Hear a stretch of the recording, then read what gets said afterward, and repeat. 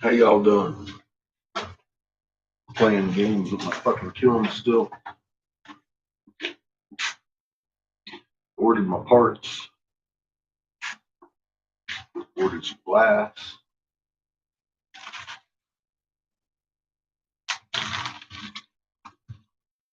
We'll see how that goes. Anyway, what I've decided I'm going to try first is warm up my kiln hotter than it needs to be.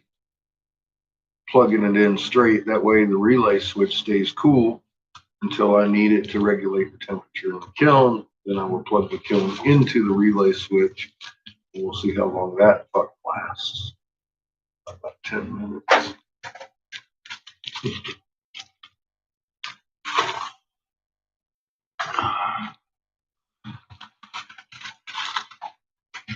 Hey, how y'all doing?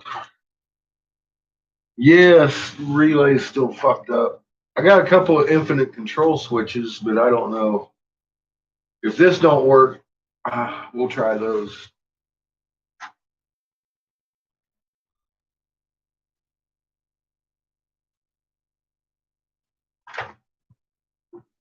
Unfortunately, my glass peeps didn't have the right fucking controller for my kiln, so I might have to call somebody else if I want it fast, which I do.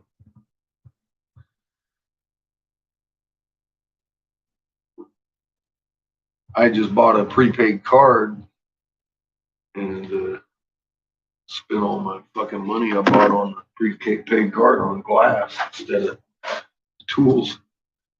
Gonna have to go get another one tomorrow. If they don't call me, make another fucking purchase for somebody else on that fucking relay though. It ain't nothing but a stupid part of my kiln controllers, the expensive part. So I'm not really too worried about it. It's shitty that I blew out that fucking solid state relay so fast. See if I can't get myself a old Mercury switch, maybe. That motherfucker'd last 25 years.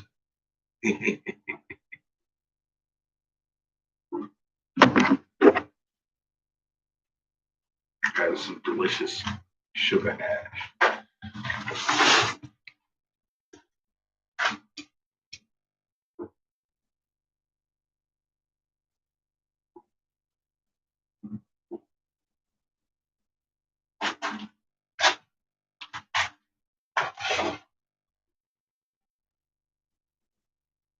All right, so it's up to 1100. This thing shouldn't have to work too fucking hard to keep it hot now. Let's see if that helps.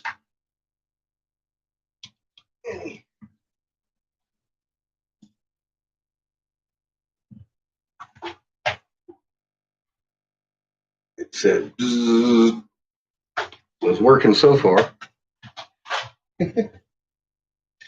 Big 5-second test. Yeah, it's warming her up.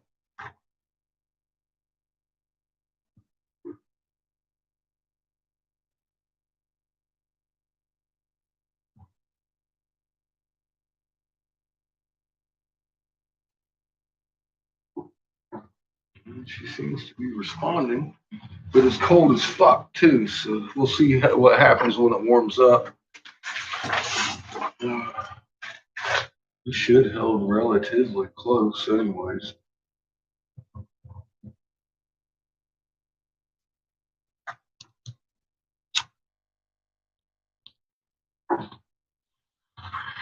Tell me what I need. Time. Same thing everybody else does. Hi, DK. Hi, Maria. Time. Just time. I need time for my shipment to get here. And then time to put my kiln back together. That's all. Women, I do not need none of that. Look. You trying to get me in trouble.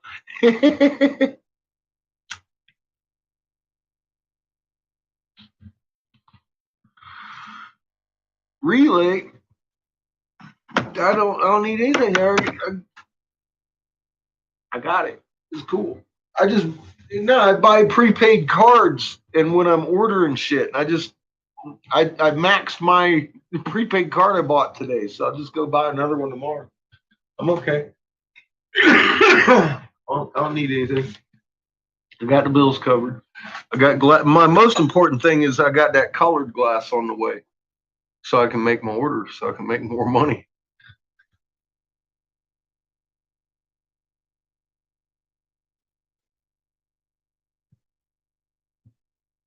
I would have ordered the relay, but my boys didn't have it today, unfortunately.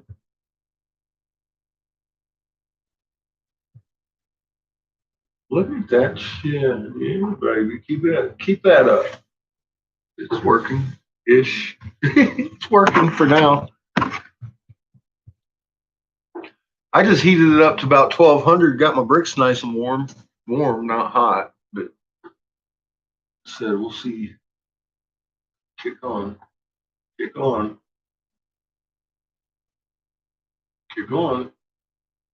There you go. I want to kiss it, but it'd probably shock me.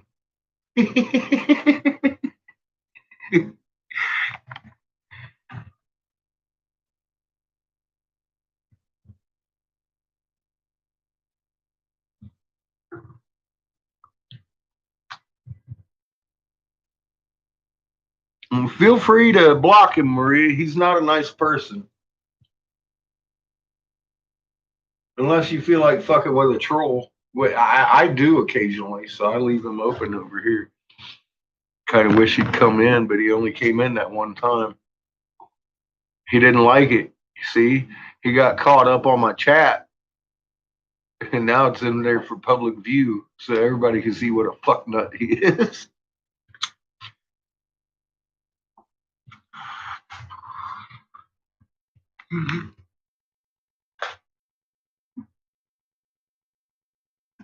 Anna does, yes, Dr. Jellyfish. Jellyfingers. Rigs for us in Denver. She gets most of my glass.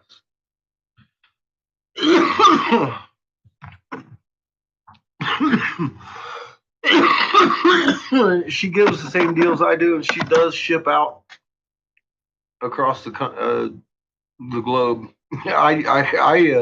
I've never done international shipping, so I'm not even actually sure how.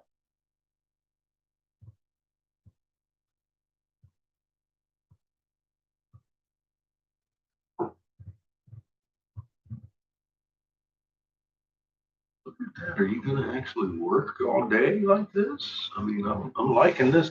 So what? I got to heat it up. Then just, I wonder if it's going to last, how long this is going to last, because it's working nice. It's working like, a relay should. It's on and off when my computer tells it to. It's fucking sweet.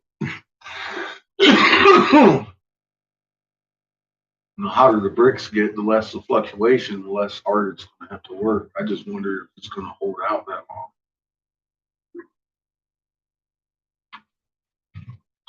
So far, so good. It just kicked right on again. Yay. I don't know why I didn't have that brilliant fucking idea days ago.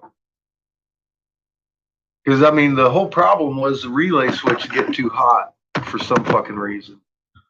And so I just plugged it in for the last hour by itself without the relay switch. I just bypass it, boop, plug it straight into the wall. And it warmed it up. So maybe that'll work for a little while like that. Nice. Because it's just cutting on and cutting off, cutting on, cutting off, giving itself time to cool. Best my kilns work. for a fucking week.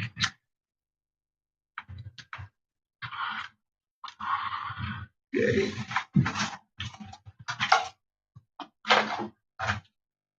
I also found my old my infinite switch was on there, but as I'm looking at it,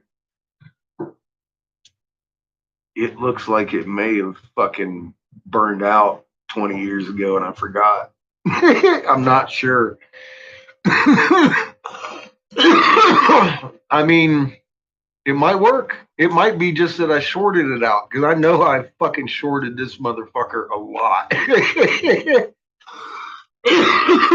I would touch the wire to the kiln all the time. Bop!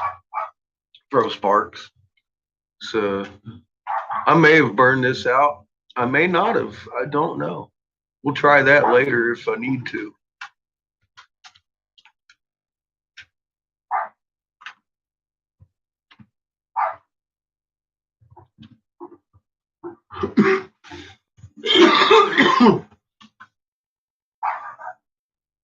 Sounds like I may need to.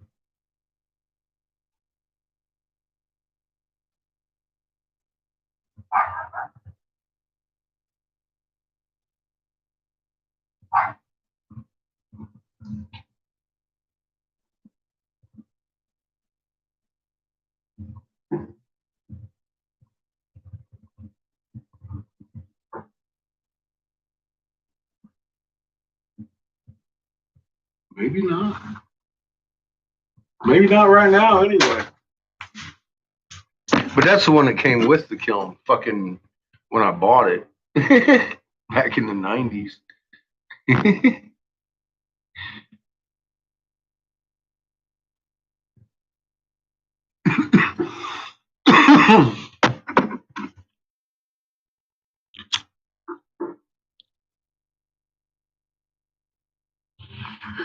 This is very tasty. I am not sure what flavor purple it is, but it's some sort of purple flavor. A lot of fucking keef in it. And this motherfucking Bubba Kush sugar hash. I ain't tell you right now, man, this is good stuff. It reads backwards, though. On the oopty. To me, I don't know if it shows up backwards to you guys, but it completely shows up backwards here. It's fucking crazy. What's up, Brood?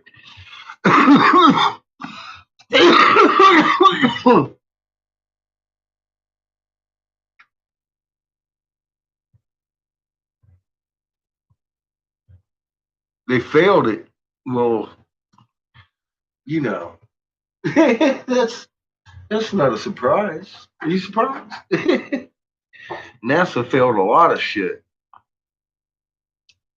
At least they told you that there's a glowing wall of hydrogen on the edge of the solar system. Nice and clear for you so you understand all that.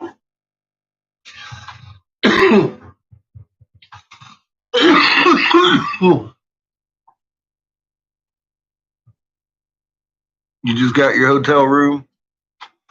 You getting relaxed in. You know the routine now, John.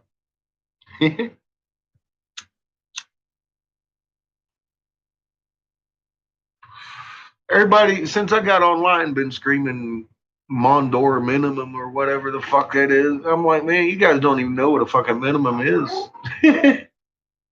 We've been some active motherfucking sun having motherfuckers over here. Bunch of sunspots everywhere. They fucking had half the fucking sun look like it was ripped in fucking half with sunspots at one point. That ain't no minimum, man. That motherfucking this shit flying off all over the place. Getting hit with a solar storm every other day. Yeah, I'd say they failed. I'd say everybody that listened to them failed. Everybody that was screaming minimum solar, fucking minimum any fucking thing failed because it's just stupid. That would be, oh, I don't know. BP Earthwatch started that shit, I think. Jesse. Yeah, well, Jesse, pretty sure he started that. Fucking Mr. Misinformation himself. I just don't talk about that fuck very often. Just I've been seeing him around a lot lately. Oh my man, cocksucker right there. Don't get me started. Who, Jesse? Or me yelling at people?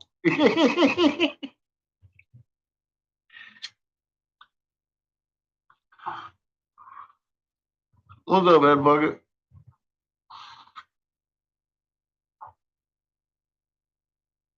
Jesse wasn't mentioning me. Come on now. Over at BP? Or was I over there yelling at him about the moon flipping and he's a jackass? Because I do that a lot.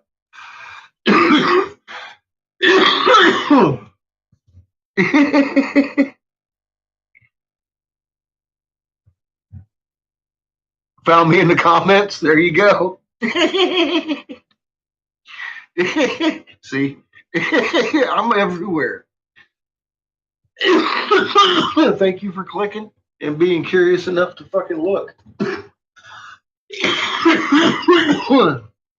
But I mean, I knew it was working at some point. For fuck's sake, I'm fucking laying crazy statements out everywhere.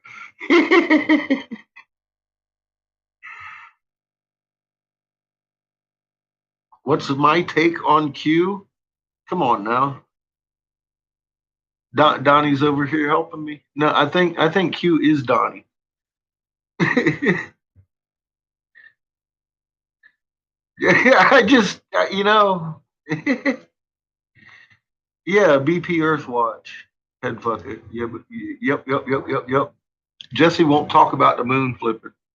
Never will. He won't talk about solar wind. All he wants to talk about is the magnetosphere is getting weak, which it's not. He wants to act like that's just something that goes on when your magnetosphere goes weak. It stands up like little hairs on your head and shit. Nah, man, nah. Yeah, I was. He was one of the first people I found online. One of them, him, Rex, fucking what's his name? Oh God, I keep forgetting his name. Everybody knows him. Oh well, he'll be in that movie that if Shepard gets done with it. I can't think of his name right now.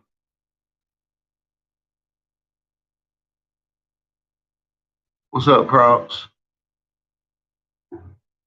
Yep, doing good, man. So far, we got the kiln rolling today and everything.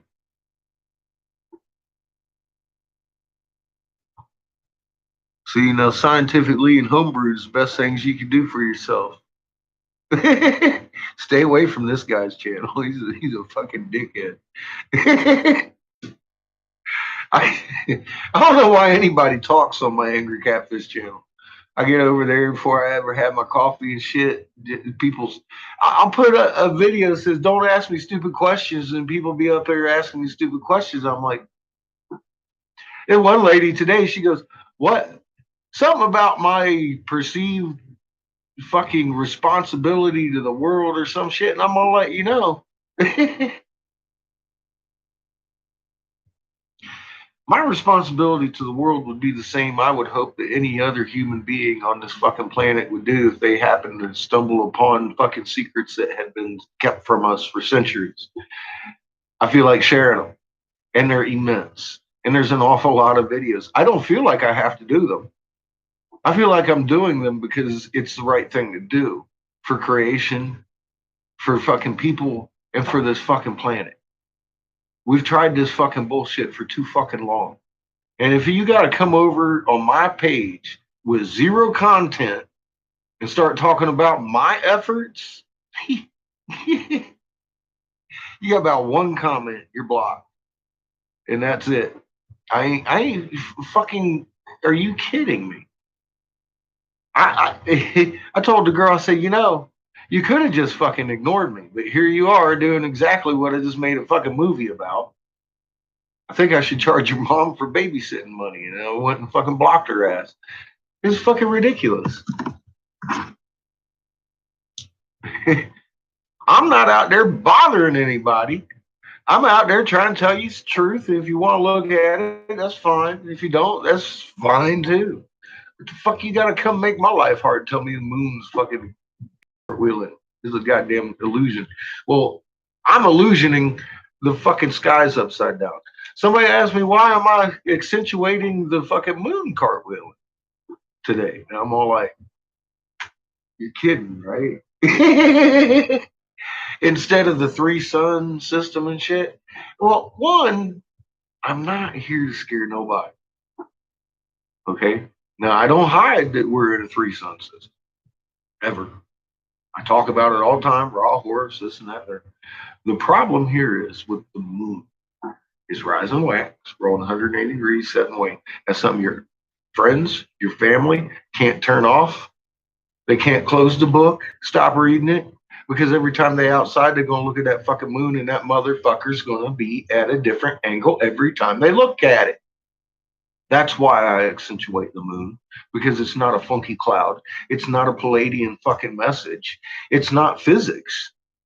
It's a ball with a light shining on it in the sky that they can see and can't unsee. That's why I accentuate the moon very specifically. And it has been a good tool to wake up your families and friends. That's, that's the most obvious thing I think anybody could ever fucking look at, for God's sake. Regardless, there's Eric Briggs over here telling everybody it's a goddamn illusion. But I mean, once you fucking look at the goddamn shit, it's all like, well, fuck. Okay, the moon's doing a fucking cartwheel. And it shouldn't be. It's that simple.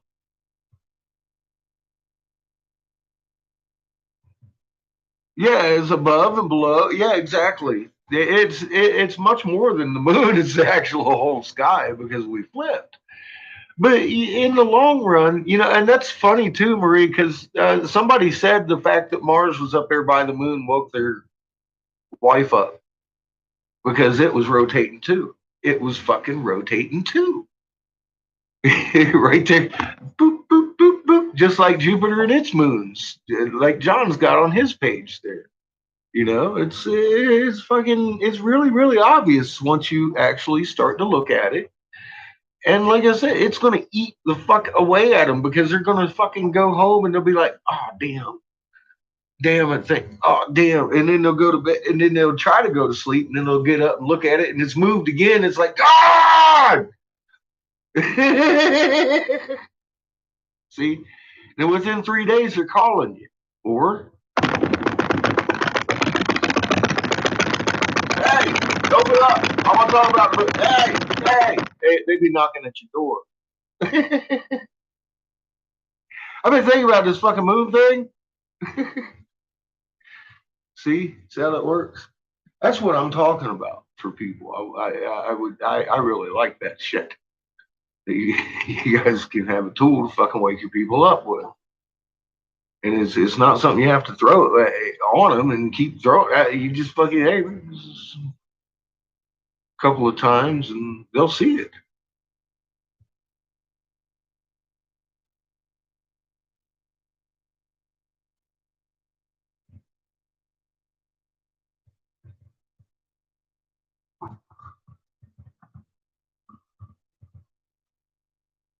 Yeah, I don't. I don't get off on going around talking about all these channels. If I did, man, I could make a lot of movies. It ain't about fucking these. Man, these people are paid to make your families think you're nuts. If you go out there talking about stellar cores and this, I don't even know if the moon can help you at that point. Your family, you're like, nah, man, stellar core over there.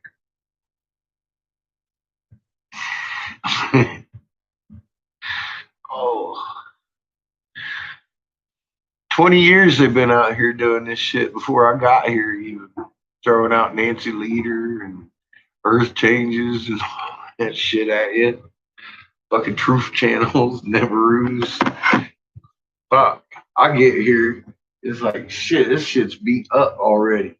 Everybody's fucking tired of hearing it. And it's like, well, have you heard this part? My stupid kiln's acting up again. So, what to do? I'm gonna go say fuck it, get myself fucking cigars, and I'll be back. We're gonna rewire this cocksucker.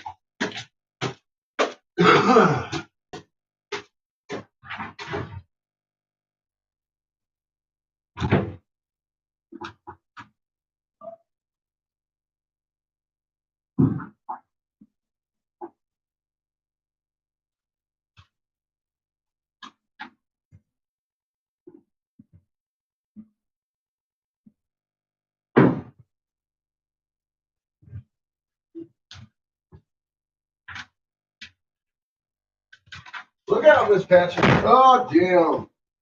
Damn. Fuck me. All right, so, I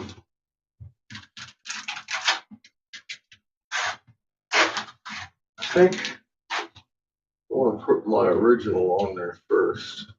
I'm not even sure if this one will work at all. It's a controller for a little fucking oven. Not even a big oven, I mean a little oven. It's one of those things that might work in a pinch. This is the original Infinite controller, so that's the one I'm going to try. I don't remember if it's burned out or not. Really don't.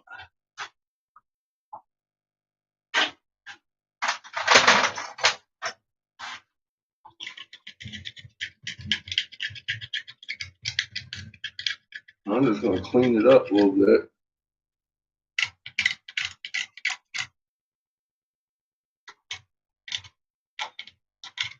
See if I can't get these things talking nice to each other. Odd. Which one was in, which one was out? See, now I don't know. Fuck.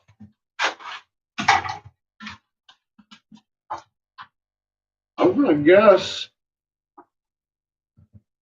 one end is in, one end is out. If I'm fucking wrong, this is all there is to it. I don't even know which one's out.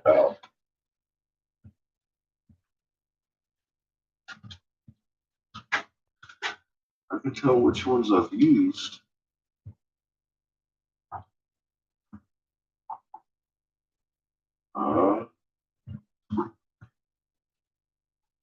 L1, L2. Okay, got it. Now I know which one goes. I can read it. It's got old script on it. Talks about electrical shit. Easy. Fucking don't get technical. All right, so I'm gonna strip back this motherfucker and just see.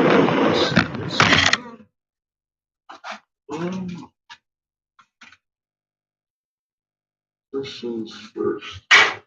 Fish parts out. See, I got new parts, brand new parts, thermal parts. 4 of them. I bought 6 of them just in case I fuck up 2 of them. See how that goes? Alright, I'm liable to throw one somewhere into a dark crevice. It'll never be seen again, too. Alright, so relatively, this is going to be real simple. I don't know if you can even see it, and if you can't, well, this is electronics with fish. I don't think you're going to be able to see it. Oh well, it's going to be quick and painless, we hope. So got my dikes. Got a knife, which is dull as fuck. It'll work. I have strippers. Wire strippers somewhere, not just random strippers. Although, I'm thinking about putting a pole in the barn here. Oh, fuck. Look out. All right, I'm going to have to get something sharper than that fucking knife, that's for sure. I'm going to have to go get my other knife, and I'm afraid of it. It's so fucking sharp.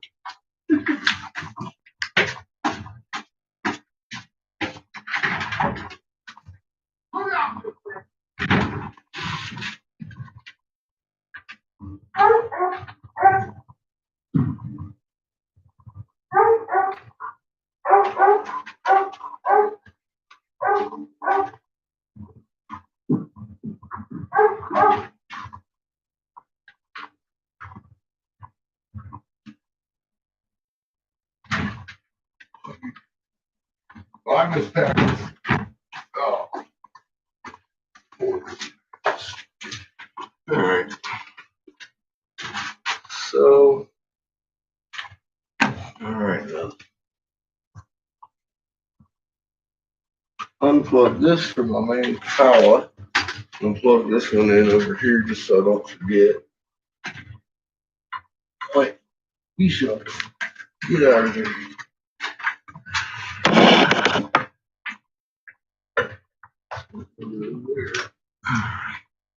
Oh, fucking running.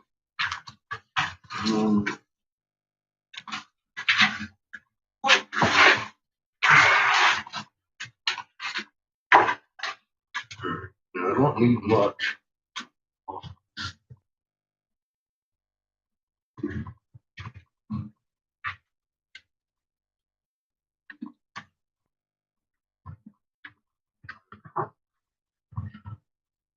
Sharp. Don't really want to remove anything I've got going on either. Just want to patch in over here. Again, should be able to do really simply. All right.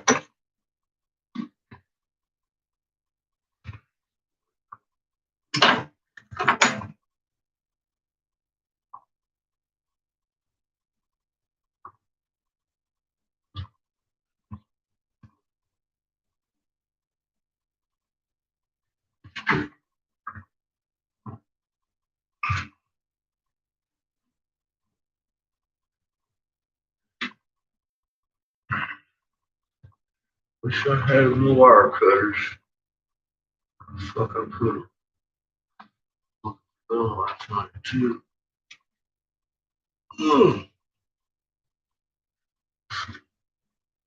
Fairly heavy duty wire. It'll work for the little fucking glass dikes. No good at all. Oh, to cut and crop. Too soft. These are too dull. Gotta tear it.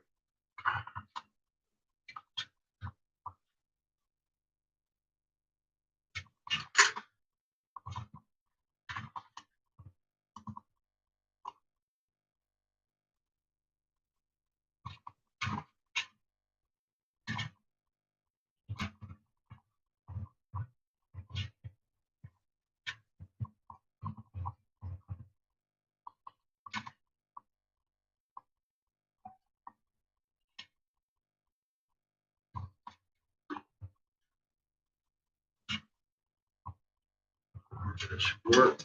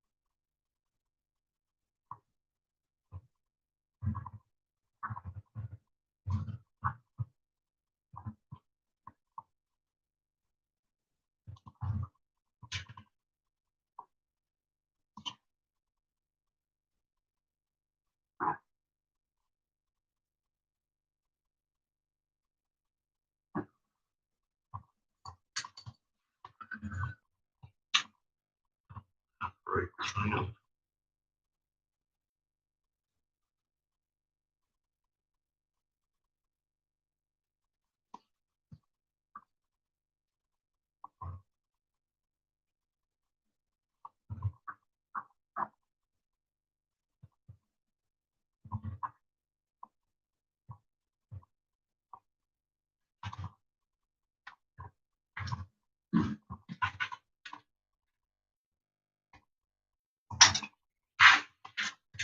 I know I've got some goddamn wire cutters around here.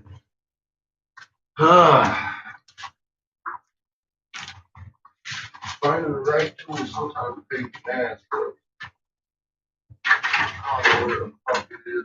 Got the light.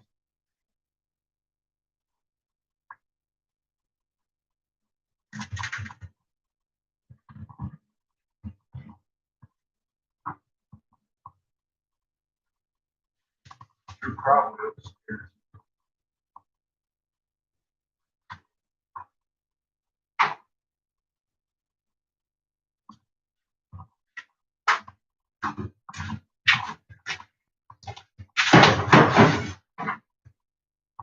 Probably got upstairs. I'll do what I got. Yes, I'll use. Let me see here. This might work.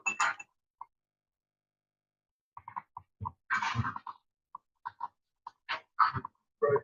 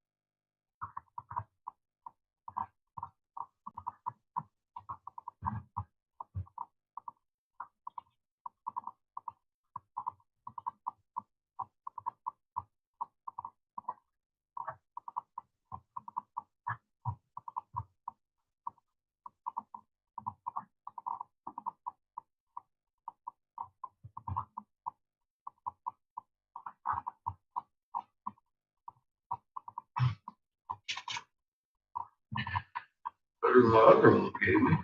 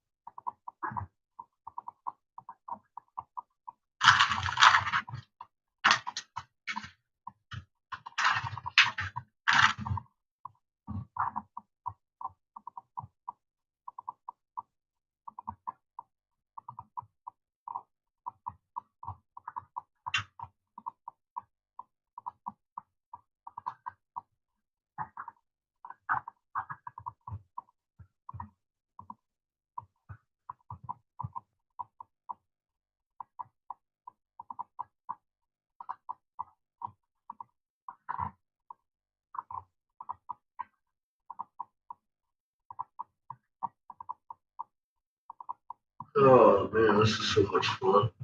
This is why I don't do this for a living. One, I don't have the tools for it. Two, so fucking.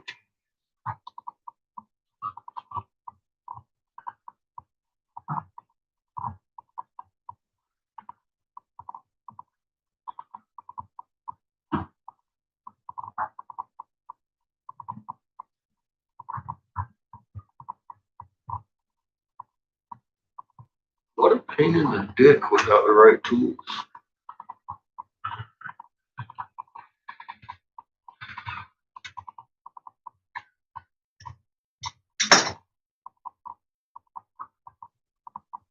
Once this thing's not going to work, I'm going to have to undo this and splice my wires back.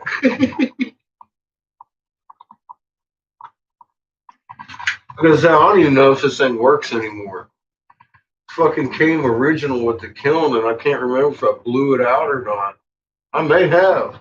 I may have totally fucking wasted this thing 20 years ago and forgot about it. We're fixing to find out, though.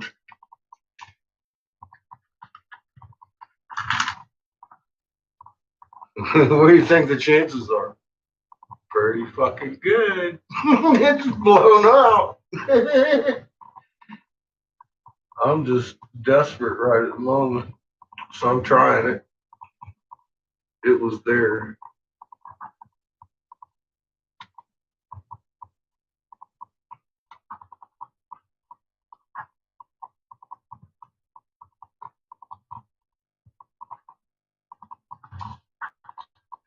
I'll go give it a fair shot anyway.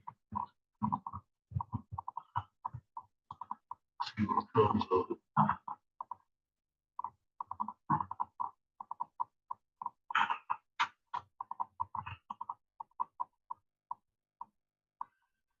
All right, so I'm going to go with fucking who cares on this one.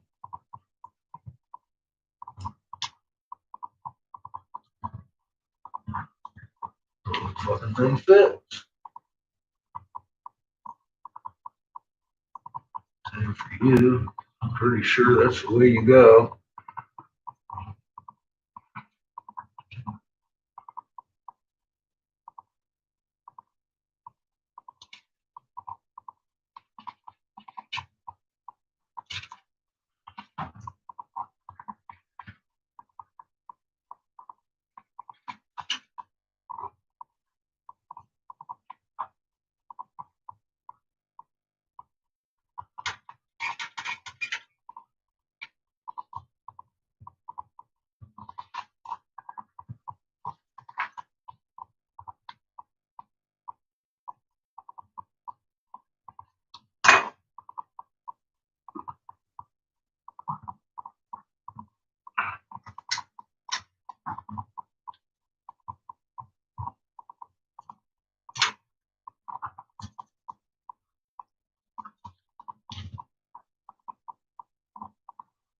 All right, well, I guess this is as good a way to test it as any.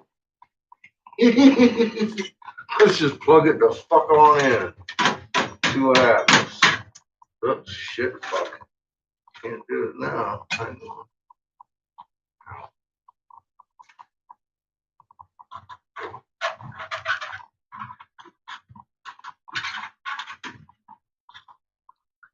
Alrighty then. We ready? Not really. Here we go. Oh, I'm gonna blow something up. I have no idea if this is even wired right.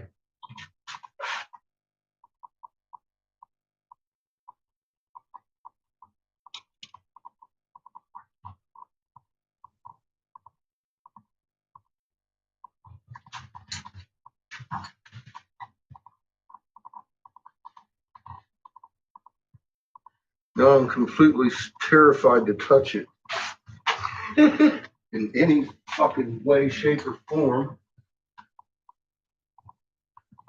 Okay. Seems safe to touch.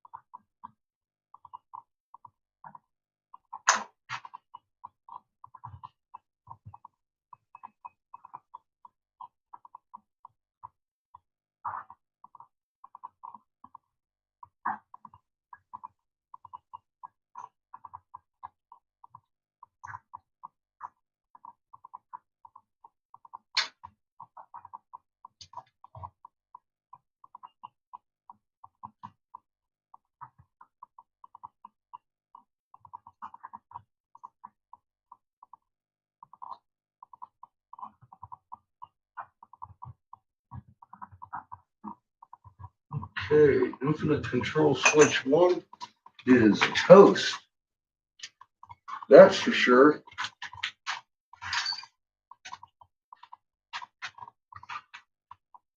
I'm not even sure how this motherfucker here works. It's just an inline. So we'll see if it works. I'm sure it might. It might not. If it does, bonus. If it doesn't, I'm back to fuck me. Gotta wait until my part gets here.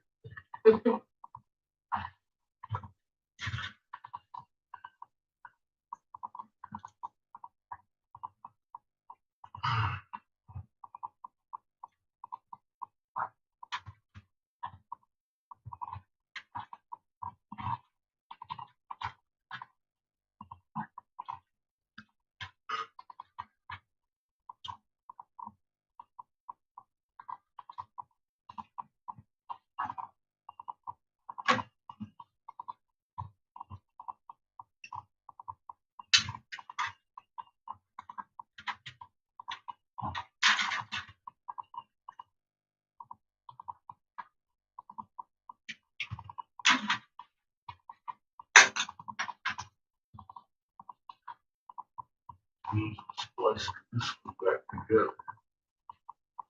Suck my dick! God dang. Oh well. That means I'm fucking leaving these. I still need these because I got the new part coming. And it's going to be an infinite control switch first to get here. So I'm going to need that thing. These things anyways. Regardless if this works. So I have to save that. Good thing I got 2 extra. How that works. I need 2 with this one. Come on now, baby. Get off.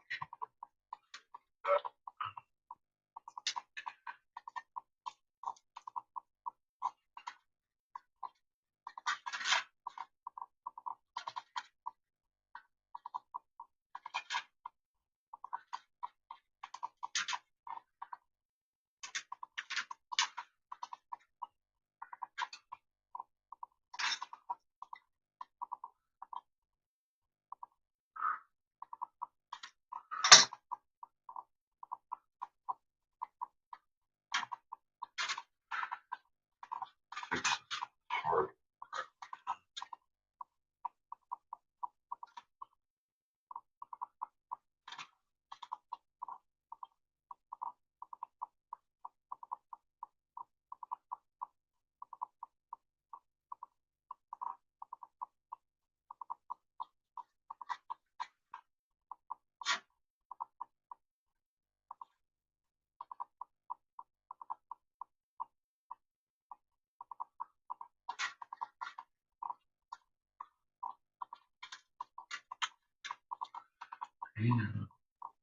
Butthole.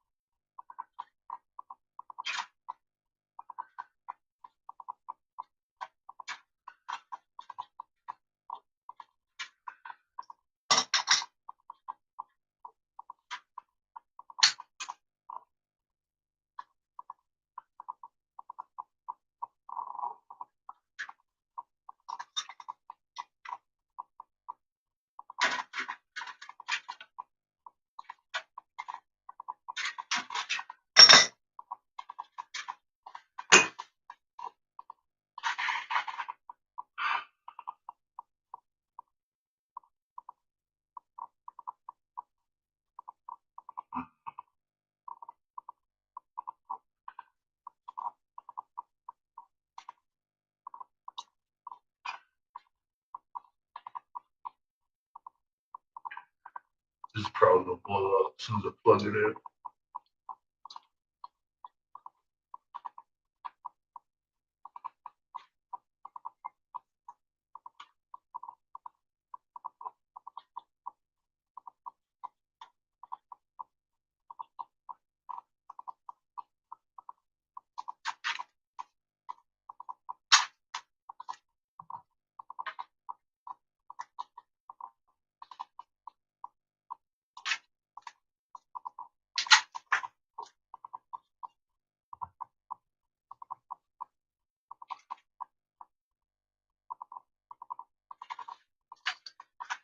As soon as he plugs it in, bah!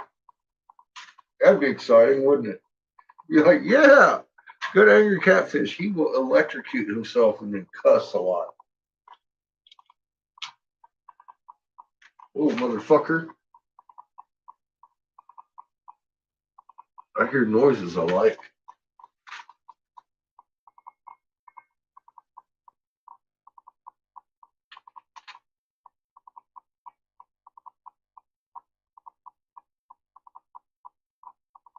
It's hot as fuck already.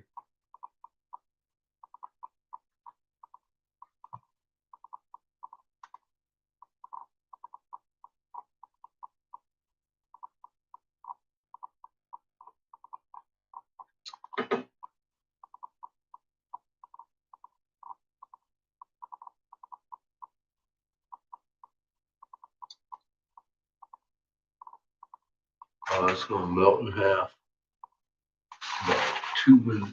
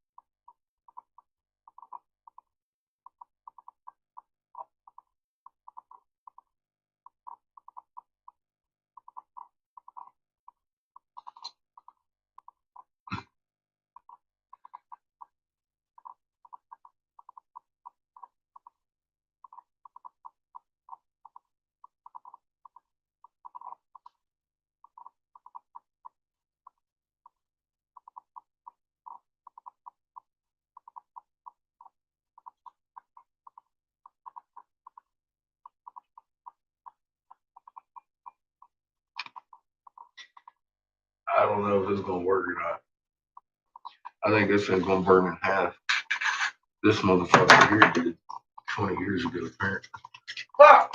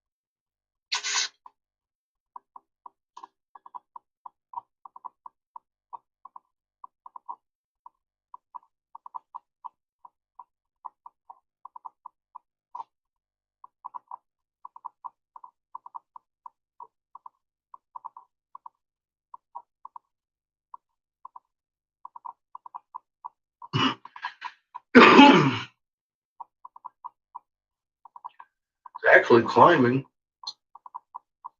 Not very fast, but it's climbing. Okay.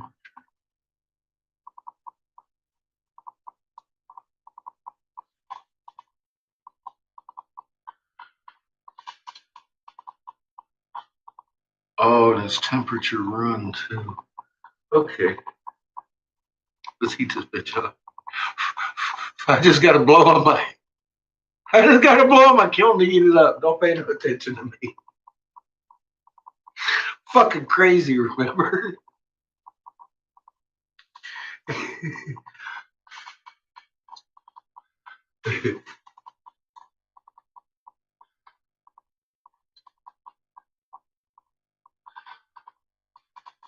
Look at this motherfucker just go. Watch, it's gonna blow up about the time it hits temp too. It's gonna be like, hi, motherfucker, poof.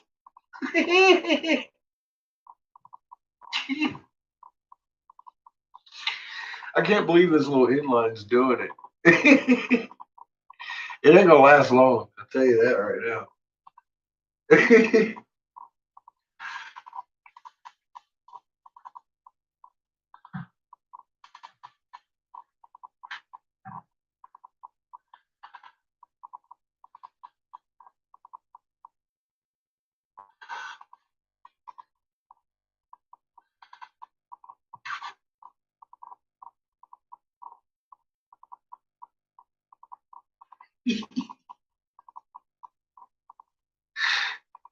Oh,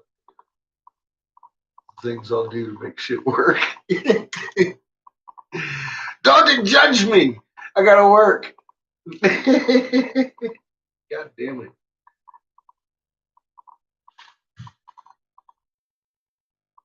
Yeah, all I gotta do is blow on it and stay on.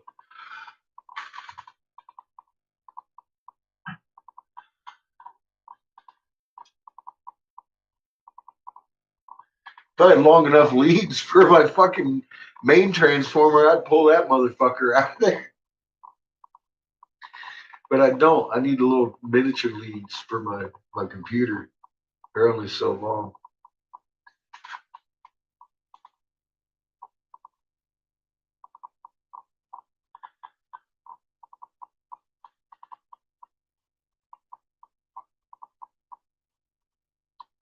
Fucking amazing. Look at that. Eat it. We're almost up to 900 degrees.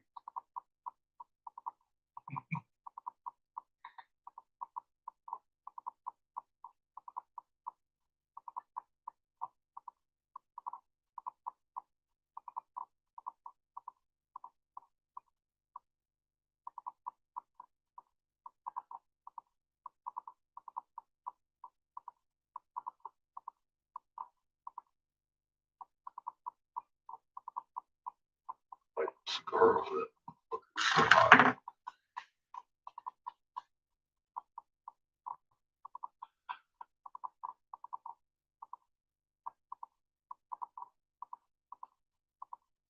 I don't want to touch it too much. I'm about a quarter inch from shorting out everywhere. The way I like to roll. Don't touch it. Just don't touch anything. You'll be all right. Over here. Here, I'm gonna throw this motherfucker away so I don't forget it's broke. It's broke. Ain't coming back. Boom. Seen better days. Restat history. Look, they just turned off. Now what? That's what I thought. You love me. You love me. You're gonna work today. I can tell. I'm gonna sit over here and blow on my kiln. I know that's gotta be interesting as fuck, doesn't it? Oh, magnetosphere 9. Uh-oh. Holy, are you fucking kidding me? Hang on a sec. God. All right, come on now.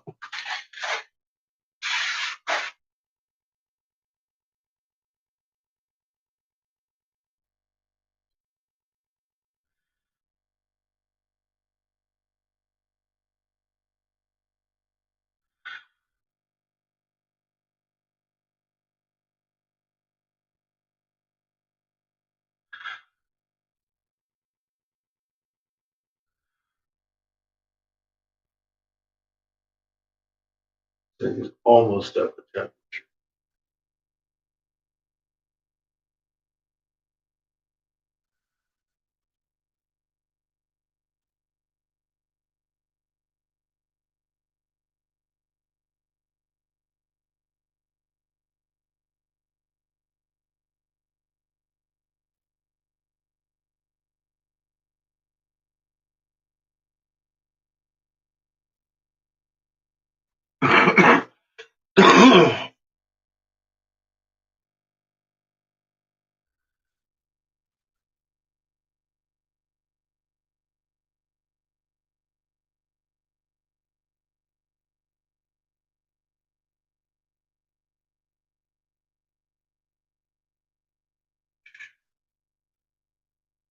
Close to short.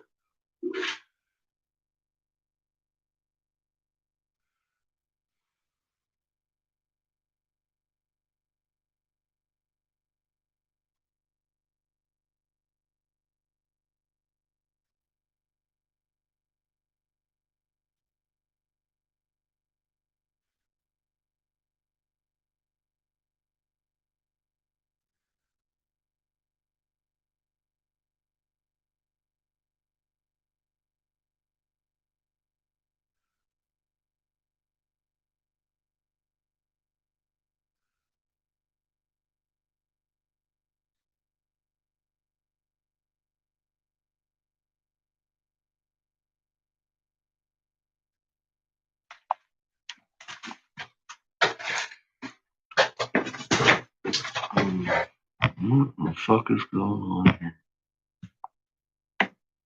Oh boy. There's an awful lot of backwash.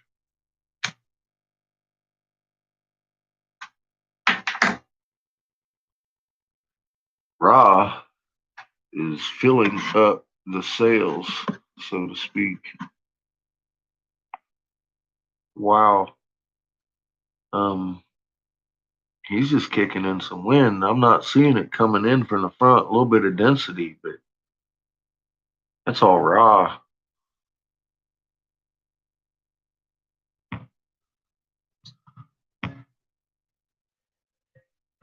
Holy mother of fuck. I should make a video. Oh my god. Look at that. Anybody got ISWA? Anyone want an ISWA link? This is way more entertaining than me right now. Holy shit, fuck. You're kidding me. Okay, here. It's a magnetosphere 8 and 9. I would go to 8, check out that cross section of the magnetopause because that is off the fucking hinge.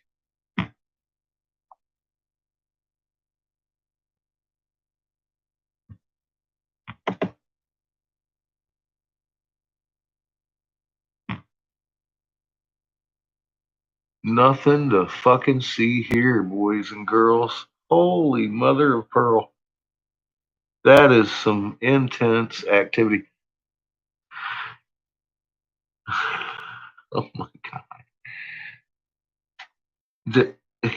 Everything's fucked up about all three of these. Are you fucking kidding? I'm drooling over here. Are you fucking kidding me? That's crazy. Let's go look at that for a minute. Homebrew, are you like monitoring this at all in your hotel room, for God's sake? Where's my homebrew video? I need to know what's going on over here. Without all the cussing that's going on in my head.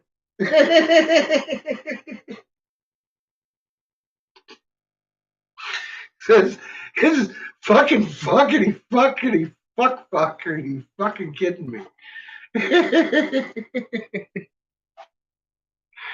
Holy shit, that's the good stuff right there. Look at that magnet compression.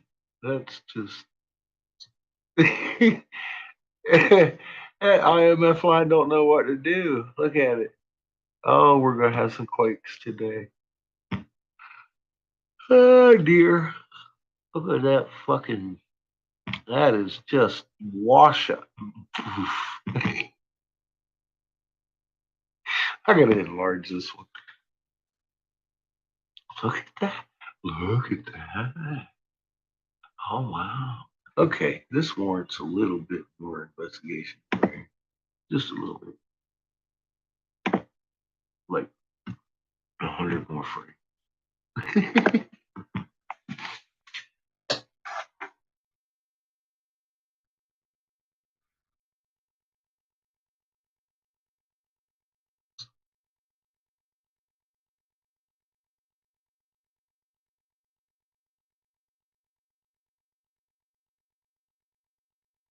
Huh.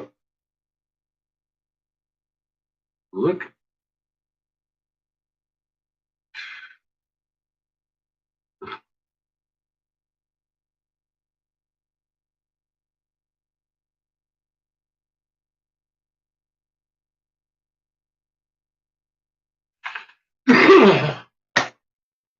When did that fucking disappear? Right there. Boom. That is off the hook. We have no forward, just one little nubbin. Wow.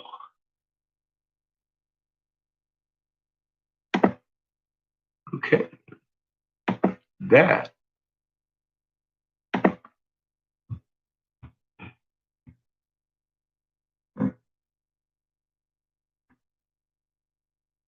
lives all day too. Wonder what's coming in the next hour. 20 minutes maybe. Might have already happened. They just ain't reported it yet. Fuck. Nuts. Did y'all see that shit? Did y'all see that shit? God dang, man. Who?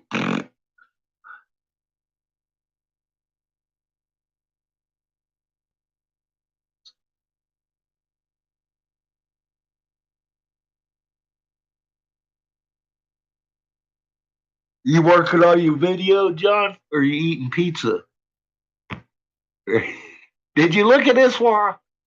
Did John? Did you look at this one?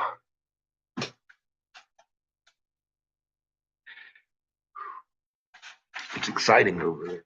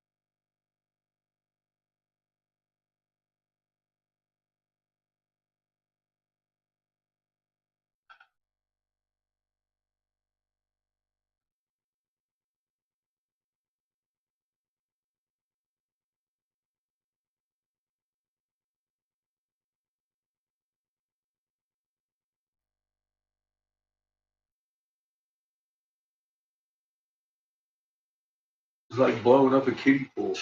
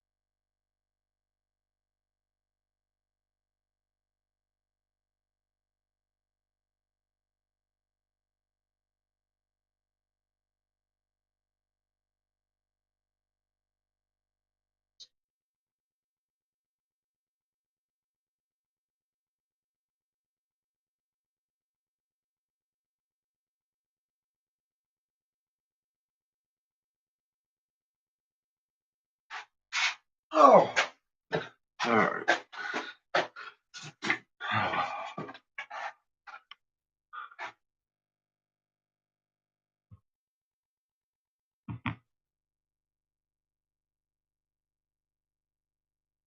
That's what it beats. He said.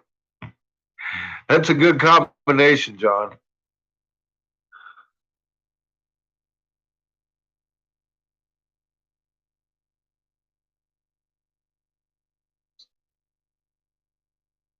Pink hue, maybe a little bit of A, a little bit of B.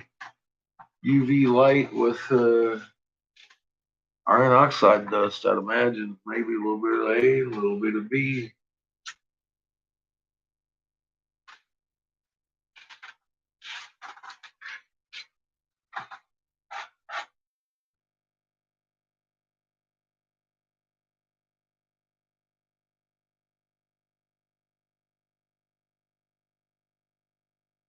Yeah, I'm not seeing smoke. There's a difference between what we're seeing and smoke.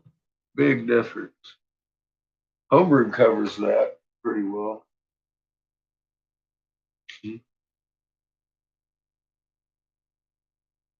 Seen it. Seen him say something about it once.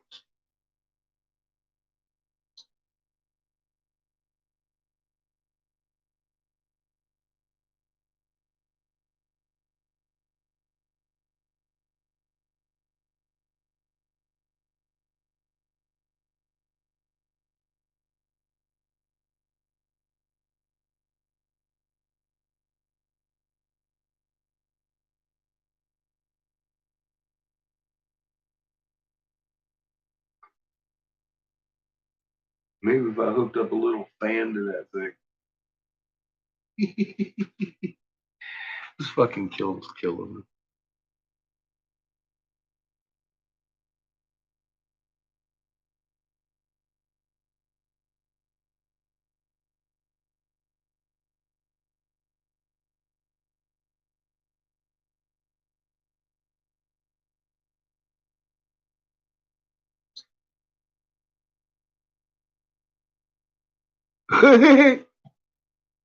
Uh-oh. Eli's blushing. Shit.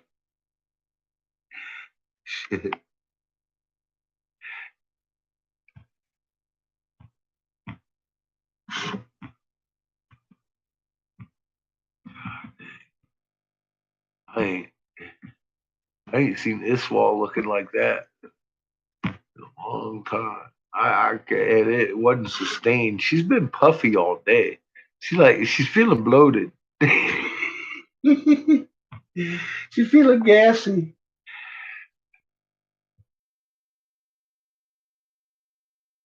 Can't help herself.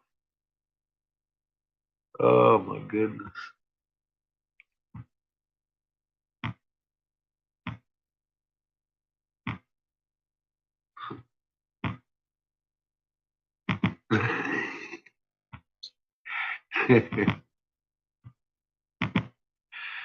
Dun, dun, dun, look like a question mark right there.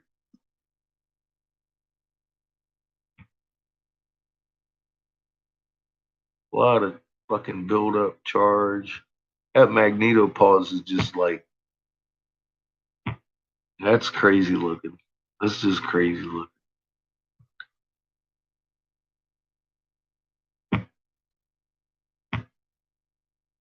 See something here.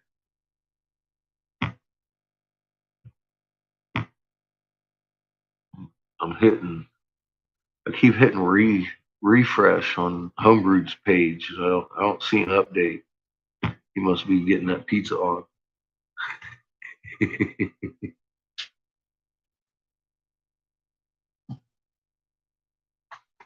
Ah, fuck me. It's about time to cook dinner, isn't it?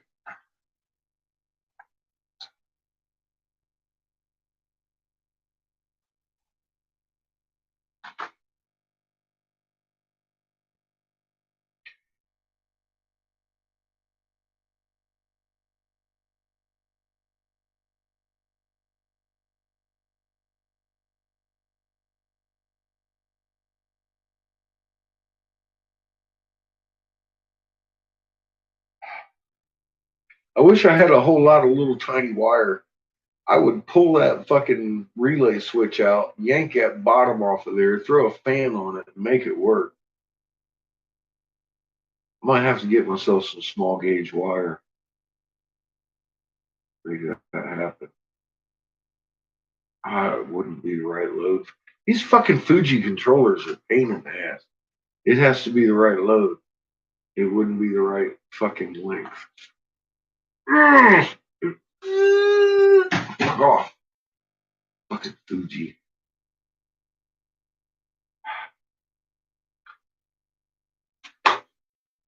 Gotta love it.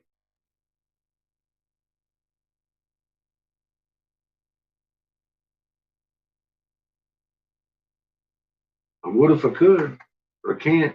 So I'm not gonna. Go figure something else out. Maybe I'll put a fan over. I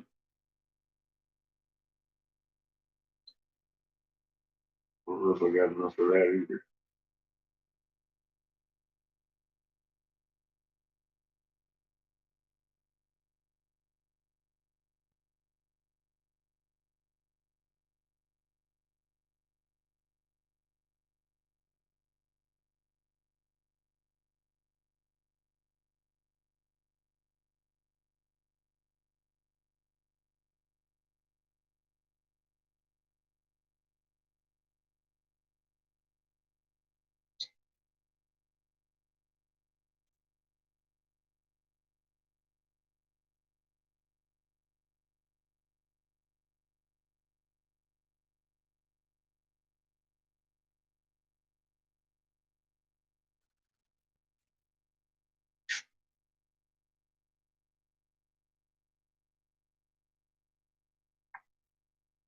Aggravating.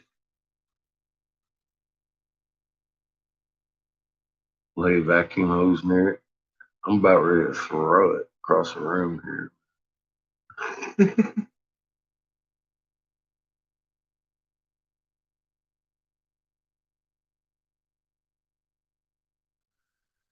Yeah, I would really like myself some small gauge wire, but the thing is, it wouldn't be the right load. It needs to be a certain length wire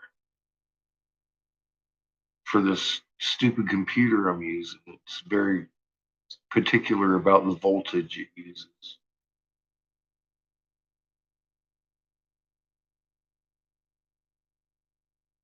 So if I lengthened the wire, it'd throw it all off.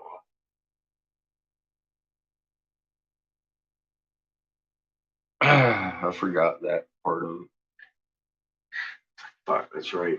Can't increase the load on this stupid thing. It's very particular. I love it though. It does its job. It's a damn relay that doesn't do its job today.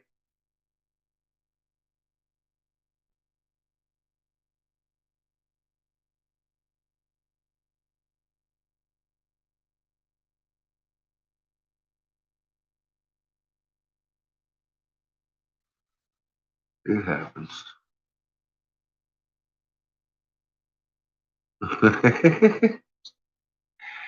it's just it's. I've got a what they call a Fuji controller. It's basically a computer that reads the temperature, and it's got a set temperature, and all it does is click on a certain voltage on a relay, and that relay kicks in the 110 going to my kiln, and the relay is just it's not working right. My controller's working just fine, but the relay itself is really aggravating.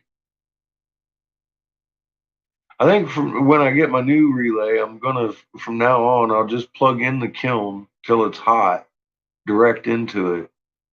Then I'll plug it through the box. That way the relay doesn't really get that much heat.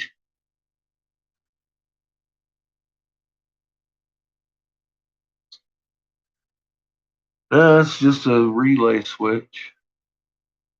My computer's working fine. Just the relay in there that the computer tells to turn on ain't turning on when it's telling it to turn on. That simple. I'm trying with a different relay today that was made for a little fucking toaster oven. Yeah. So I think if I put my fan over there, it might work.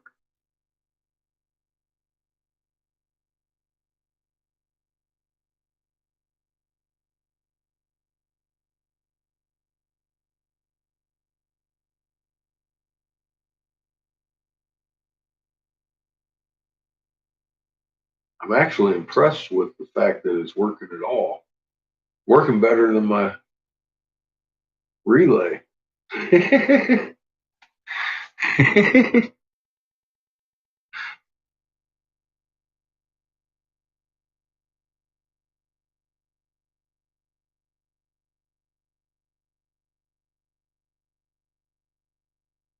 I am blaming this wall, Inky. How you doing? I'm gonna blame John here in a minute if he doesn't come up with my update.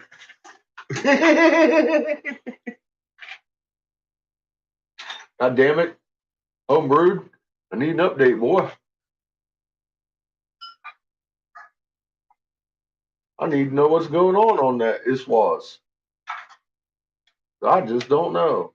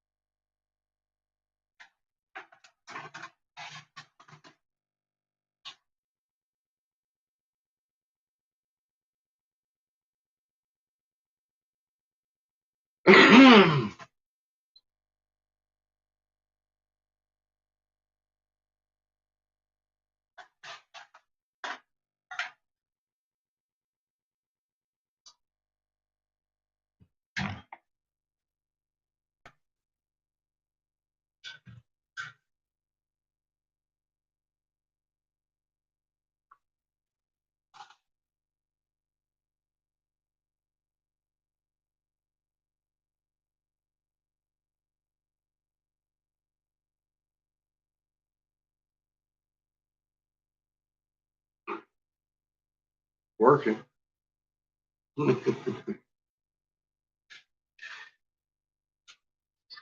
Oh, dear God.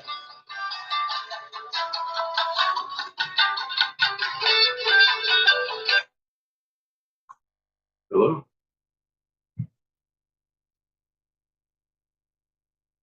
Yes. I'm good. How are you?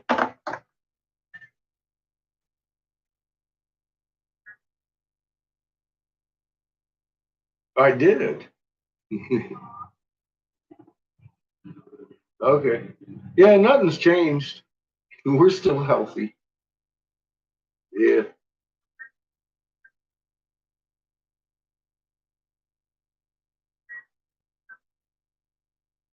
No. No. No.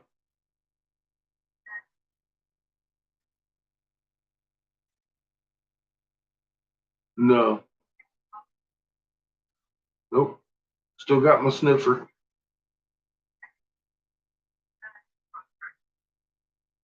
Nope.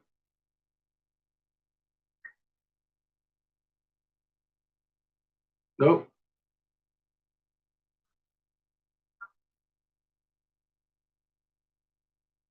No.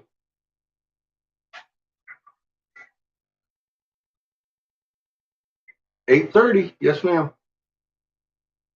Okay. All right. Thank you. Have a good day.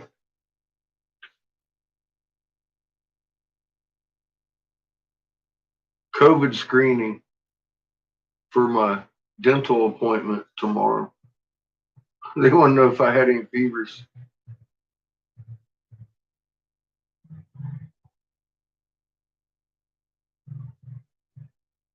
I got no fever. I got no fever.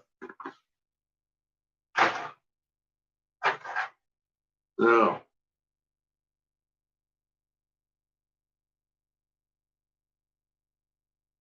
Okay.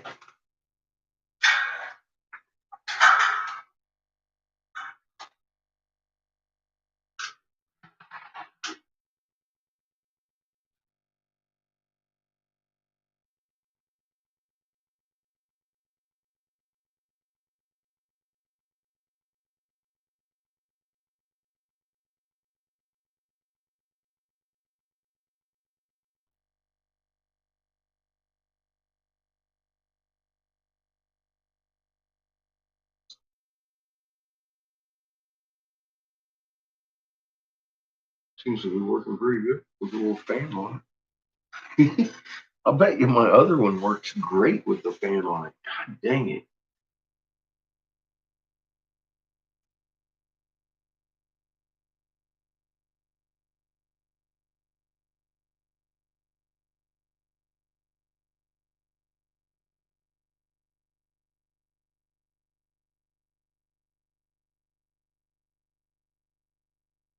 Hmm. Oh, we'll see. We'll see.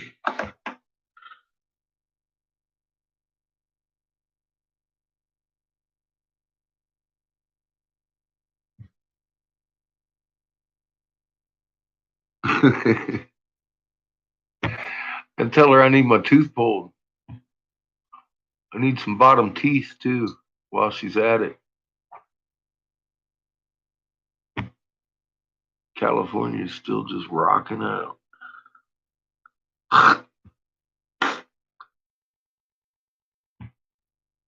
Just inhaled a little fucking gnat.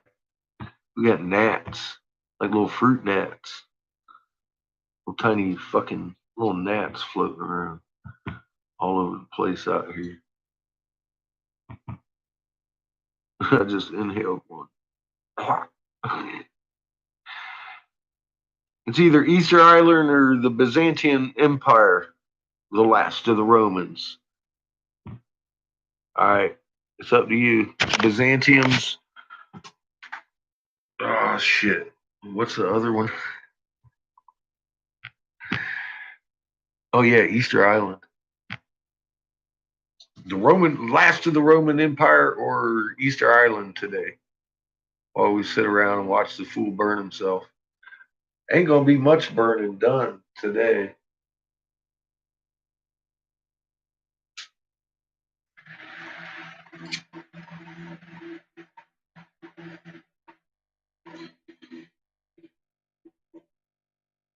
We'll burn out this oxygen real quick.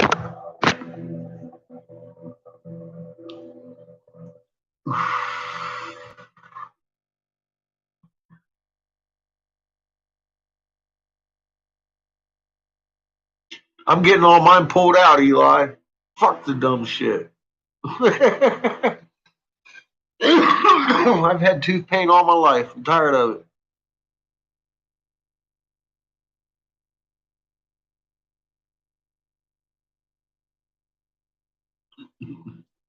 You gotta hold it together, Eli.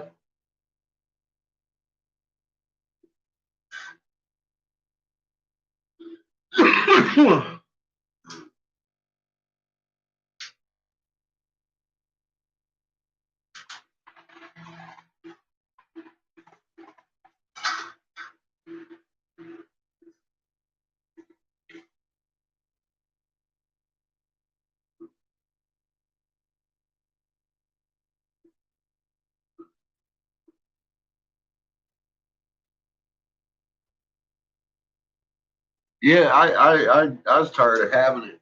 Every fucking few years, every tooth you get fixed fucking breaks again, and it's like I've had enough of that. Fix it and wait while the other one breaks. As they break, I'm like, pull it, pull it, pull it. I ain't even waiting for this one to break again. I just want it gone. Just fucking pull it. Yeah, that's what they want is that money. Like, you know what? Pull it. Give me some fucking ceramic piece of shit, cheap ass teeth. I don't give a fuck. Pull it. That's my motto for the day.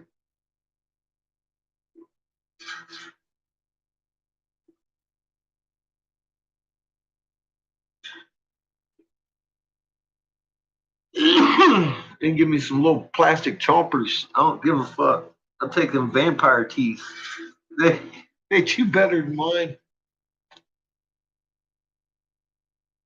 All I got's gums on the bottom anymore. Now that he pulled all these. I had a nice set of chomping teeth, but he pulled all. He pulled the two I had to chew with, and the ones I couldn't chew with.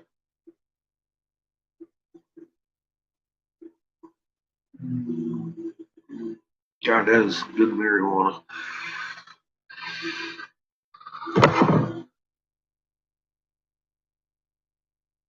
String on a doorknob. I tried that with the two of the ones he had to pull a couple weeks ago.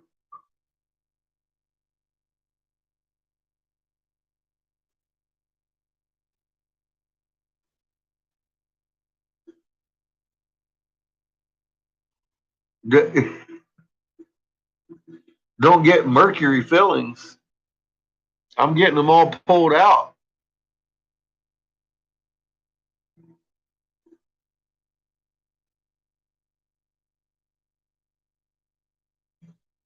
Hi, Evan. Yeah, I'm getting them all pulled out. Fuck the. I've got mercury fillings in them. I'm having them pulled because of the mercury filling. Once they're in there for so long, they'll break your enamel and make your tooth worthless, anyways. So yeah, I'm just having that shit pulled out. Tired of fixing. That's uh that's what my childhood dentist filled my shit with. When I was a kid, and all my teeth broke. The enamel around them broke.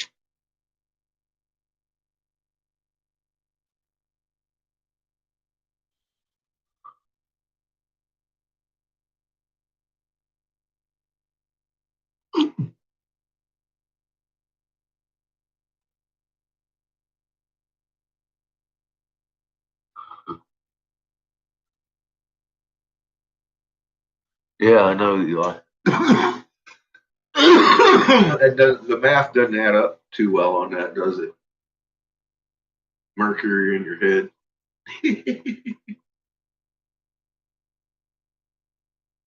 I don't know. I guess they figured it wouldn't fuck with you or something. I don't know.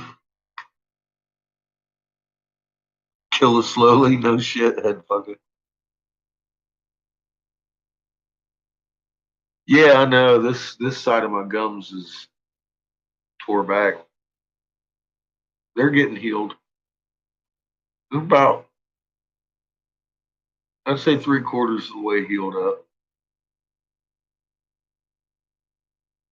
What's up, Vigorous? How you doing? I've been peroxiding and washing and keeping it clean. I'm not too worried about the pain. I've got back pain, and the tooth pain's gone. It's just the healing gum. That's nothing. I'm cool. But yeah, they're mostly healed up already.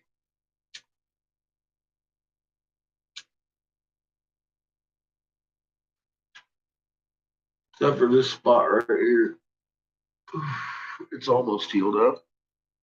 Close.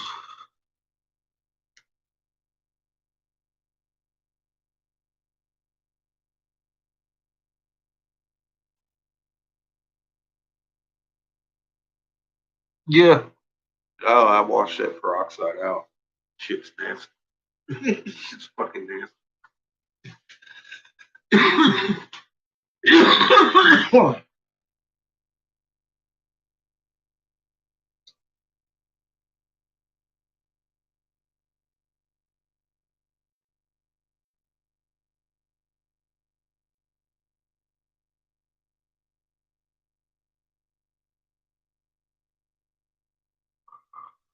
It was real bad the first day after they pulled all this whole side of fucking teeth out. It hurt real bad. He had to go digging for two of them because they were broke off in the gum line for 18 years. My wisdom tooth and the molar next to it, I broke them on a pearl, eating oysters once. Little tiny baby pearl. Seamus's mom still has it. But I told her, I said, you know that pearl? She said, yeah. I said, I finally got the fucking teeth pulled out. She's like, oh my God.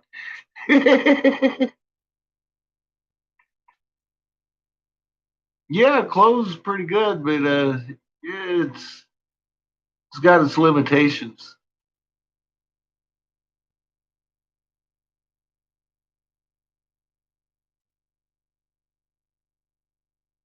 Yeah, well, the shots were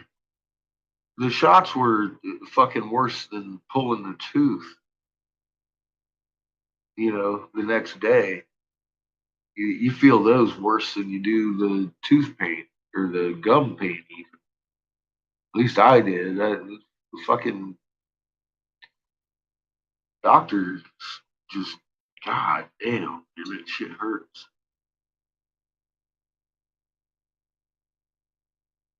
I've had good dentists where that shit doesn't hurt, but this guy, I think he's a little bit of a sadist, just a little bit. He seemed to like it all, that I was in a lot of pain.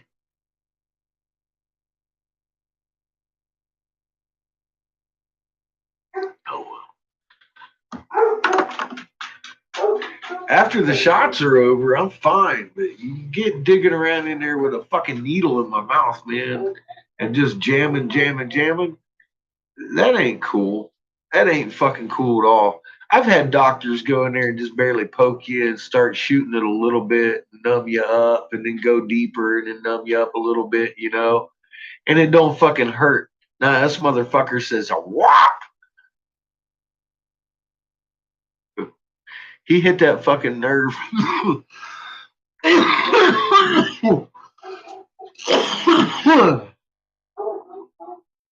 almost knocked him the fuck out. I grabbed his fucking hand, pulled it out of my fucking jaw. Going back tomorrow. How exciting.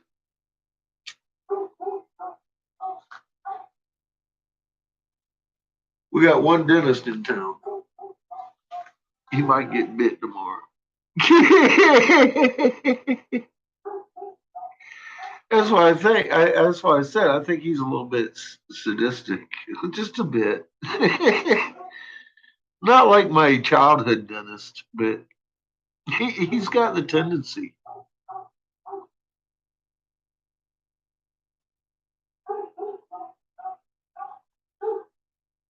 Yeah, he slammed that shit into me like I was a skewer, like he had something better to be doing later or something. I was like, dude, this is not a fucking K. And once I got numb, I don't give a fuck at that point. You know, you can fucking do anything you want to me in my mouth. I just sat there and I actually held my fucking jaw completely fucking still for him so it didn't move while he dug in there and fucking cut the gums out and shit. He's like, you know, after that fucking shot, you're pretty fucking okay. I said, well, doesn't fucking hurt. Just get the shit out of there. Do your job. But yeah, he wasn't a very good fucking shot giver, I'll tell you that.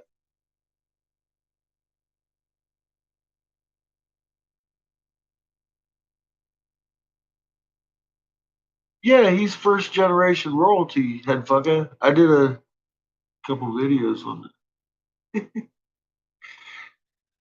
What up, Glenn? And on my Facebook before the election, I was telling everybody Trump had to win. Hillary was she ain't even eligible by contract. Oh shit, here we go.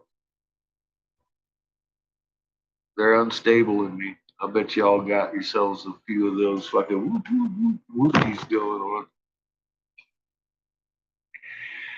I'll bet you that has everything to do with whatever Mama's doing right now too.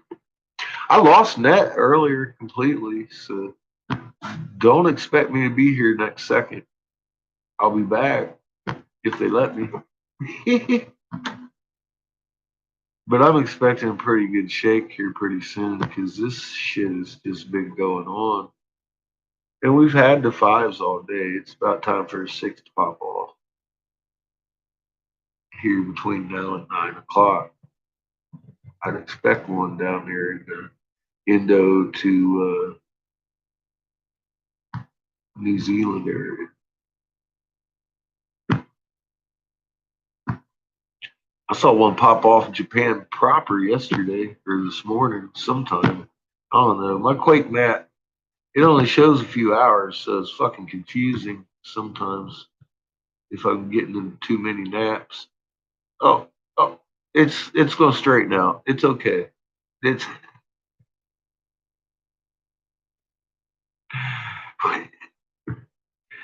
fuck.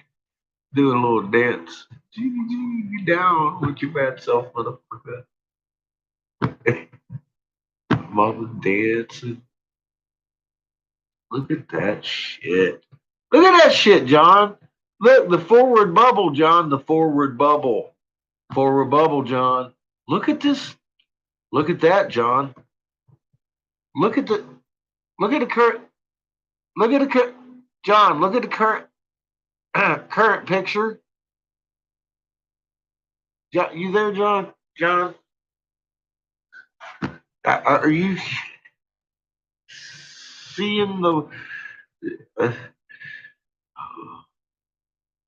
are you seeing this? Dude, it's so crazy. My Y cut's off the hook. My Y cut's off the hook. 2242, John. 2242.57. 2242.57, John.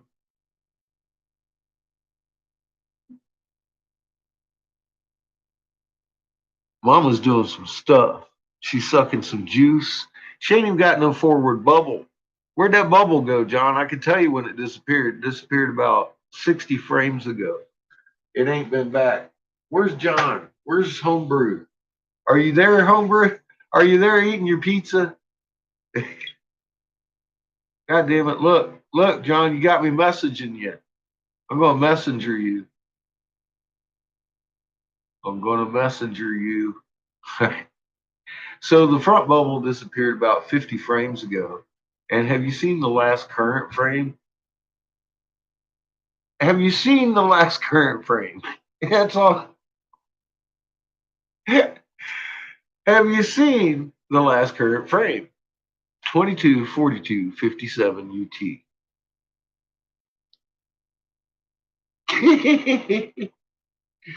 You know who probably hates me? Homebrew. I would if I was him.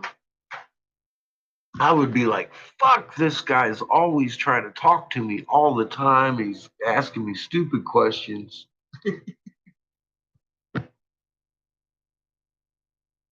I would block me on both accounts.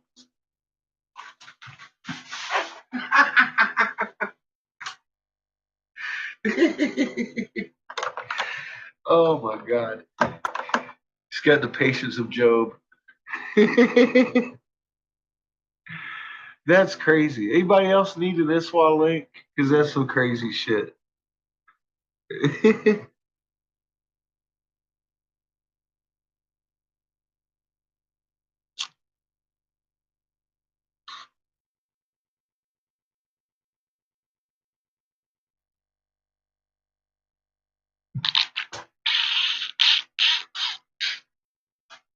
Oh fuck. See, look, Lynn, you're gonna get me me blocked on the Homebrew channel.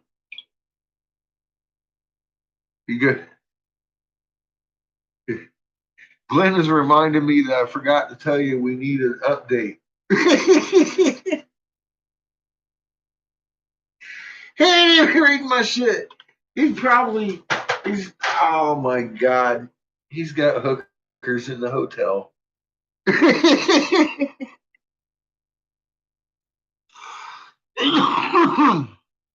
Y cuts on magnetosphere 9. You hit the magnetosphere and then 9 right below that. And Y cut is the second one from the left. 1242.57. You see, we have nominal bow shock, intense fucking induction. I mean, she's sucking that. She's sucking it. And there ain't no forward bubble. She lost that forward bubble about 40 or 50 frames ago, and it's just been gone. It's like it's this thing. It looks like a cursive L, small case L on the bottom. It was wrapped around the top. Now it looks like she's got one on the way in, but that's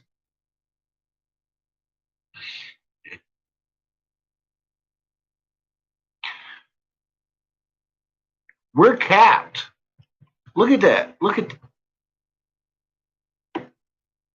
that shit. The whole fucking new frame has no forward bubble, John. Just right there. And then it goes boof. Right there. It's like no forward bubble. You have to go back. Let me see. We'll do this. 100 frames.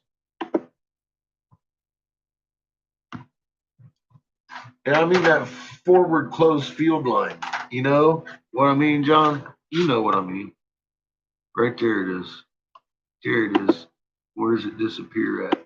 Boop, boop, boop, boop. And gone. Look at that. Right there. 1944 is the last frame with our forward bubble in it. And it came right after a big IMF push in the back. And then by 48, it's folded and reaching south. Boom. And it's gone.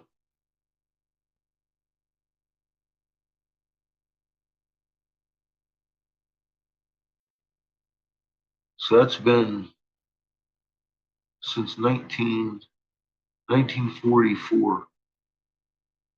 And it's 22. So it's been about almost 4 hours without a forward bubble. That's weird. No wonder I can't get fucking 94.7 in. I mean, like nothing on my radio. Nothing. It's blah, blah, blah, blah, like that. And it's like weird, patterny, fucking static and shit. And this is like a fucking radio station I listen to all the fucking time. Can't pick it up. What up, CH?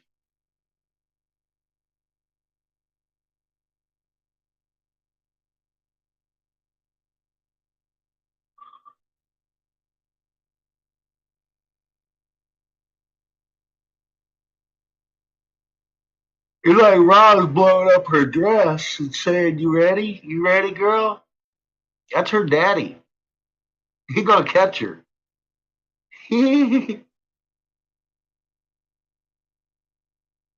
The Z cut.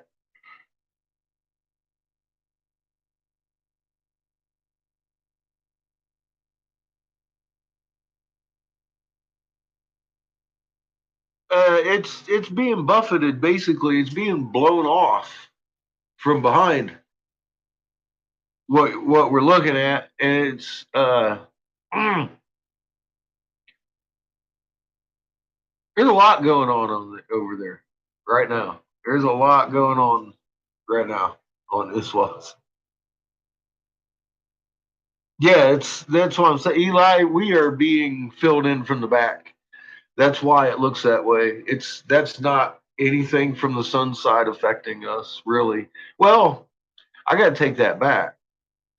There are obvious big magnets on either fucking side of fucking this wall right now. You can see that in the fucking magnetopause cut on page 8 right there. They split them up. You got your polarity and your Y cut, and then you got your fucking magnetopause on 8. You gotta hit 8 or slide over one scale over there and you'll see it on the far right. Yeah, it's coming from both. We're getting more density from the other side, and I think that might be because mom's like pushing or being pushed forward a little bit. I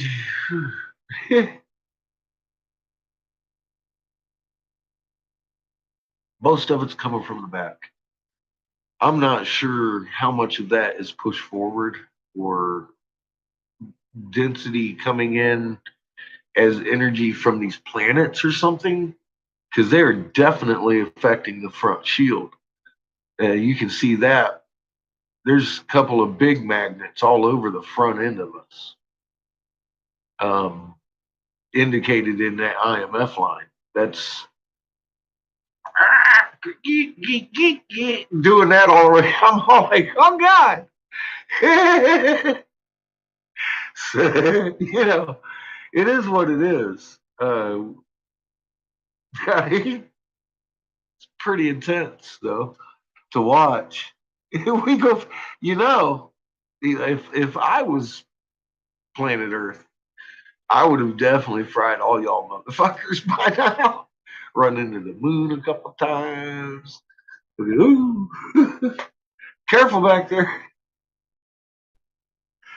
Mama's good at being a planet. That's all I got to say. She's keeping the caps on these big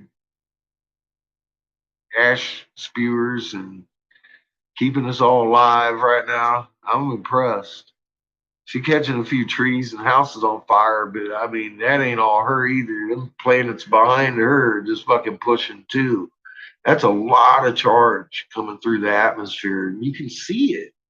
You ain't got nothing but little tiny thin clouds, no rain, and you got a fucking lightning show going on like nothing you've ever seen before in your life. And you're sitting in your house and you're literally doing this for about 20 fucking minutes while the fucking rumble never stops. It almost like an earthquake coming to the sky. You felt them. I've never felt anything like that before, but I'm feeling them out here. I know what they fucking feel like now. It's fucking intense. You sitting around being like, damn, kid, get in the basement. Shit's crazy. Yeah.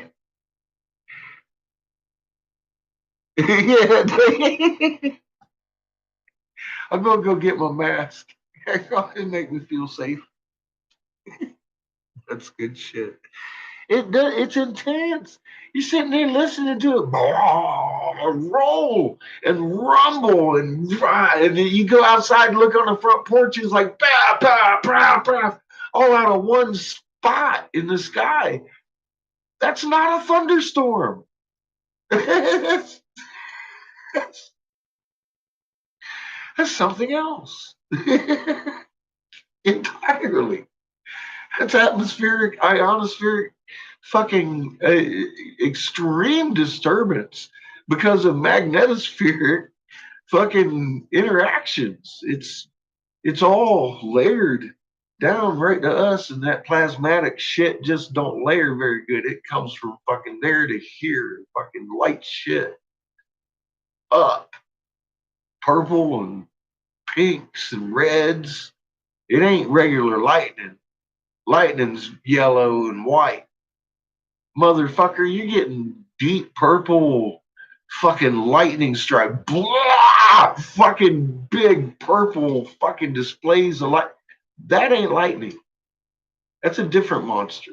That's a different spectrum. That's a different fucking heat. It's a different voltage. That's called plasma. That shit is fucking intense, and we're seeing it. I have. I know I've seen pink and purple.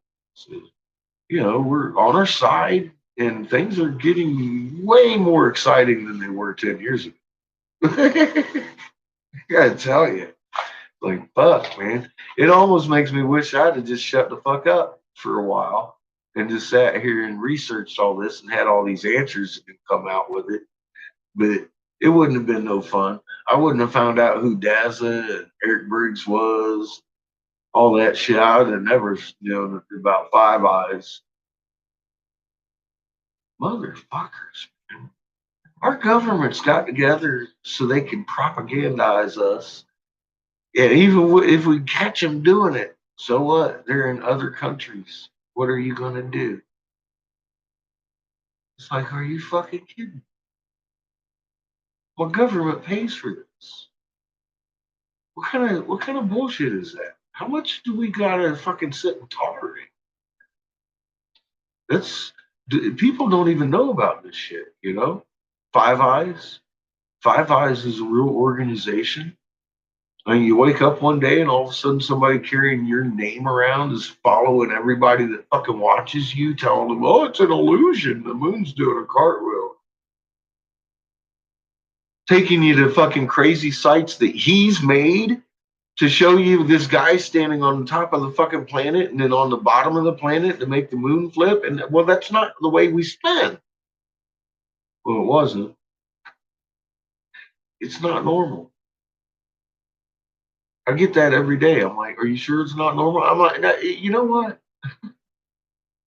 No. Why don't you go get me a fucking NASA link? I'll give you $1,000 It tells me that it should be normal for my moon to rise wax, roll 180 degrees, and set weight. The day you bring that, the day I'll shut the fuck up. It don't exist. I've looked. I've made videos of me looking, pulling my hair out, trying to find something. Why are these fucking people? Because it gets to the point that it's like, you know where Eric Briggs is, you know who writes his paycheck, but it's to the point that it's like, why can't, and I go look. I'm trying to find how the moon should change angle per hour, and there ain't dick on it. And there should be. If you're going to navigate with the moon's angle, you should. If you're going to set your actual time, like your calendar, why that motherfucker never doing that? Uh, yeah, you got to do better than this. There isn't anything even close that says the moon should fucking roll like that. So I don't understand how Eric Briggs can walk up to somebody and tell them it's an illusion, take them to a fucking nut site, and then come back to me and send me that link and be like, "Well, this is kind of convincing." I'm like, "Well, go over there and hang out, Starlight or some shit. Bring me the NASA link. I'll give you $1,000 and shut the fuck up." Nobody can. Nobody. You'd think Eric Briggs worked so fucking hard, he'd be able to bring me one NASA link. And it would be NASA that would tell us how the moon's supposed to flip, right? I would imagine, but they don't. Or the European Space Agency, maybe. Maybe they have I haven't looked over there. Although I'd imagine they would pop up if I said cartwheel and moon, but the only thing that pops up in my search term is me and fucking John over here. This makes you want to bang your head in the wall. Be like, are you kidding me? This guy can actually come up to you and send you off to a fucking nut farm. And you're going to come back and send me the link to the nut farm and tell me it looks convincing? Go argue with the dictionary. Leave me alone. I'm just, I don't know I don't even know what to say to people like that anymore. At this point, I'm like, well, have a nice day. Bye bye. I can't. If you bring me that NASA link, I'll give you $1,000. If you say one more fucking word, I'll block you. That's all I got. People call me an asshole. I'm like, well, put your fucking link where your fucking words are. Bring it. I bring links. I brought how many hundreds of millions of links have I ever fucking brought to my videos? I don't ask anybody to leave my fucking words. I want you to look at your shit.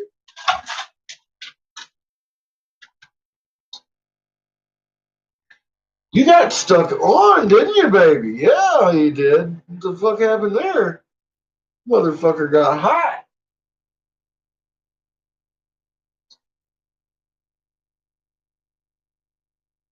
See if we can regulate that a little bit better. It'll burn up the fucking circuitry here.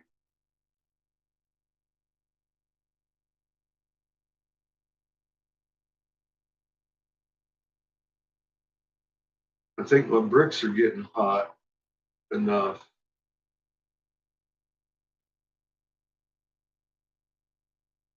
But this thing might actually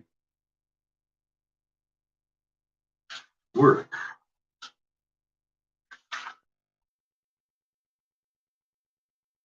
Let's see how that works.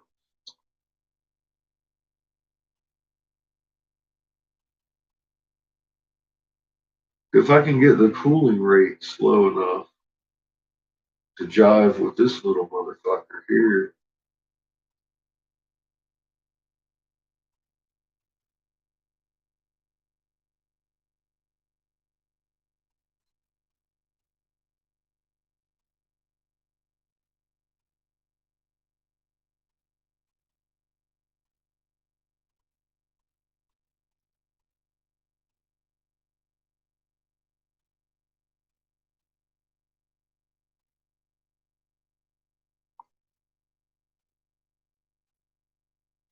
Pull this fucking fan out here.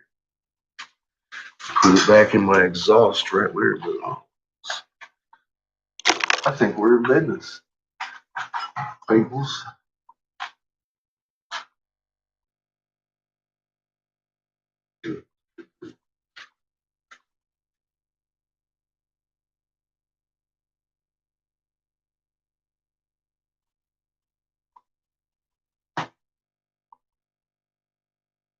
Bada bing.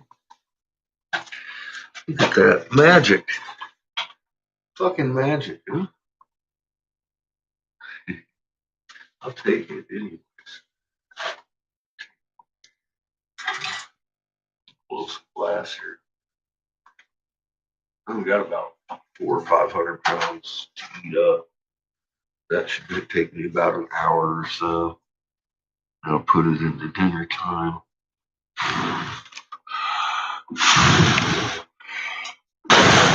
Fuck. I got concrete dust on my damn computer.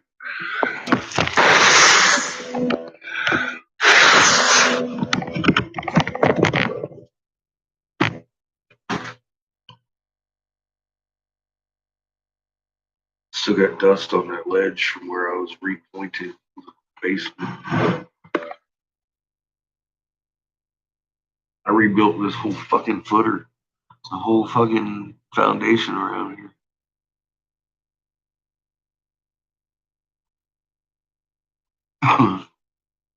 How? 52 years ago, huh?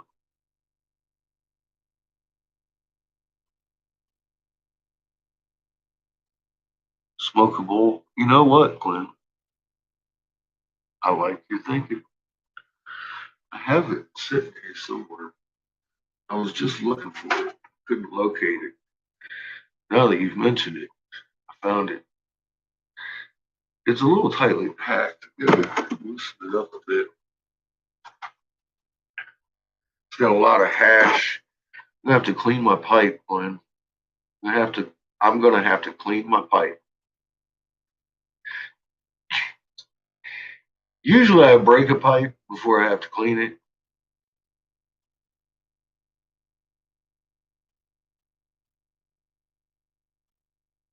Good thing I know a guy, huh? Or sometimes I break a pipe just to clean it, so it's easy for me and I can get it all out of there if I'm out of there once. Because I know it.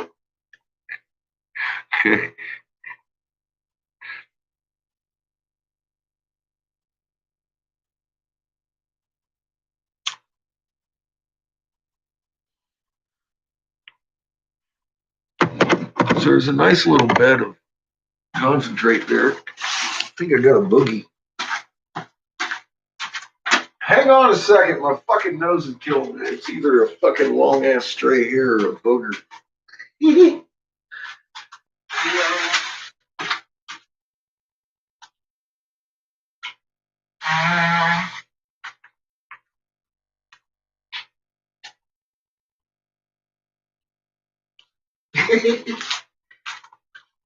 Either way, better out than in.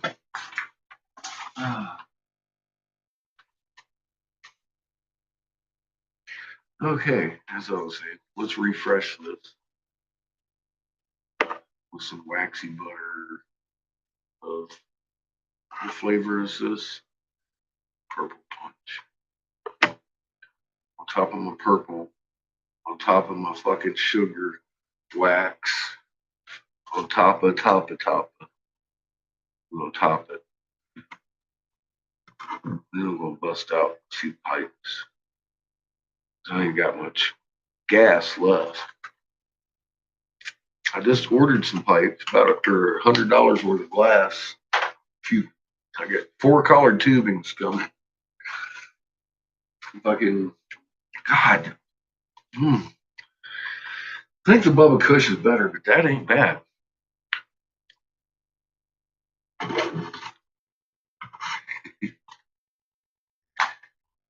Just saying.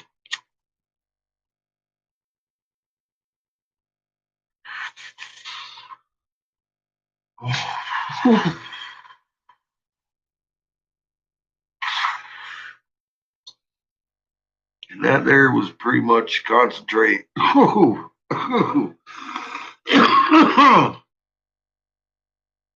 I've got a big wad of ugly in here. I gotta clean out. Only way to properly clean that out with flame, it must burn.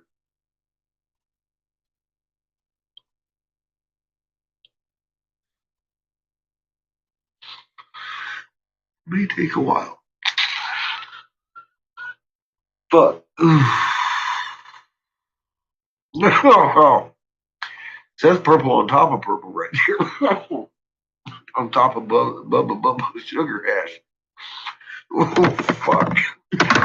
I'm dropping shit. I dropped my pipes, I dropped my lighter. Let's go back.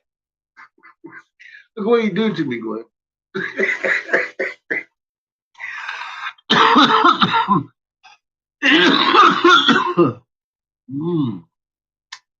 Goodness, this is good stuff. I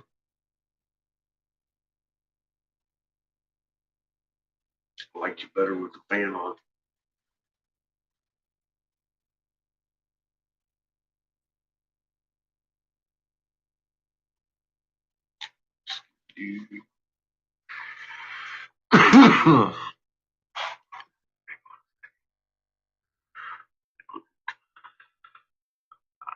Look, John must be making a video. Holy shit. Okay. The show gets better. We got a new refresher. The front bubble's back. Front bubble's back, John. Yay. I was worried about the front bubble. Could you tell? I was concerned about it. I was like, where the fuck is my front bubble? See, that's where it went. She was touching that magnet. What is that? That looks like an onk. Is that the moon? Is that one of the moons? It almost looks like an onk, doesn't it, John? Almost. I mean, it's got the crossover like that, dude. It's some kind of magnet signature. It's been just hugging the top of us. But look at it. Look at it. We're look at where's John? He ain't over here. John, look at this fucking thing. Anybody got ISWA open? You see that little dingly in the front? That is like that's a is everybody still here?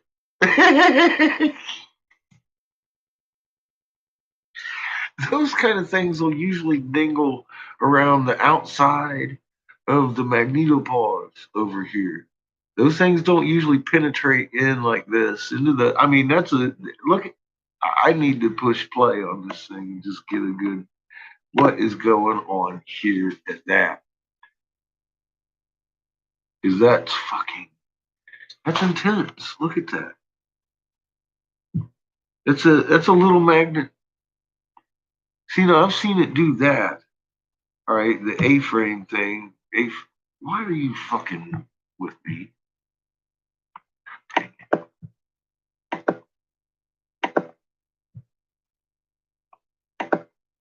Hello.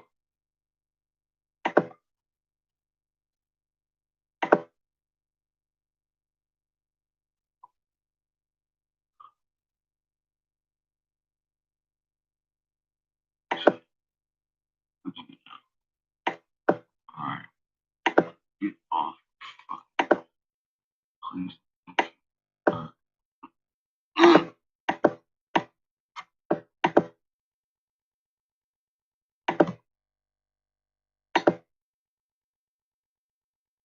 Hmm.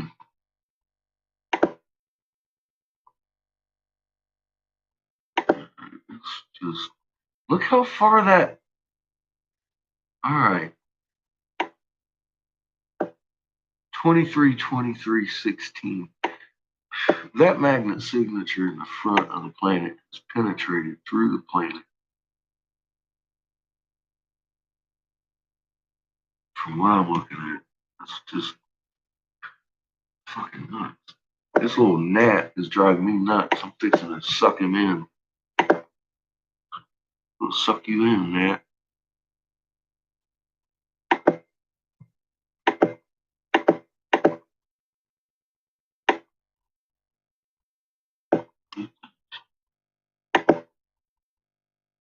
How crazy is that? Aha! I did. Aha! Little fucker. God. Huh.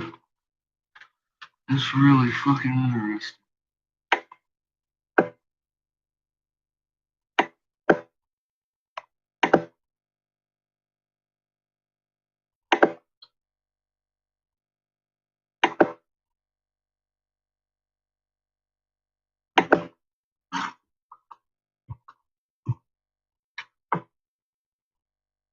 Can't say as how I've ever seen it act like that.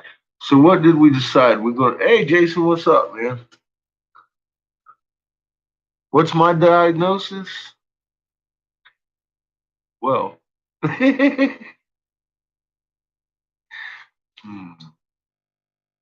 um, God, we're lucky to have power.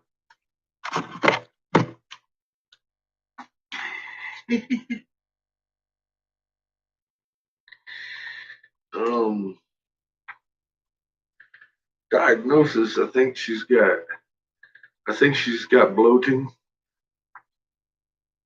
She's feeling a little wind. A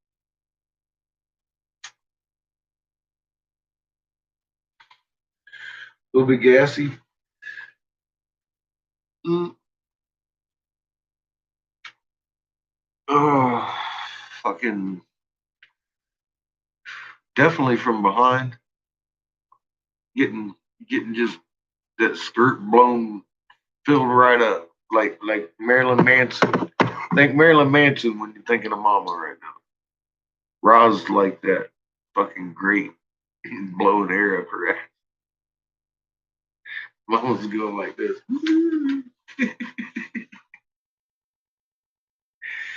Fucking nuts. It's flowing over her head just like that, Jason.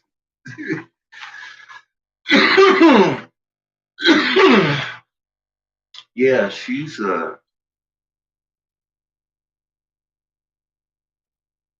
I'm sitting here waiting for the fucking sky to fall, man. I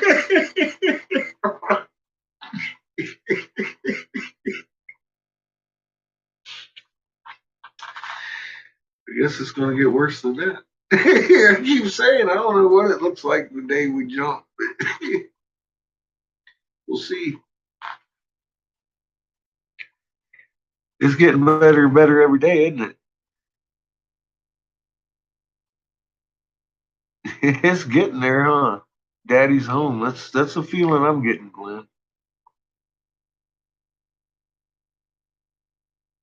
That hand just goes straight up that skirt. I know Ra's bad.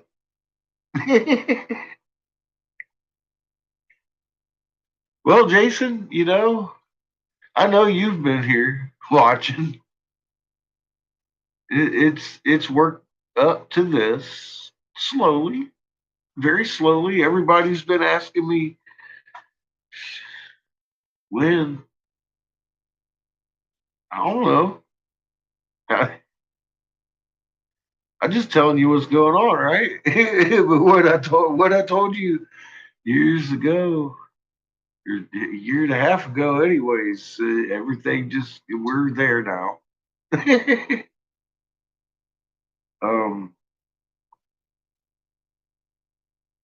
it's just going to get more and more from here. That's all. Well, yeah, I don't know. I kind of feel like we're definitely being influenced by Raw at this point, more than just tilting us on the side now. Uh, that's evident. And what are we going to sit here and deny that we sat and watched Orion all summer? That's just weird. So I mean, we are definitely title locked into a region of space. That's uh, which region? I think we're the zodiac's pretty much caught up to us now. John said something about it yesterday. This morning, it was a blur. I don't remember. He said something about the zodiacs lining up. And I'm like, well, we should be seeing Orion now.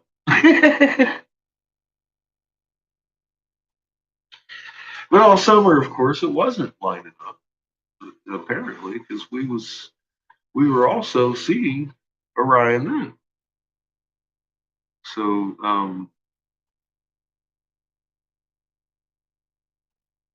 yeah, I don't think we went around the summer side of the sun this year. I can't. I've been trying to work it out and figure out a way we went around the summer side of the sun, but it just keeps like no. We might have like got almost there and then got drugged back. I mean, fuck, man, it just snowed here a month and a half ago. I ain't never seen snow around here. Like here I live north of here and I ain't never seen snow before my birthday, which is late October. Usually get it late October, and I ain't never lived up in Minnesota for obvious reasons. Fucking, are you kidding me? I've lived in Ohio, in the snow belt, as a matter of fact, down there near Columbus. We used to never get fucking snow until fucking like right around my birthday. We'd get like a little bit of snow and then it'd warm back up. We get our Indian summer on till fucking after Thanksgiving. Then it starts getting cold. Motherfuck, dude.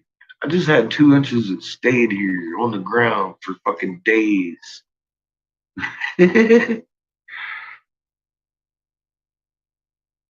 I don't know. I couldn't tell you. I couldn't tell you because our sky number one is flipping fucking carpet, and uh,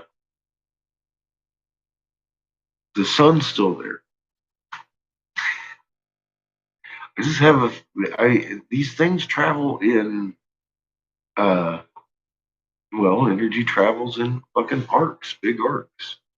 So I'm trying to picture it in my head and keep track of it and still watch the night sky and shit. It's just like, the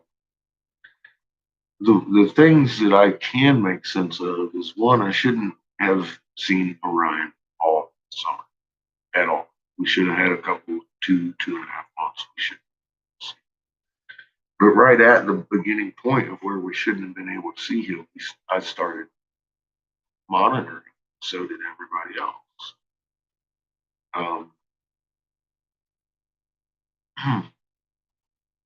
We're still seeing him. He's just rising a little bit different than it was this summer.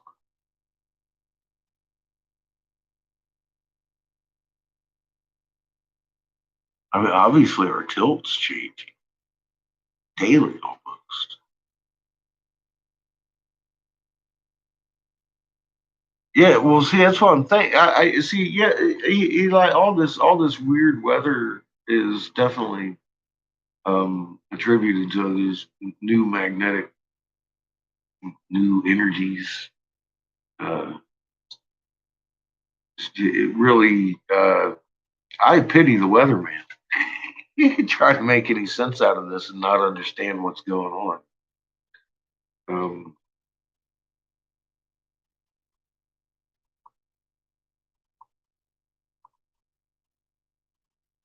if you're a meteorologist, though, you're pretty much going to know something's going on.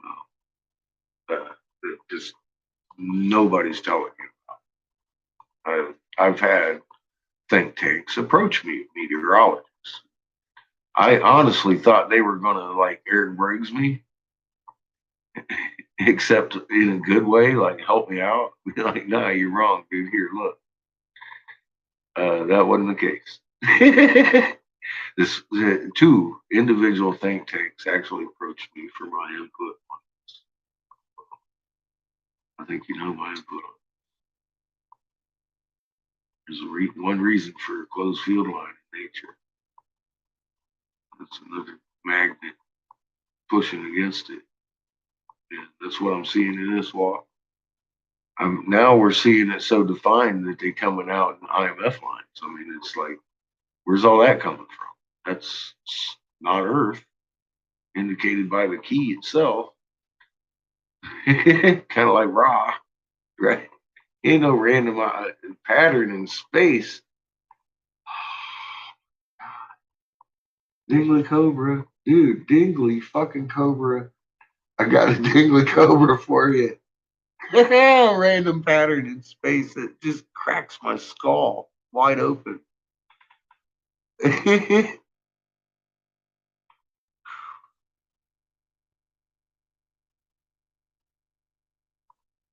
Yeah, yeah, that's right. That's what our job is, Glenn. We're supposed to be them shields. Mama's got some pushing to do. She gonna try and make a jailbreak.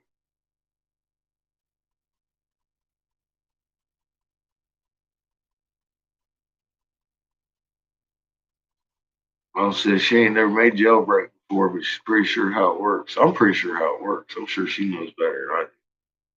So we're just gonna go with it. What else we're gonna do? I'm gonna do what I'm asked because I know what's at stake, and I'm cool with that. Let's fix this shit.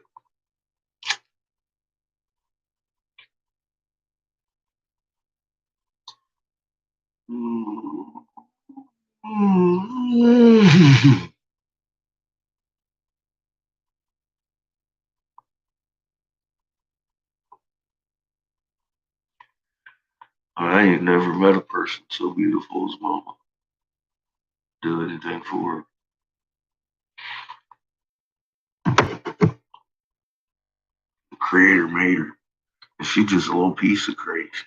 I'm like, damn, that's pretty big shit.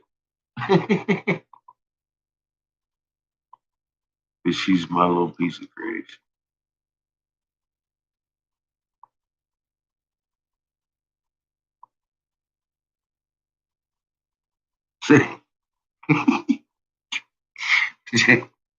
Jason's sitting butt naked in the front yard with a lawn chair.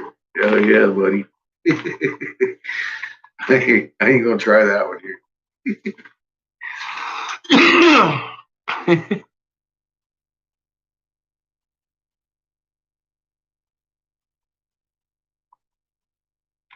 Unrecognizable. Yeah,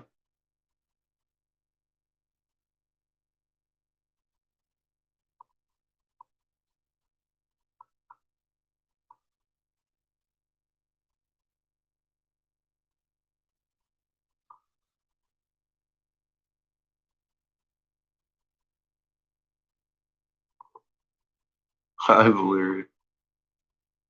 Well, hey, uh, I'd say it began that day. That'd be a little bit odd. I mean, I don't know.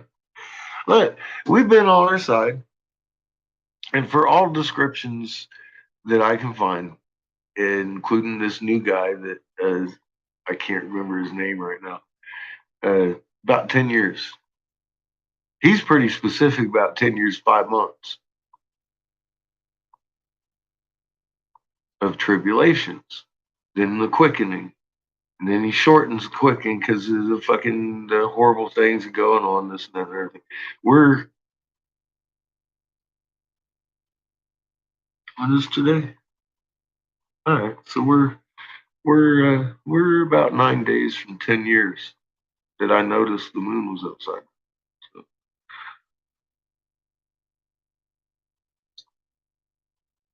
anybody surprised that we're seeing this in this one today? uh, yeah. Keep your eye on the sunsets. Well, I keep telling everybody go out after dark. You go out after dark, you can see these things better. The later, the better. Wait till good like midnight. Get outside your city, your dome of light, and get out a nice area where you can see the north. If you're in the north hemisphere, south hemisphere, I don't know. You tell me. Where are you seeing these things? Because I know you can. We can see them really good in the north skies up here in the north hemisphere at night. Uh, it's all you gotta do is look for where the stars aren't, and just keep fucking looking. It's probably bigger than what you want it to be in your face, and it's like, oh, I, I see your circumference now. Let me just sit down for a moment. I think I shat myself. Yeah, it's kind of like that once you look at them and start seeing them. And it takes you about, what, maybe 10, 15 minutes to find it. For one of them. There's a few of them back there. Take your pick. Sit there all night. Fucking sit there and look. See what you can see. Because as we swing around, we'll probably see more. Just like anything else. They're hiding in the shadows, which is fucking amazing. You can tell them because the stars that aren't. And then you sit there and look and you'll see the circumference. It's like, oh my God. It's right there. It's like right there. Dude, when the sky rolls back, that's when that Cherenkov radiation rolls back. We're gonna see all that shit making it go crinkle crinkle in the front too. And them motherfuckers are massive. And when the sky rolls back and people see this, their hearts will fail for fucking what they see because they're gonna shit themselves inside out. There's like we got like six massive fucking planets around us, like close. What can I say? Close, real close. They're capturing all that Cherenkov in the fucking magnets. I mean, that's the only way for that to happen. They actually have to have a magnet barrier to capture that Cherenkov radiation. I'm convinced that these planets knew about natural camouflage way before I figured it out. So it's not a surprise to me anymore. None of this is a surprise to me anymore. Okay. Good move. Because they didn't want us shitting ourselves inside out right away. Wait until the show gets good.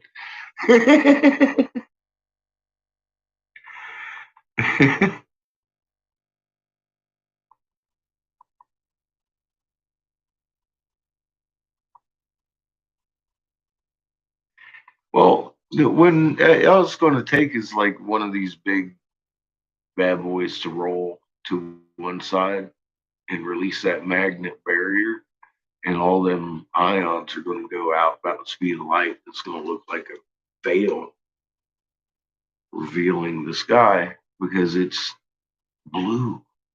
It's blue. It's bright blue. I don't know how to describe it to you other than it's bright blue and thick like fog.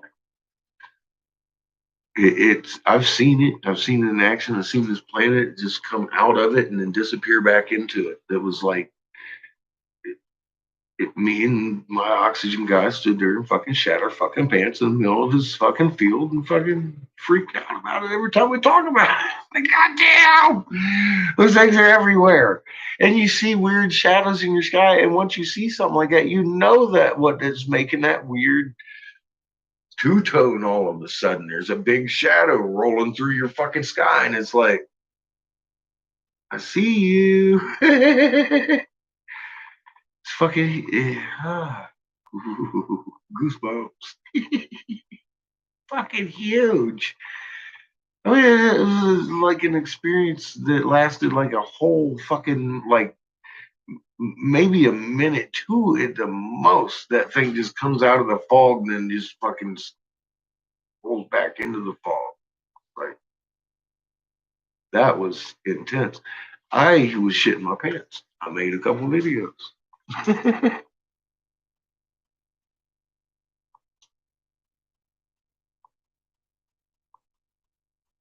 There's more than an object. There's lots of objects.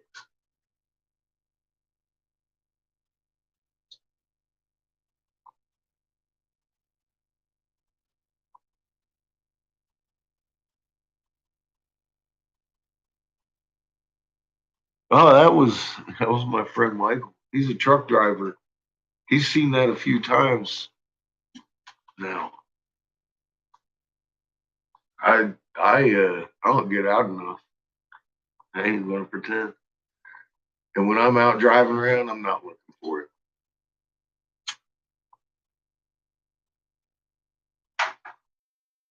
Although I've got to say, I've seen some questionable shit at night. Fucking moonless night, seeing shadows on trees, shit. It's like a little bit of a head scratcher. North Carolina. Um, Before I figured out there was a blue sun and all that shit, I was still monitoring the skies, but I hadn't figured on this. I hadn't even told Davis that.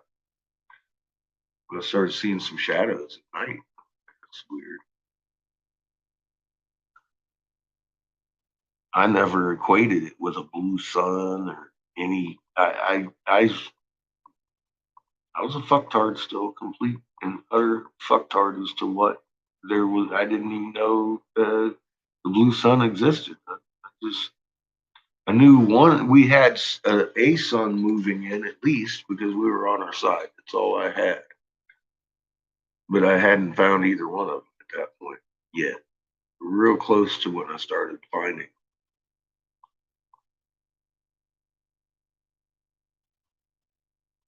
I mean, fuck, I'm starting to see shadows at night. I imagine I better start finding something right. I've seen a lot of double rainbows side by side that ain't same light spectrum. I Hey, kind. Have you ever gone and actually looked at my old video when I was down in Window Rock and dealing with the Hopi, trying to get tribes that wanted to move their entire tribe out there? And Hopi said, you know, the Navajo stole our land, so if we're going to reunite, you need to go talk to the Navajo. And I went to Window Rock, and the Navajo were happy to have the family. Since then, they've closed their borders, and no one's talking. So I don't know what's happening. But I'm very familiar with what the Hopi prophecies. I even go back to where the Hopi prophecy was the Mayan prophecy at one point, where the Mayan prophecy came from Giza, when the Hopi people used to spell their name differently when they were a Muslim Hebrew tribe of Israel before they popped out the side and started taking corn from the Eagle Commander Anunnaki. I've made videos explaining that whole process.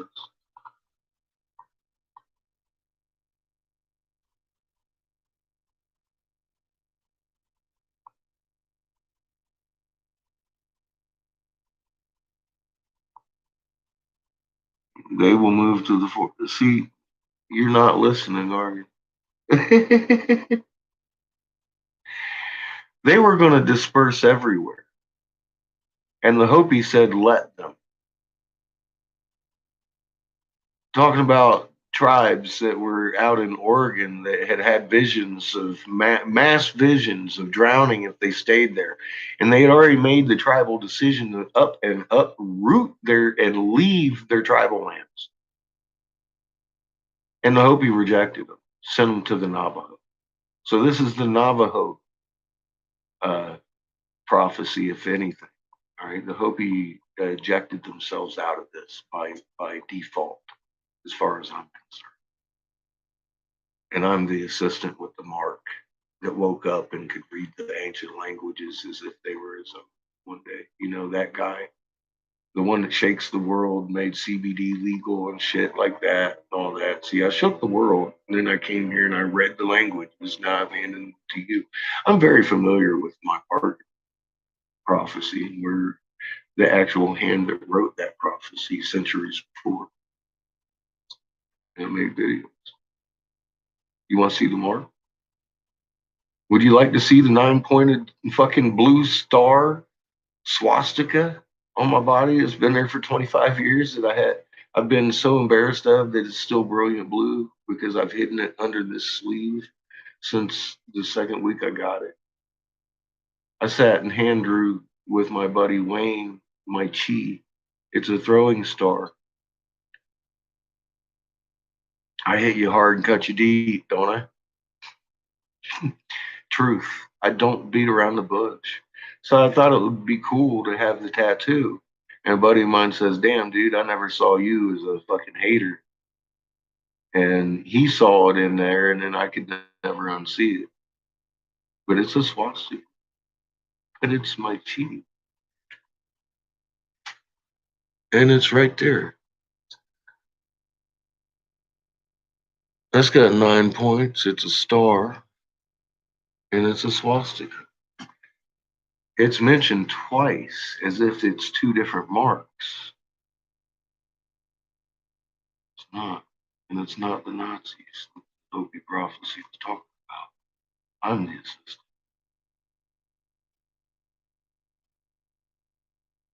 According to everything I've read, including the original one. And I did. I made a video. I was like, I can't prove this one wrong because I don't know how in the hell I got wrote into this. Um, welcome to my channel. What can I say? I'm the last person that I didn't even know about this prophecy. Okay. I couldn't give a rat's ass about a fucking Kachina doll. That's what I told Sue when I talked to their Hopi tribal uh, cultural center wisdom holders. She tried to give me her Kachina dolls when I very first called. I was about 3 times, and I finally catfish style told her, "Look, lady, put your fucking dolls in your pocket and listen to what I got to tell you. So I'm just trying to give you something you've obviously lost." And she shut up. And I told her what I had. And she sat there and grunted at me through the whole conversation. And I thought she was mad, but she was actually grunting at me in disbelief of what I was saying.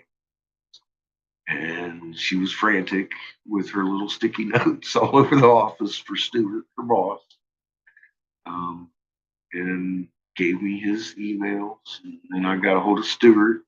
And Stuart gave me his 73-year-old wisdom holder boss, the head of the cultural center, the Hopi, which, as I am led to believe, is not the actual wisdom holders of the Hopi. But those are to this day the only Hopi wisdom holders I've ever spoken with. The council hates me. The entire fucking council of the Hopi hate me. I've called them rapists. No better than the U.S. government, extensions of the U.S. government, et cetera, et cetera. Um, so if you know any real wisdom holders, tell them I'd like to make a peace meeting between the corn holder or the corn givers, the eagle commanders, whatever they're calling them these days, and the planet that they did this to. Mother Earth needs to have a peace meeting with them so as how they can go home and heal their planet because it's not gold, it's their hearts. And they lost that long before they came here, dividing us. Problem solved. They need to go home and put up shields around Mother's aunt, planet Heaven over there, because right now Mother's watching her aunt with a fucking gun to her head and she doesn't like it. So if you know any of these wisdom holders, because I'm over here beating on the fucking Jesuit and because all these motherfuckers over here got their doors closed. They ain't answering their phones. I hear the tribal people can't even get a hold of each other. So what am I doing? I'm going over knocking on Mason doors. I'm emailing Jesuits. You give a fuck. I will meet one side or the other or both of these fucking families. There will be a fucking peace meeting withheld, or Mama's going to fucking wipe off these mesas with fire tornadoes, and I'm going to walk right into the Havasu High, who actually guard these people. It doesn't have anything to do with the Hopi. It's the Havasu High who are the gate holders. The Hopi are the gate holders to the Havasu High. See, there's a whole political hierarchy there that I've got to respect while that mesa is occupied. Mom said so. So I'm not being forced. They all know how to get a hold of me, and none of them have. So I started knocking on other doors. Hopi prophecy, I don't give a fuck prophecy. Father, creator, made first creation a promise, and it's going to happen with or without me, with or without the Hopi.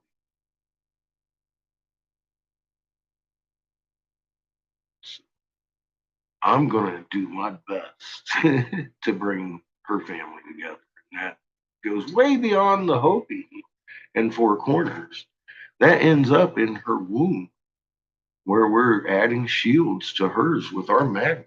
We have the same exact electromagnetic shield that she does. We just have to be meek about it and we can inherit her entire strength, and boom, then there's two shields. And 3, 4, 7 billion. Nova away. The bunnies are protected. See, that's a real steward. It never crossed my mind because I never knew we had a magnet in our chest. But that's our job. I'm cool with that. And we're going to be called for it.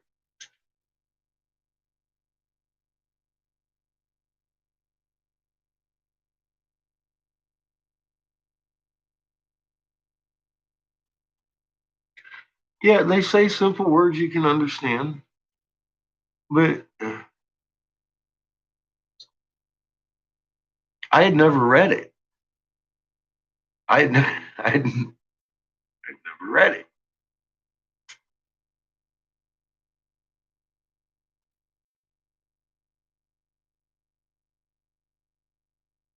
Well, God the Father being Inky and or Marduk. Marduk is Masao. Put it that way. They're Anunnaki. They're invaders and they need to go home and heal their planet. Now, if they were born here, they can stay here with a straight heart. If they don't have a straight heart, they face the same extinction everybody else does. And that's unfortunately for their whole planet, because Anu over there is still ruling over that thing, and they're fighting and killing each other. Placements. Continuing the shit over here. It needs to end.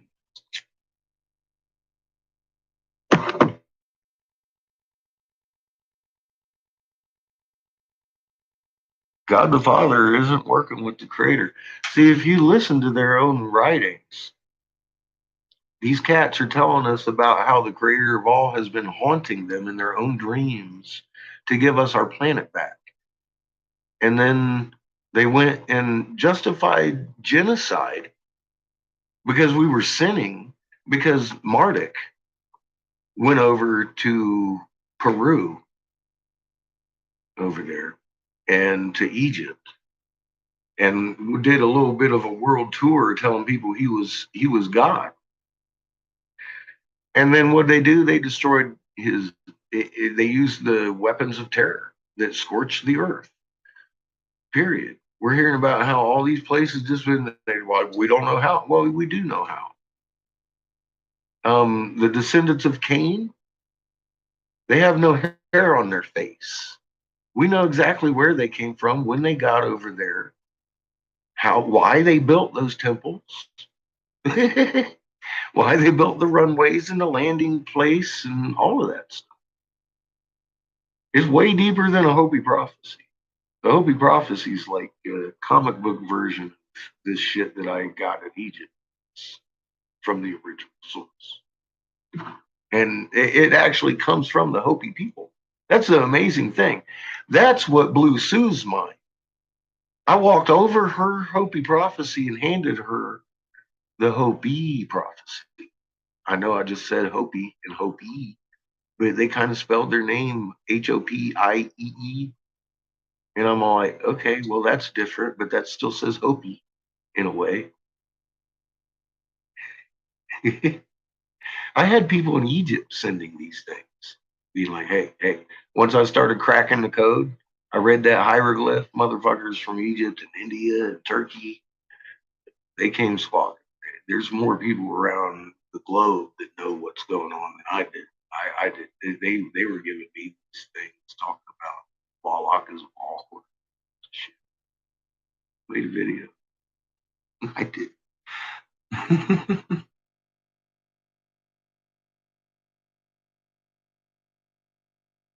Well, see, that's another. See, that fucking hair is still bugging the fuck out of me. That's another thing. I mean, if you look at my videos, does God, does the creator of all exist? Well, yes. And not only yes, we proved in, because of something I read on a fucking hieroglyph and had John help me with there, and uh, scientifically we put it together in about 6 months. That's actually omnipresence. And 1748 hertz specifically in each and every atom in existence, uh, to the very hertz of omnipresence. I mean, that's beyond belief. Okay, you don't have to believe anymore. You know we have a creator. Yeah, thank you. See, Glenn looked at my older video. That's why I keep directing y'all back that way. Telling you, the shit we have uncovered is immense in scope and volume. Maybe I understate it. I don't know. What do you think? Do I understate it? I might. I might just get on the fucking moon too much. I don't know.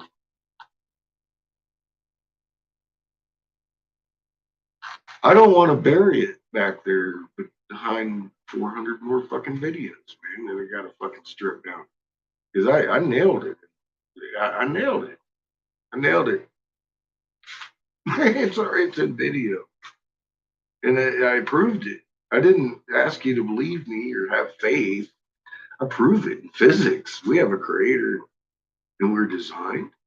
We're not only designed, we're designed very specifically for this process.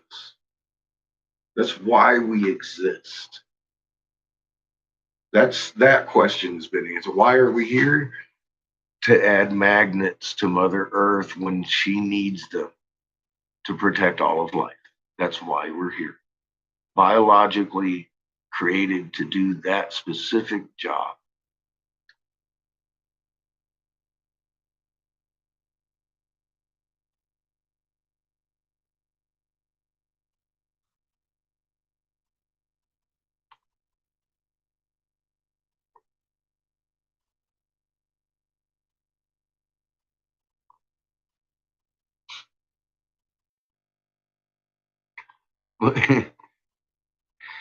Josh Reeves watches too many movies.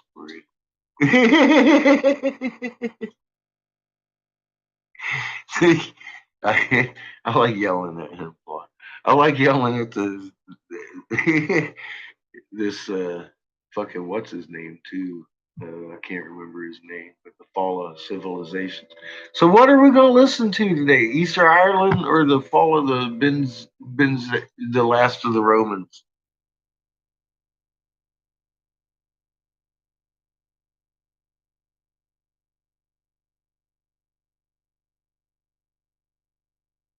My back hurting? No, I'm watching my kiln. I'm thinking. I'm watching it dip the temperature, and I'm all like, God dang it. Now my sky's yellow. I'm like, God dang it. There's a lot of god dang it's going on here.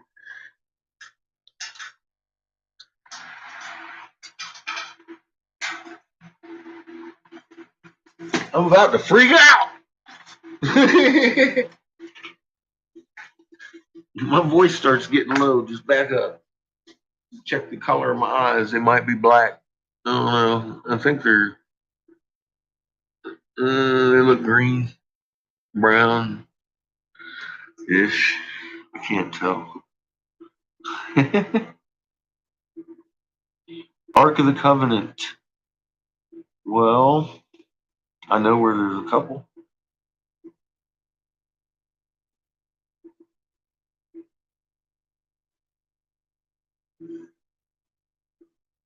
Yeah, I made you cry, Gwen. Don't tell me that.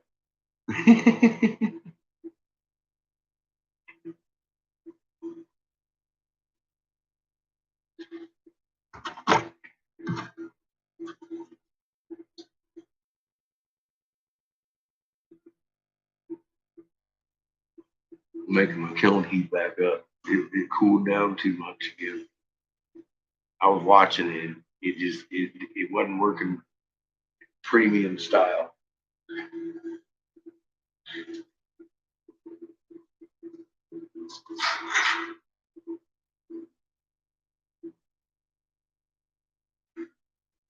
Probably gonna weld itself.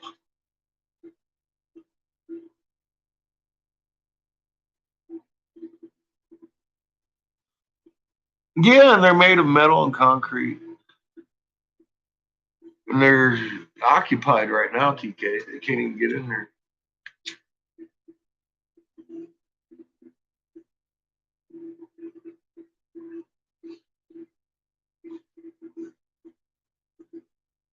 See, Mama woke up and she got her minions, warriors, whatever you want to call it, because we're the healers. She got tools in her chest that've been hanging out, guarding her life force from these Anunnakis, and they're kind of terrified of them because they eat Anunnaki up. You're like, oh yeah, ant people will fucking eat you. Anyways, um, well, they've taken up occupancy. Have you not noticed the push for tunnel warfare and how warfare is going to be in the tunnel? And you got to wonder why. They talking about that. But you see, spiders, yeah, spiders. What?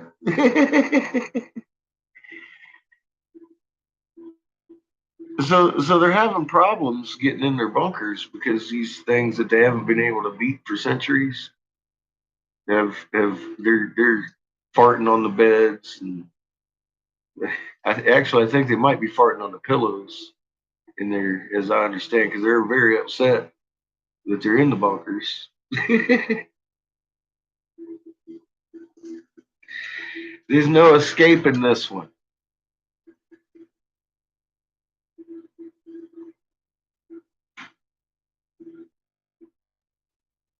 There's going to be a peace meeting where there's going to be big fucking problems.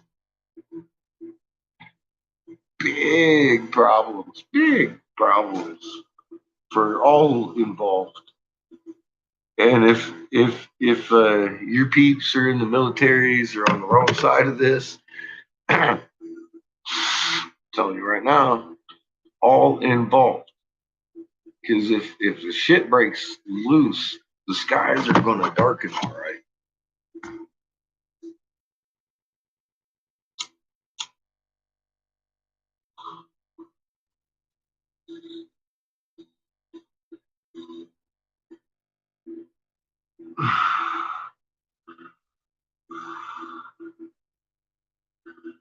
Pretty much. Pretty much. She's got a lot of species inside of her that are insectoids. A couple of different. I've been shown clearly different from one another.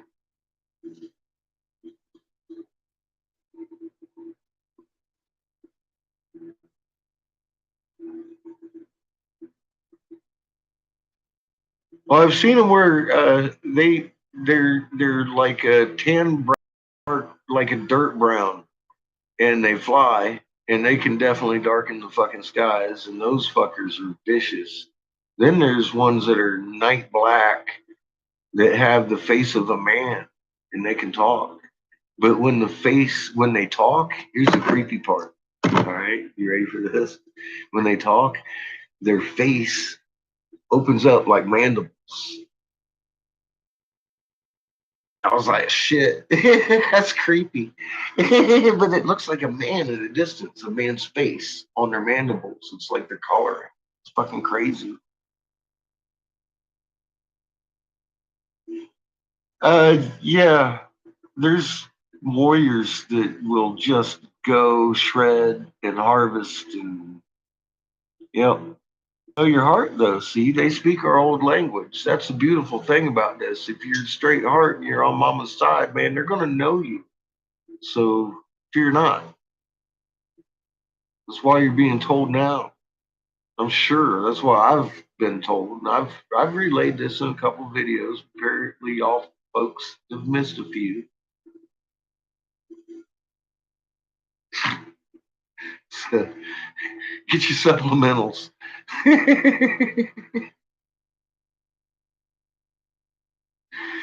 That's a good way to get your supplementals on right here. If you missed that one there, you just caught up on that. There's fixing to be some ugly. Just remain calm at all times. Keep your fucking hands in the ride until it comes to a complete stop and mama calls you name. That's long and the short of that. Till then, practice your magnet.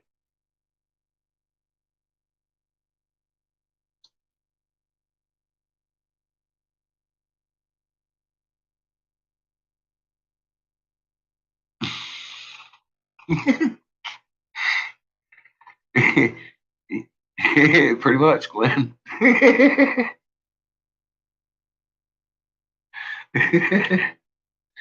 Well, they even mentioned them in the script, I believe.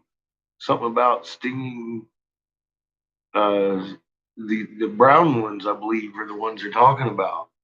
I don't know. The other ones look wicked. I don't know. Like, holy fuck. Some people say they're talking about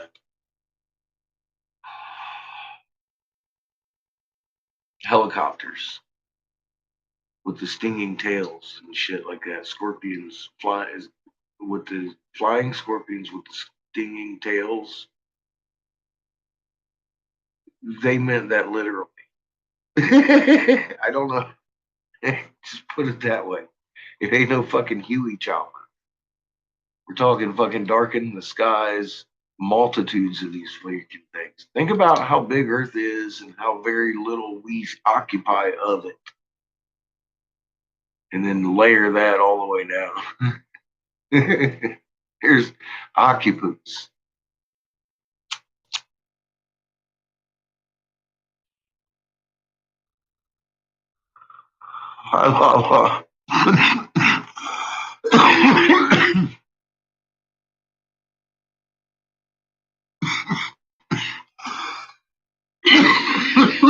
Mainstream trying to equate mainstream equating. That's those two fucking words shouldn't be in the same sentence. Mainstream doesn't equate.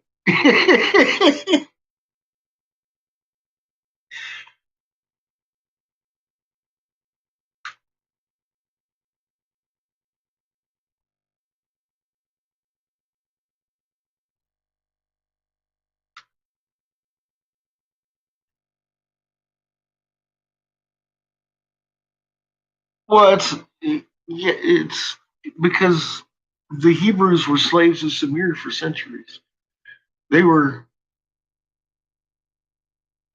Abraham was born in the city of Ur, capital of Sumer. Cuneiform is Bible canon and Hebrew. Um, Ar- shit, archaic, archaic script, archaic is the first written script out of fucking I can't Arcadian script maybe uh, first script out of Sumerian text, which the Sumerians language is the language of the Anunnaki. The other text being the first uh, language they gave man. Then they gave us a bunch of languages. As they found different clans of us that had lived through the deluge and all their shit.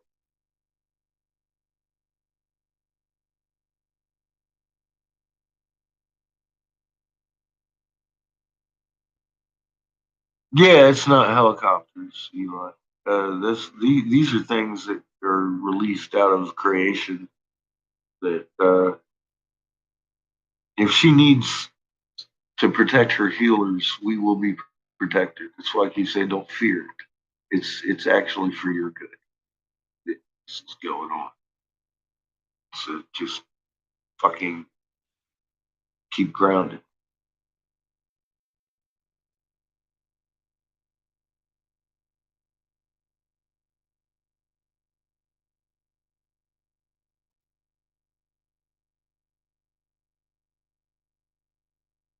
Nice.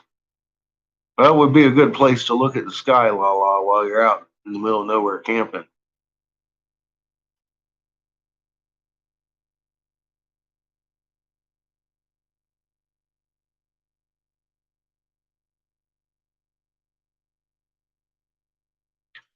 And yeah, he was the one with claws that scratch and cut, I believe. And yes, they changed that into the Scorpio. It used to be an eagle. You're right.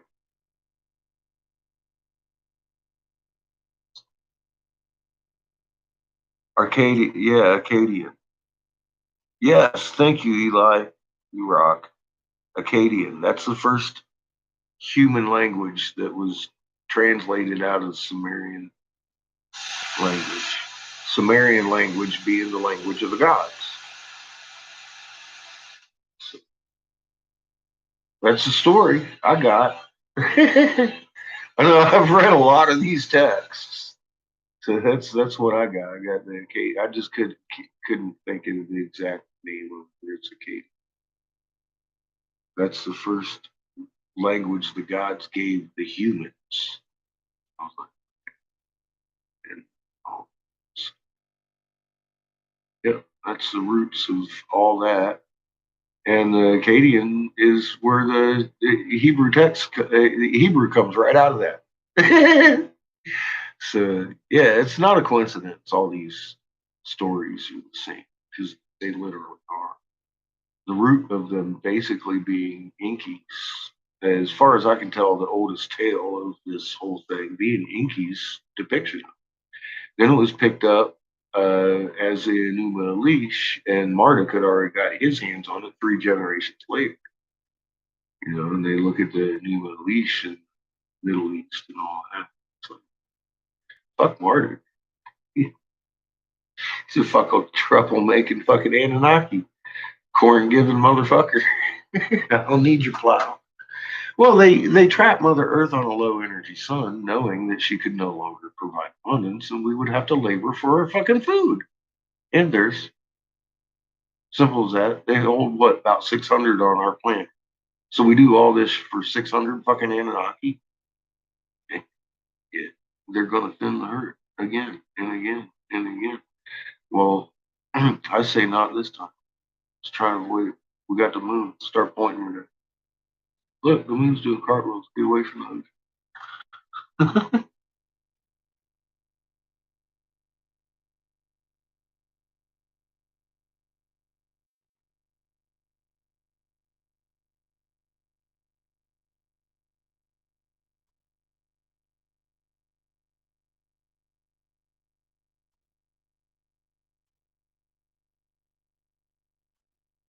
Nice. Well, it sure is good to have.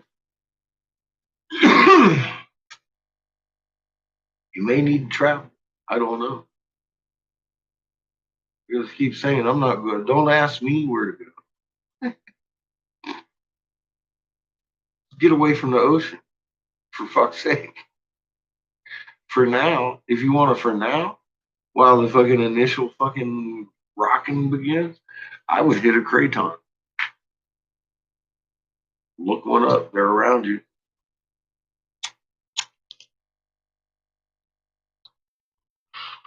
In North America, there's a big one right above me. I'm not on it. But from what I get, I'm heading right to the Four Corners when all that shit blows up.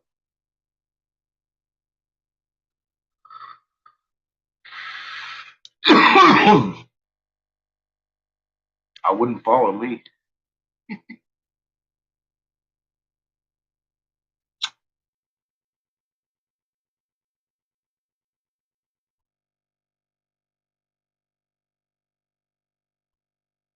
Oh, if I could find a way, I'd get into the catacombs. I'd go talk to that side of the family. I don't care.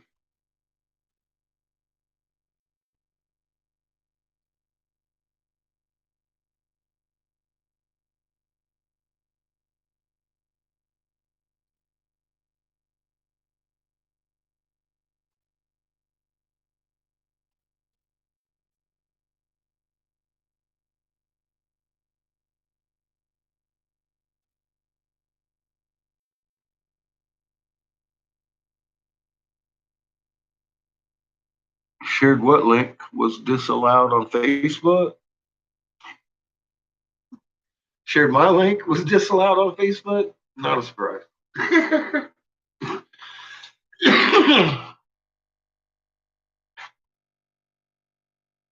Hills of Kentucky. Uh-oh. Huh.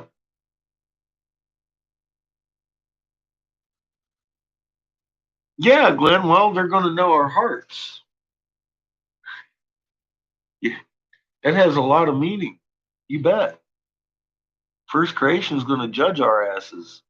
Be all like, look, man, y'all get the picture. You see what's up. You're gonna be part of creation. You're gonna keep being fuckwads because you're fixing to fucking fry right along with your fuckwads and your electronics and your fucking bunkers. Mama got us a bunker.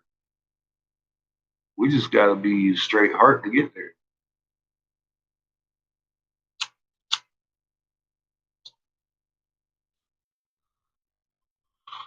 The catacombs. Boy, I'll tell you what. I would like to creep around in the catacombs.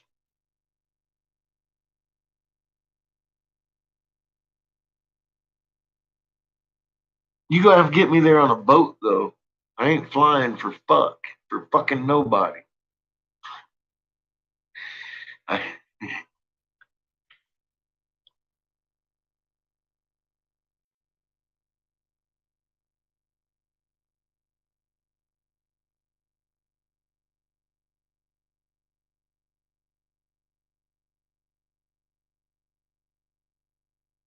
you don't do Facebook?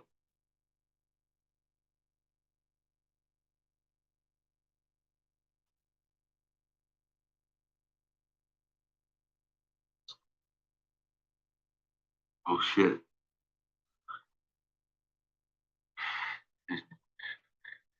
Plug that thing in, just.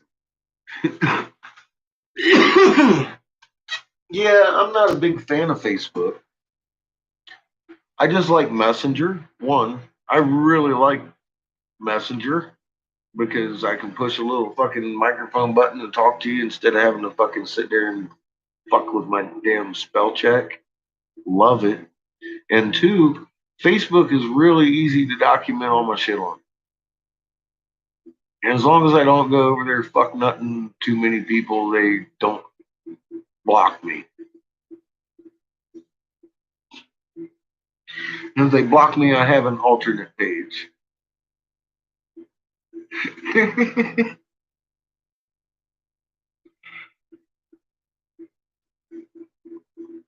Yeah, I've had several boots.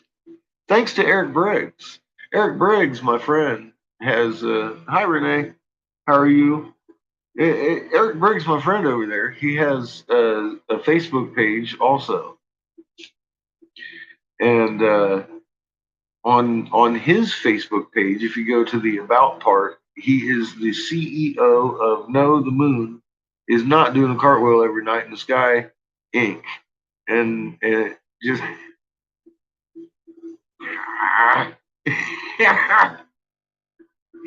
it's like, yeah, you gotta be fucking kidding me, this guy. So, anyways, he's still got that black fucking like 8 ball looking fucking whatever his little space scene thing.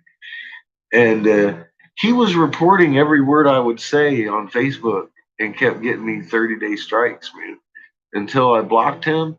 And then I blocked him, and now I haven't been struck once since I blocked his fucking ass.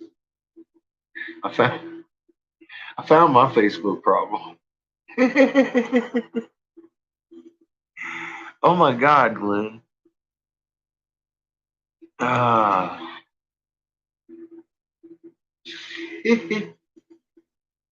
Yes, he does, doesn't he? Yes, he fucking does. He gets around. That fucking cocksucker, man. He's over here on my channel all the time on the corner, talking to me in my little chat thing, trying to give me his field rotation. I'm trying to get him to stop touching my pee pee.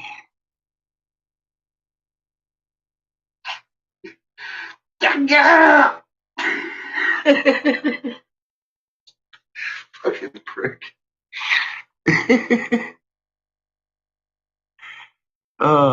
Yeah, he's definitely got some time on his hands. That's for damn sure.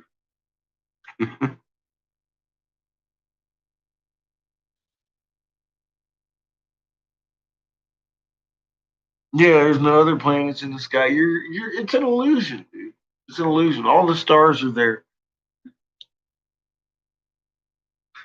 Even though astronomers can't find some stars, they're like, but they're looking through a telescope. You know what I mean? I've met these guys. They're smart. I worked in Galveston. They used to NASA, Houston, Galveston. It was halfway there. Guess where they came all the time? To my art gallery where I was blowing glass. Yes, I spoke to quite a few astrophysicists and fucking astronomers out of NASA. And each and every one of them told me very clearly, be careful who you tell that to. You put a puzzle together. I've been watching this nebula. Holy shit. It makes sense now. Homeboy in a telescope, educated, Harvard, fucking all this. He working for NASA, he looking at a nebula, and it's doing a cartwheel. Okay? He can't figure out how a fucking huge vast is doing a fucking and keeping its shape and form and all that. He's having issues with it, right? And he comes to a fucking glass blower's shop, and I'm telling him about the moon. He's like, "Really?" I said, "Yeah, man. From rise to set. You know, that shouldn't be happening." I said, "We laid down. Oh, fuck, the sky's rolling." He almost turned white. He's like, "You just put a puzzle together." Like, pull your head out of the telescope and look at the sky around you. It might give you an answer, buddy. And he did. He came back the next day. He was like, "Man, that day, whew, dude, be careful who you say these things to." I said, "I told you." He said, "Just be careful." Do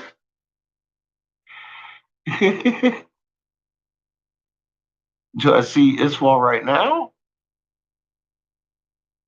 Well, um, would you like a link? I see you right now. I don't see no Iswals.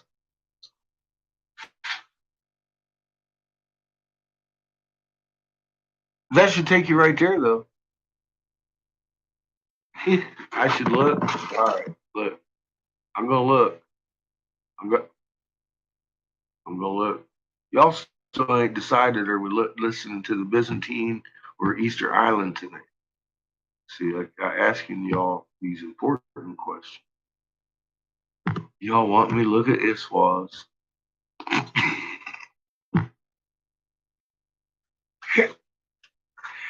All right. Are we looking at the magnetosphere? Uh, oh, bet. Oh, she's pretty. Look at that. The bubble went away and that thing's piercing through again. Walaka, walaka. Mm, yummy. High charge everywhere. Fuzzy look about her. Crinkle, crinkle over here in the cross section of our magneto pause. Well, at least the IMF thing cooled down a little bit. The ones in front have backed off a little. Two of them have. That one is still very prevalent in the front. Um, Osmo polarity. Yeah, no big change there.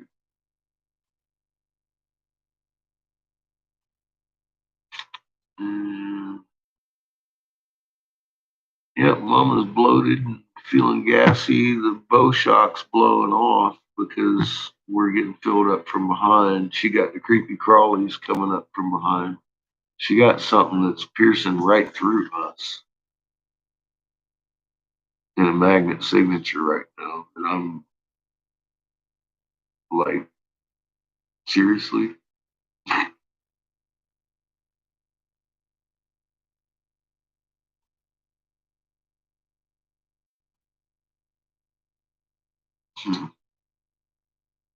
Very limited field lines.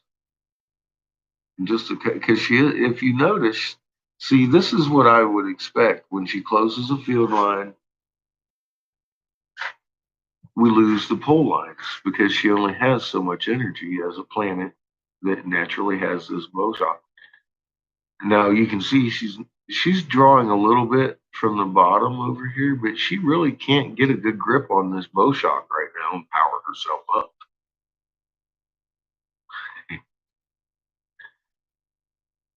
You can see she's kind of trying, but it's not happening. So what's happening is these pole lines are closing down. As she's closing these field lines, there's less and less pole lines. And that just goes for application of the juice that she does have, going to work on these stronger field lines. These pole lines just aren't all that strong. This is very interesting.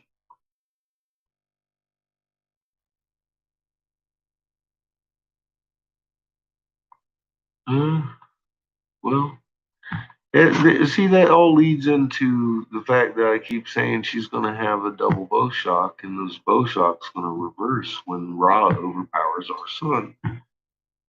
And there's your 5-2 in India. Um, hmm.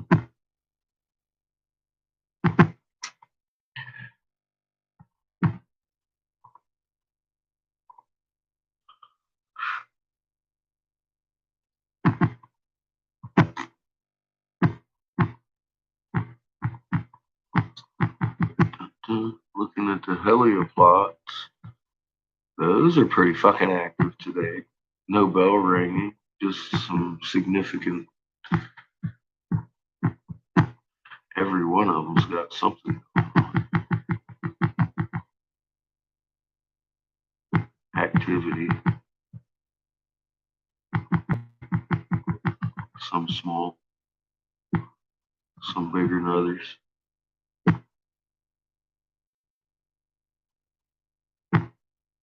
Easter Island or the last of the Romans. I'm going to put on the Easter Island so we can listen to the, the, the archaeological version of history. This guy's very dry about his archaeology. I do love his programs though, but he's not as cool as Josh. He's not as charismatic, but it's very informative, and I like hearing the stories about what archaeology says about the lives of these people and stuff like that. And I knowing what I know now, and having listened to the cuneiform and all these, we don't know what happens. I know what the fuck happened. So I do tend to yell at the guy a little bit, but I don't mean any harm. He's just on my channel spewing shit. Oh shit!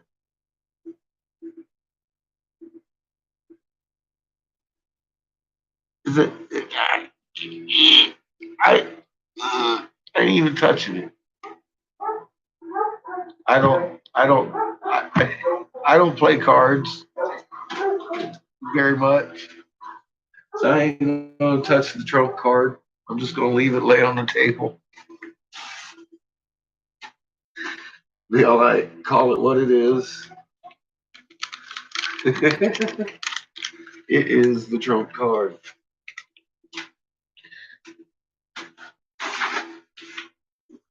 It's a bunch of silliness. Um, I wouldn't look for. Well, look, we all know they've got body doubles. One. Um, I've been saying since before the election, he's going to get elected. Oh shit! No, look, I got y'all discombobulated and all that shit. Sorry about that. So I've been saying that they're going to fucking take him. Basically, they're going to get you all fighting and shit over who won.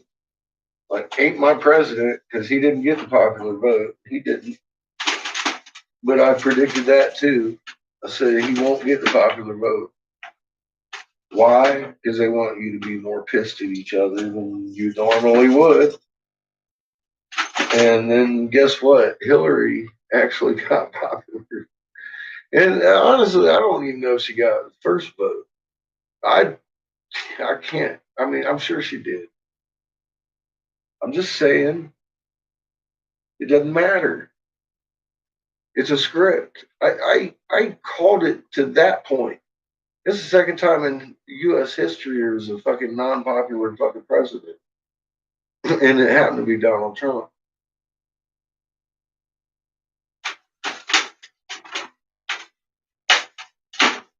The other one was Bush.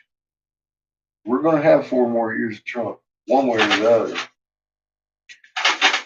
Now, I've also said very voicedly when his toupee goes into the crowd, fear for his body doubles, fuel for his body doubles family, not his, because he'll come back out of the bunker about 3 days later and be all savior in your asses. Because he knows. He knows it all.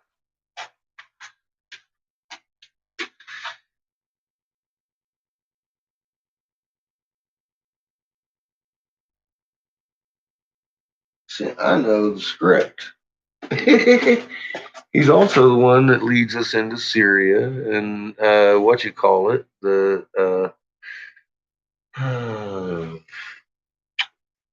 yep. I keep wanting to say Giza, but it's not Giza. It's not Gaza either. Don't start with me.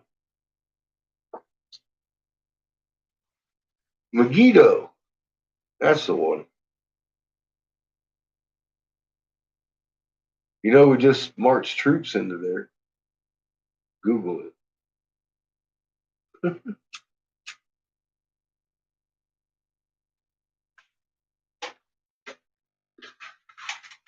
So,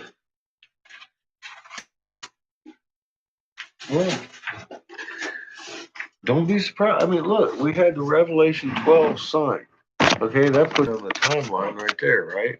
I've given you Revelation 6. I believe it's 6:3. Not sure. Don't quote me on it. But Jews in Israel will be occupied by Jews that are not Jews. Well, Vatican made that happen. World War I, World War II, Balfour Declaration. Made a video explaining in depth how we got here, how the Vatican did it. Crown Vatican DC Corporation made it possible.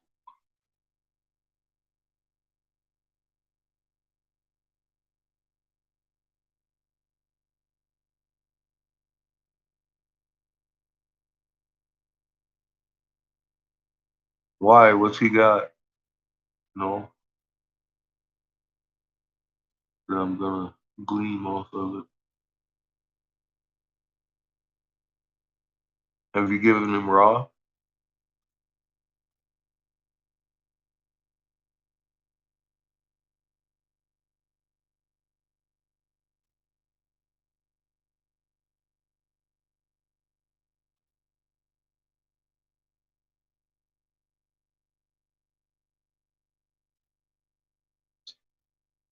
Not the bong. I like bongs, Glenn, but I don't have mine out.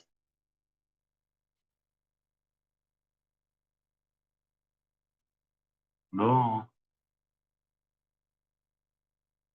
What's Robert, the independent anthropologist, got for it?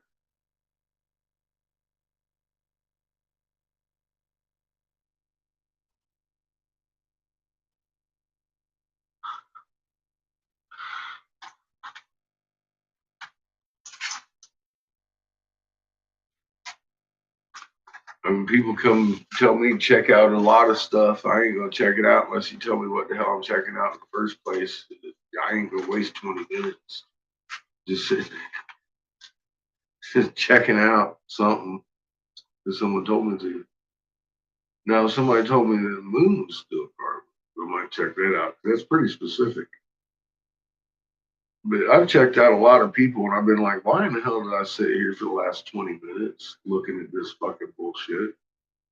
I'm just asking, what's he got?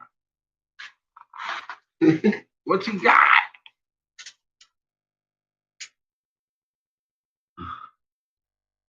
No bong. I just got my pipe today.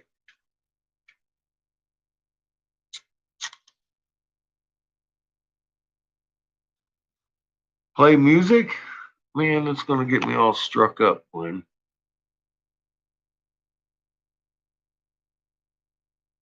That's, that's going to get me all strikes and fucking having to fight YouTube as long as I leave it off. I don't like it when they take my chat away. I can't read y'all's shit because there's a lot of chat I miss.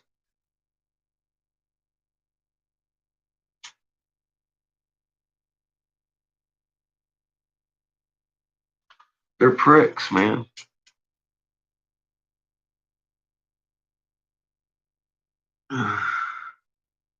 Spanish poker.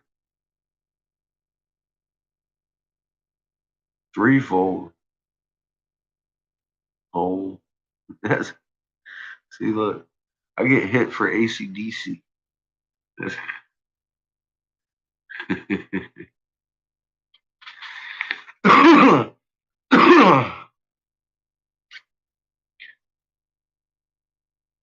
Tell you what,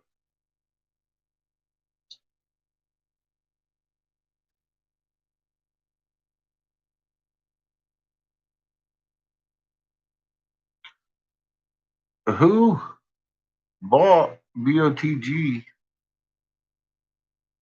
Well, you don't listen. You don't want to listen to the history of Easter Island people.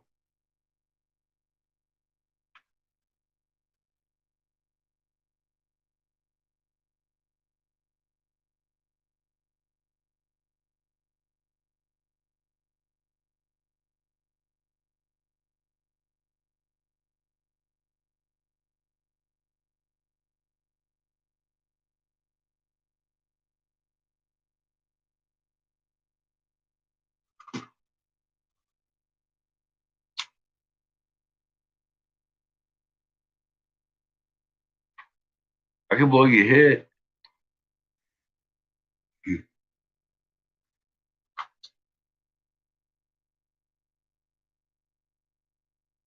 Oh, you need a handpipe. Shit. I'd keep that dragon away too. I'd be like, especially now my kiln's acting up. That's a big No, I ain't making no dragons right now. That ain't happening. I'm not gonna make anything extravagant.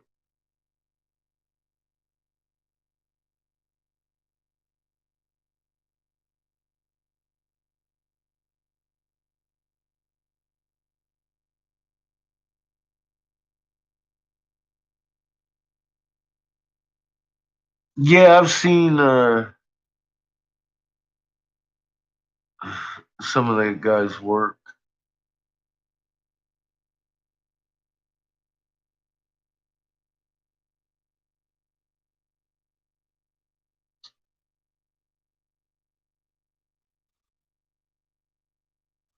Three-hole bubbler.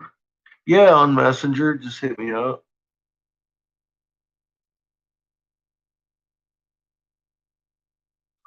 Yeah, I like listening to the history too. This guy's really dry. Like I said, he gives you the technical version.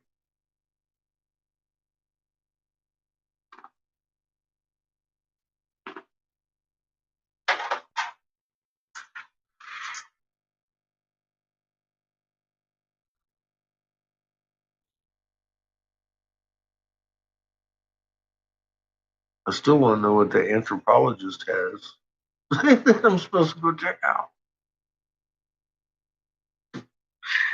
Damn it! No!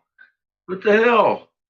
Just come in and spam. I should go see some other body anthropologist dude. And I'm all like, well, fuck, man, did you split already? Did you just? That's the only reason you came in here.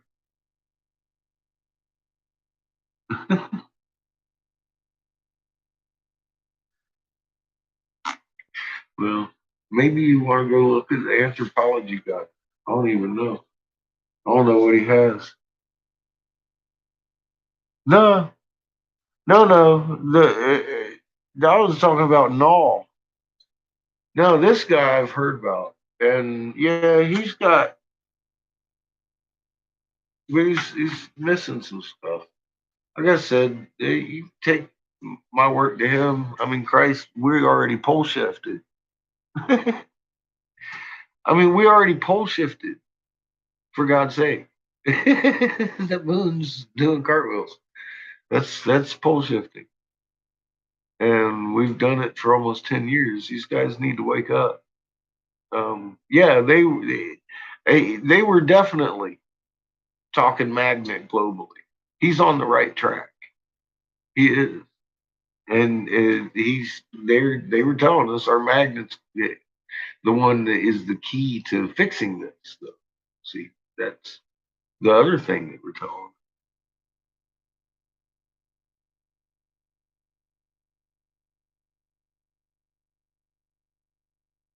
Ah, you're doing laundry. Well, what's this anthropologist got for us, man?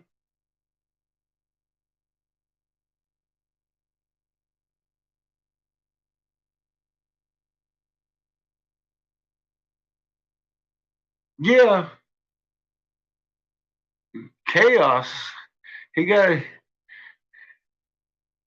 he's missing our heart magnet. That's the problem. That's kind of like doom scary shit. This ain't scary though. This ain't that. See, we're not supposed to be scared. This is why we were created to do this moment and protect all of life. That's why you got your magnet here.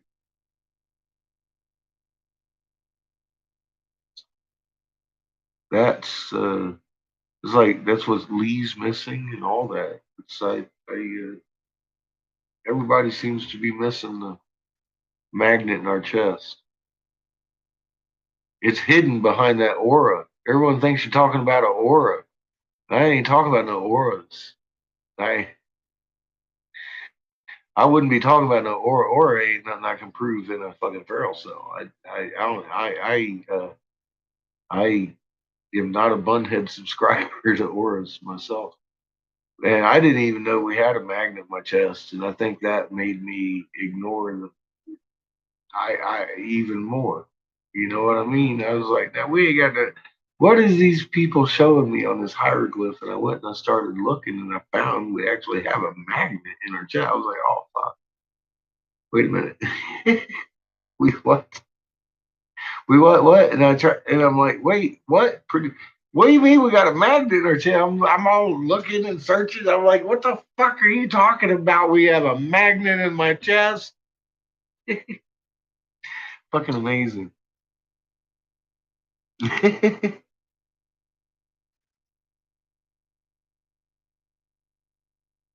I am glad to see someone getting it together.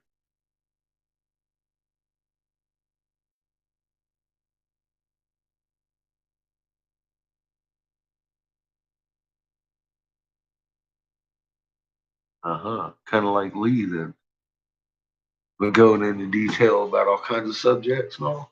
I like them kind of people. So I'm gonna have to go check it out. Y'all people, there ain't enough time to see all these things I've missed all these years and ignored fully because of grassy knolls. I was looking at auras, trying to throw rocks at the people that fuck your aura. Oh, and there we are. We got a magnet in our chest. I totally ignored that. I didn't know. I didn't know we had a magnet in our chest. That's amazing there.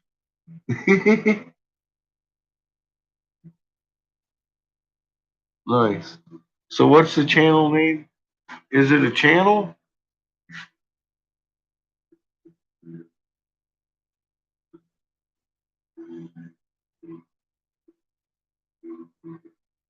Shit. See, this is somebody I'm gonna have to sit and watch while I listen to somebody else. I can do that. Catch both conversations. It's not hard. Let me catch his name because you already gave it to me. I ain't gonna make you type it again. God, you gave it to me all the way up here, too, fucker. Oh my God. Where are you all? Oh my God. No, way too far. There you are. All right. So we're looking for Sephyr, Sephyr, over here on YouTubeage.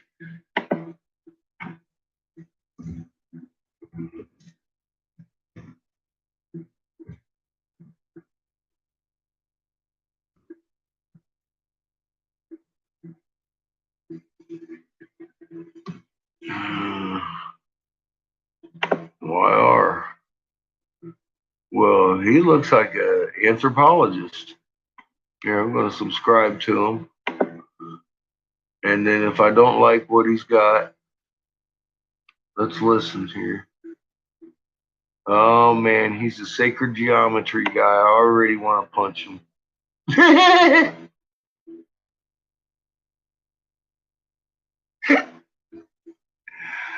Oh my God.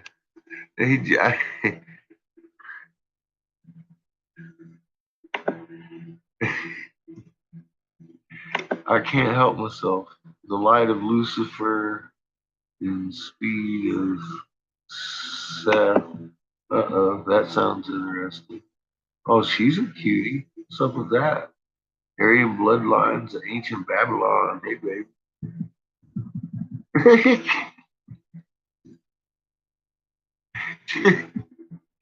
Looks like she could use some free love. Oh, bad. Lost civilizations. Uh-oh. Oh, shit. Fairy tale civilizations, legends of inner earth. Let's go.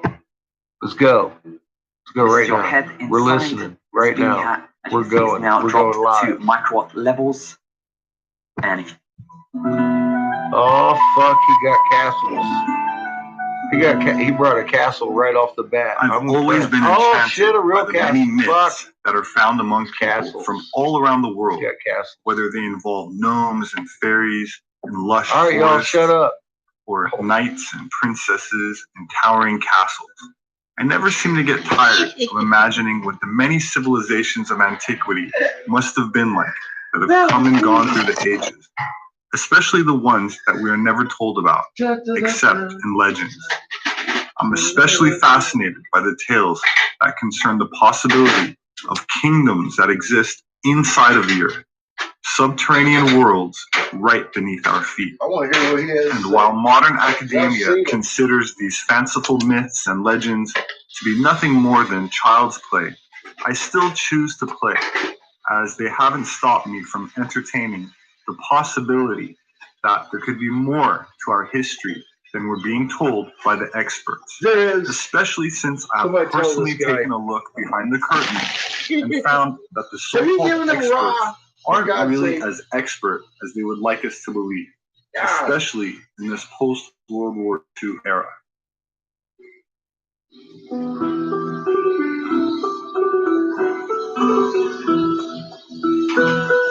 I make these videos so you can carry them around, help these people out.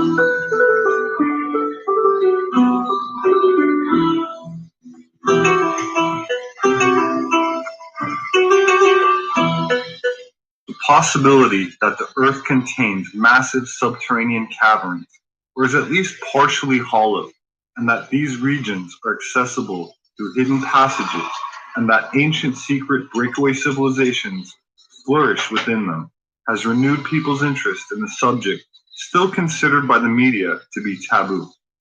Could the Earth really have entire inhabited cities underground that we're unaware of on the surface? Yes. One of the most famous Hollow Earth proponents was John Sims. He actively disseminated his theory of concentric spheres and polar voids until he died in 1829. In a pamphlet, Sims candidly wrote, and I quote, "I declare that the earth is hollow and habitable within, containing a number of solid concentric spheres, one within the other, and that it is open at the poles 12 to 16 degrees, and I am ready to explore the hollow." Very much. He pledged his life to promoting his notion and toured the US with a handmade wooden globe that opened out to reveal its secret internal layers. To his ideas, and his following grew. His supporters began paying the government to finance his efforts to explore the Earth's interior. On March 7, 1822, Senator Richard Thompson presented a case to Congress for Sims to be supplied with, quote, "the equipment of 250 to 300 tons for the expedition and the granting of such other aid as government may deem requisite," end quote. During the debate, it was suggested that the Committee for Foreign Relations become involved, as the trip may well bring Sims and his crew into contact with new races of interior people. But the motion failed. 7 further bills were presented to the House, but not one of them succeeded. Sims spent the rest of his life lecturing and lobbying for action.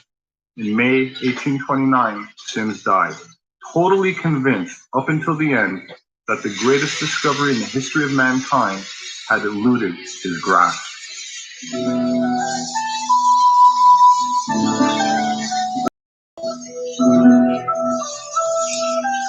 I've seen a working model.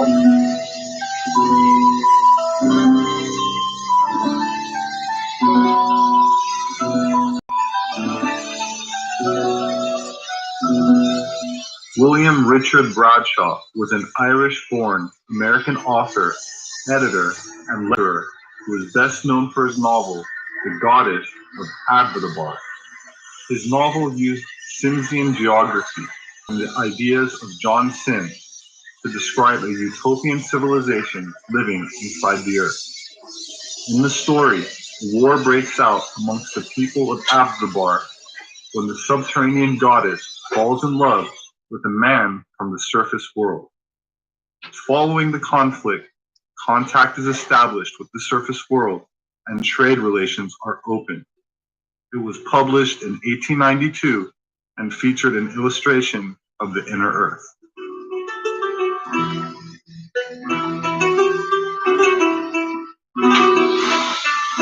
In the Popol Vuh, an ancient Guatemalan manuscript whose title means "collection of written leaves," and which has been described as the great storehouse of Mayan and Central American legend and mythical history, there is much talk of a land in the east on the shores of the sea. This description neatly fits Plato's position of Atlantis. The Popol Vuh proclaims that it was from this land that the fathers of the people had come, and that they had also endured a great catastrophe, after which the land to the east disappeared.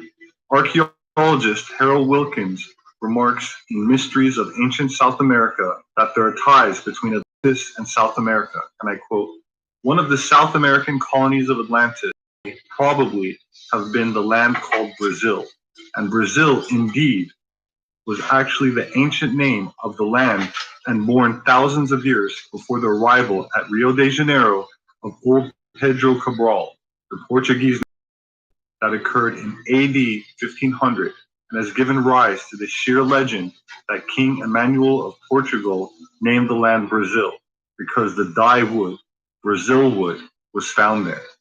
As a matter of very curious fact, the name Brazil was known to the old Irish Celts as High Brazil," end quote. In The Hollow Earth, Dr. Raymond Bernard, an American archaeologist who now lives and continues to work in Brazil, reveals that, and I quote, "Mysterious tunnels and enigma to archaeologists exist in great numbers under Brazil, where they open on the surface in various places.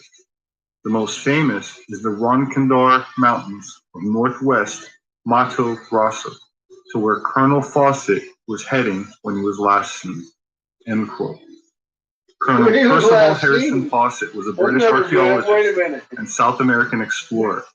Along with his eldest son, Fawcett disappeared under unknown circumstances in 1925 during an expedition to find Z, his name for a lost city, which he and others believe to be El Dorado in the uncharted jungles of Brazil. My name is Robert Sepper. I'm an anthropologist and author. Please check out my books available on Amazon. They make a great gift. I appreciate those who share these videos, so thank you very much. Please don't forget to subscribe. I hope to see you again soon. Now say goodbye to Buffy and stay safe. No, take them like raw maps. Raw maps. Raw maps. Make sure you get raw maps. Tell me he needs to look at that shit. He needs to look at raw maps. Begin there. And come talk to me. I need to talk to him. I like these researcher guys. They want to research shit. So if he wants to research shit, start him out with the moon. Give him raw.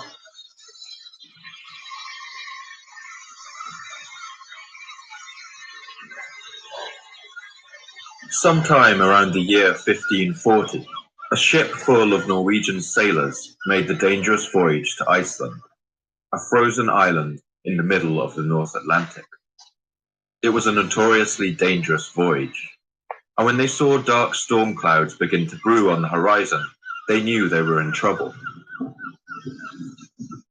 Their boat was lashed by wind and rain and tossed around like a cork on the towering waves.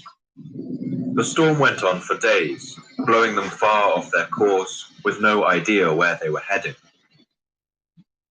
Finally, when all seemed lost, the storm lessened a little, and they sighted land in the distance. They managed to beach their boats through the rough waters in a small cove choked with ice, and there they waited for the remainder of the storm to blow over. They didn't know it then, but the storm had blown them right across the Atlantic Ocean, and the coast they now sheltered on was in Greenland, a bleak and icy waste on the north of the American continent. In these days, Greenland was an icy tundra where no sensible European would ever think to venture. Oh, we've already heard this one. But as the men waited for the storm to die down, they spotted something not far from the boat. It was a man, face down, dead in the snow.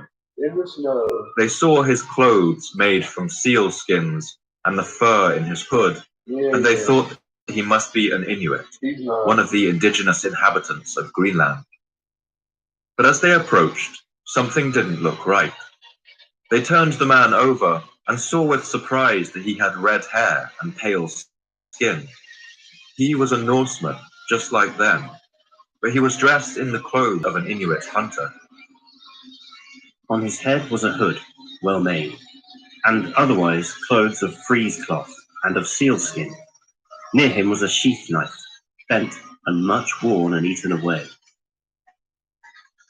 They thought he must have wandered through the wilderness in these clothes to the coast, perhaps trying to find a ship to carry him away. And then he died right there on the beach, all alone at the edge of the world. Moved by the sight of this man, the sailors took his knife. When the weather cleared and they set sail back to Iceland, they took the knife with them. They must have rolled it around in their hands and wondered to themselves, who was this Norseman so far from home? Why was he dressed in the clothes of an Inuit hunter?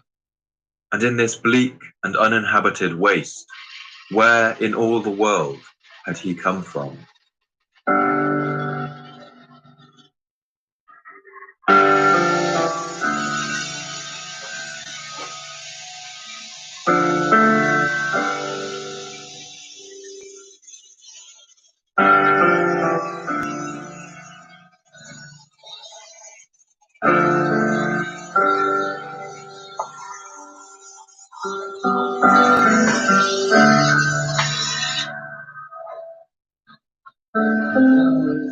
My name's Paul Cooper, and you're listening to the Fall of Civilizations podcast.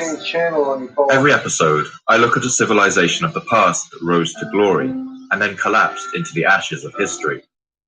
I want to ask, what did they have in common? What led to their fall?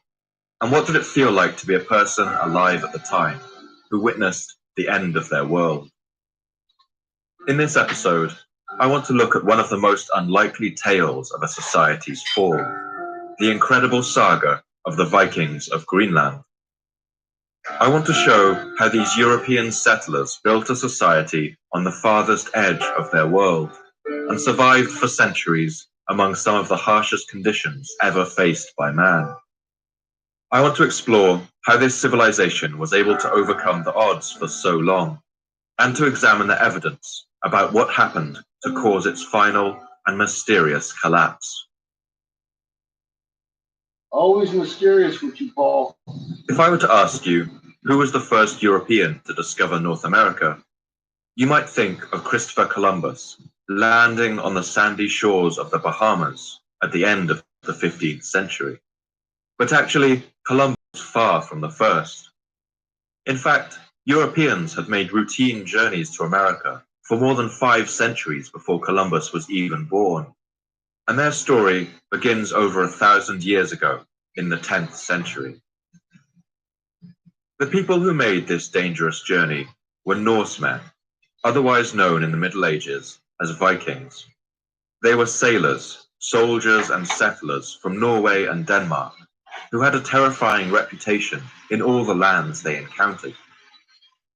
They were known as raiders and pirates to their enemies, but they were also expert sailors and shipbuilders, marvelous writers of epic poetry, and perhaps some of the hardiest explorers in human history. And half a millennium before Columbus, the Vikings crossed the ocean and landed on the icy coast of Greenland. They built a permanent settlement there, and the Norse of Greenland didn't just survive in this far-flung outpost. They built manor houses and hundreds of farms where they grew crops, imported steel, wine, and stained glass. They raised sheep, cattle, and goats. And they made voyages to explore the North American mainland too, making forays into Newfoundland and the coast of Canada. They fought with Native American tribes and returned with furs, ivory, and hardwood cut from the American forests. In Greenland, they hunted walrus and even captured live polar bears to send back home to Norway. In this impossible landscape, they grew and thrived. And then, after centuries of survival at the edge of the world, their civilization collapsed. The Norse settlements in Greenland were abandoned, left to crumble into the hard, icy earth. And exactly what happened is still one of our most chilling mysteries. It was cold as fuck. Chilling mystery. Our two main sources of information about the Greenland Norse are two of... We already heard this last This week. is your head in This guy. Alright, so where were we here? Bigfoot and the ancient fucking race of giants. Let's go with that. Just for the shits and giggles of it. Oh, he got funky music. You parrot dancing. A little bit of buzzing.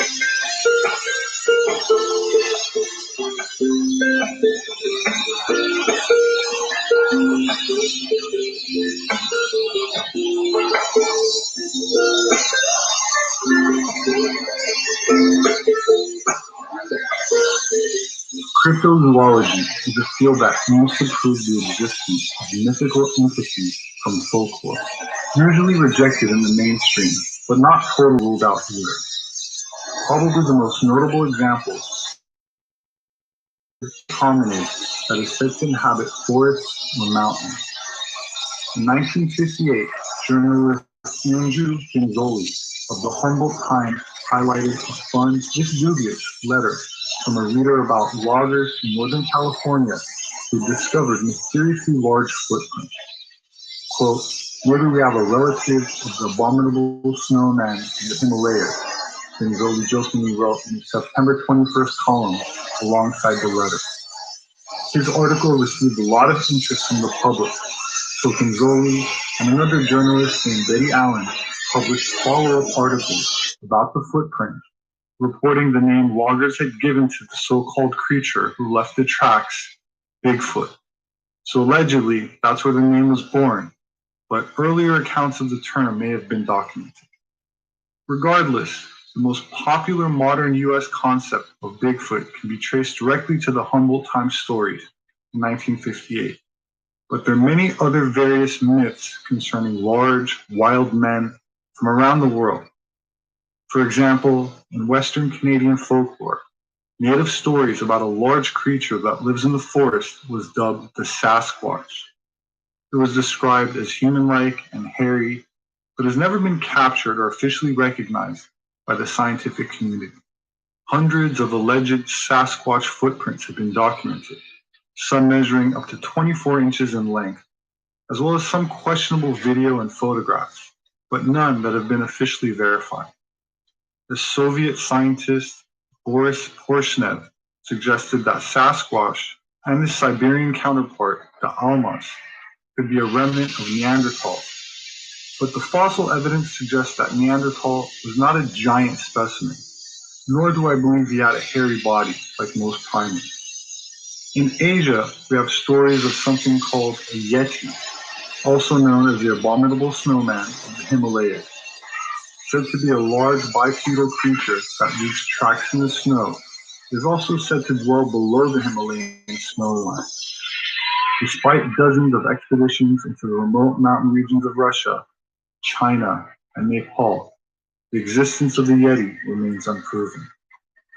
In 1921, a journalist named Henry Newman interviewed a group of British explorers who had just returned from a Mount Everest expedition. The explorers told the journalist that they had discovered some very large footprints on the mountain, to which their guides attributed to Mito Kangi, essentially meaning man-bear snowman. The journalist got the snowman part right, but mistranslated Mito as filthy. Then he seemed to think abominable sounded even better and used this more menacing name in the paper. So that's where that name came from. The Yeti is said to be muscular, with reddish-brown hair, and weighing over 200 pounds.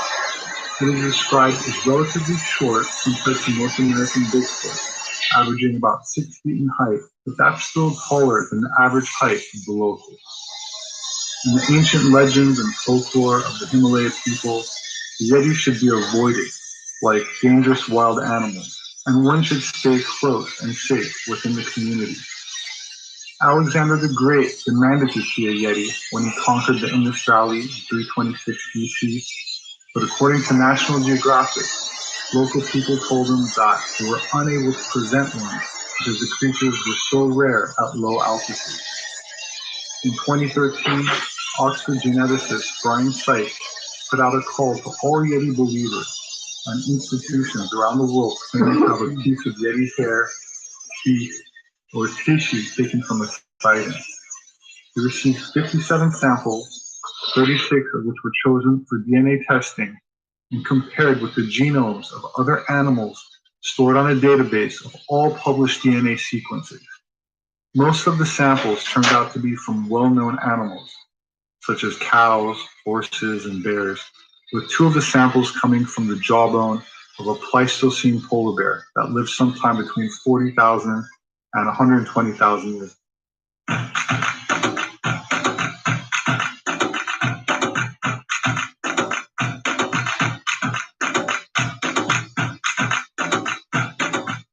Hi, you're precious. Oh my.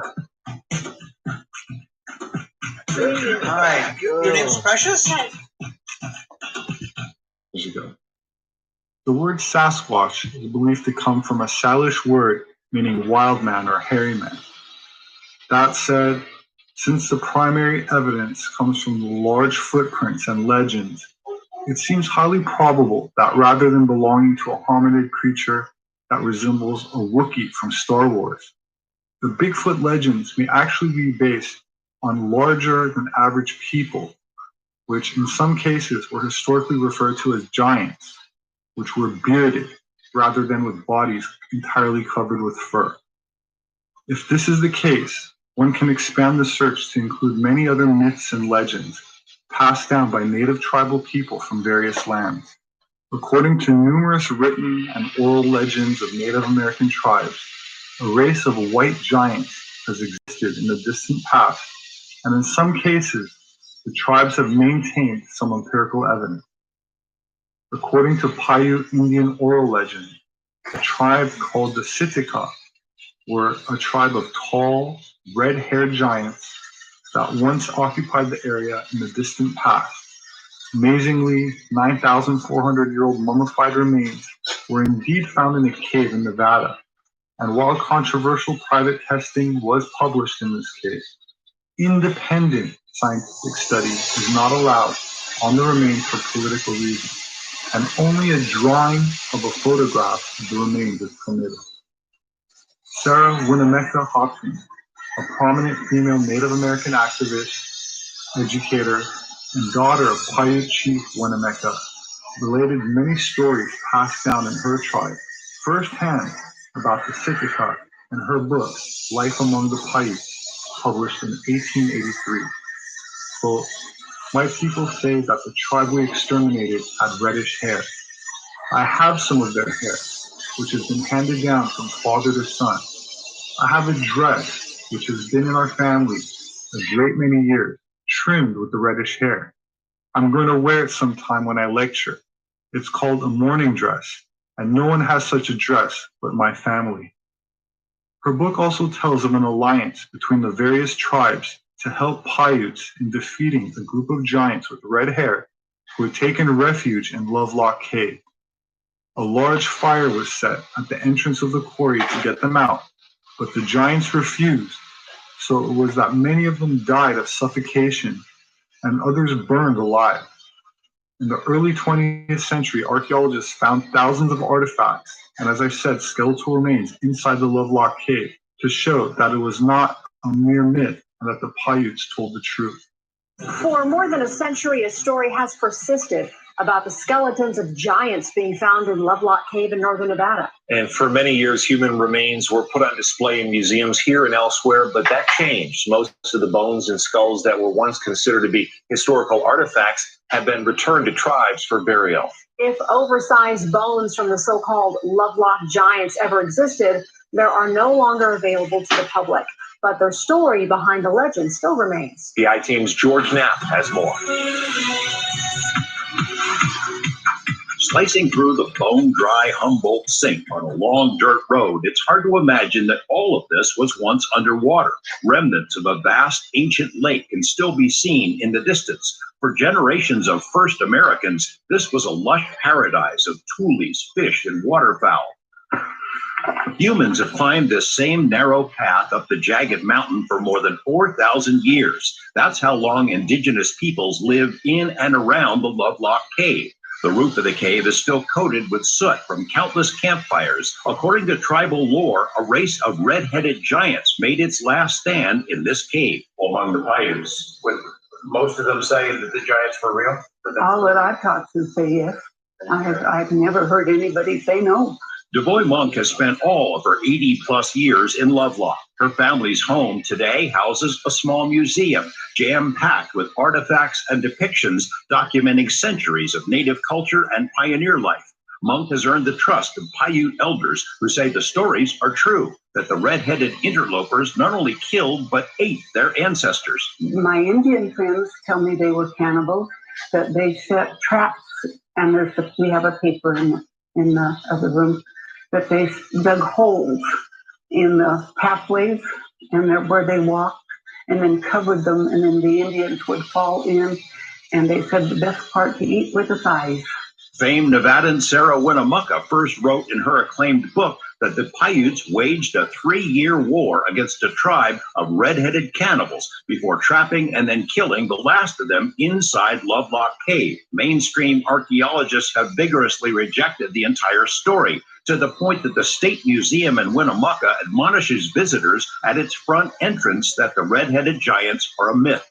Bill Snodgrass, the curator of the Marsden House Museum in Lovelock, thinks there is reasonable basis for parts of the story. In the early 20th century, guano miners began excavating the Lovelock Cave and uncovered thousands of artifacts, along with mummified remains, including a few specimens much taller than the typical Paiute of centuries past.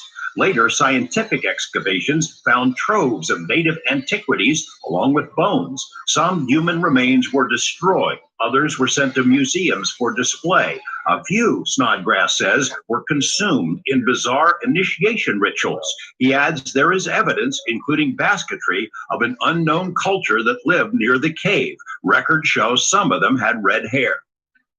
There was definitely a different people here. Many, if not most, of the visitors who end up at the Marsden House Museum have questions about the red-headed cannibals. The locals still enjoy the debate.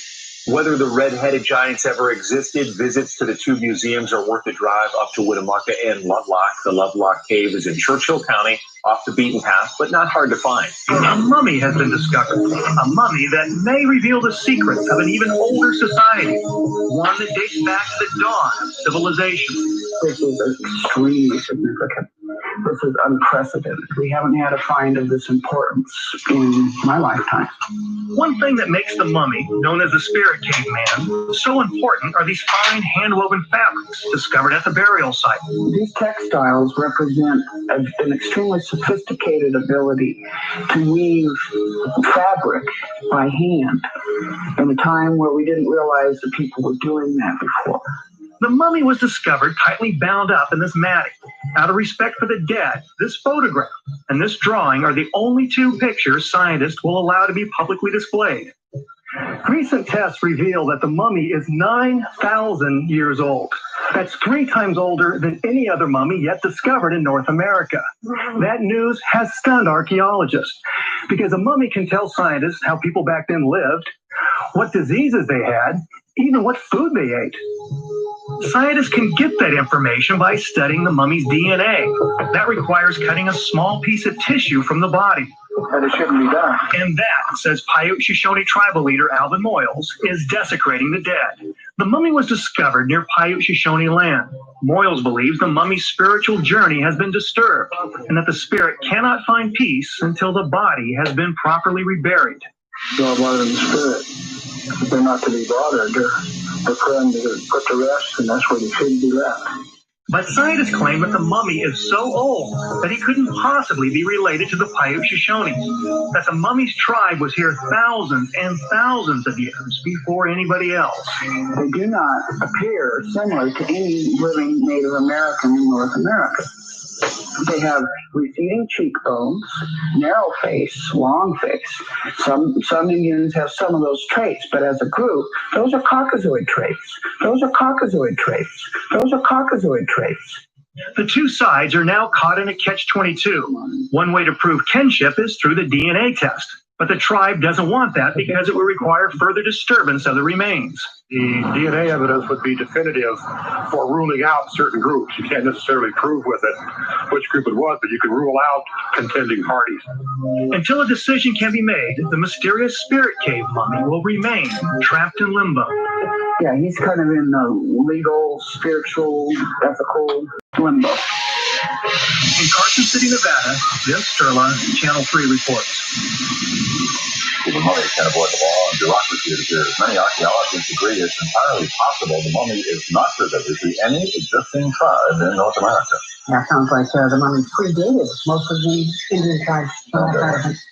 There are many stories from many different Indian tribes like Hopi, Comanche, and others who speak of a mysterious race of giants with white skin and blonde or red hair who lived in the Americas thousands of years ago that mysteriously disappeared from the face of the planet, but in some cases leaving behind large bones and skulls, many which were dug up and documented in articles published in the 19th and early 20th century newspapers, only to be lost or forgotten in time.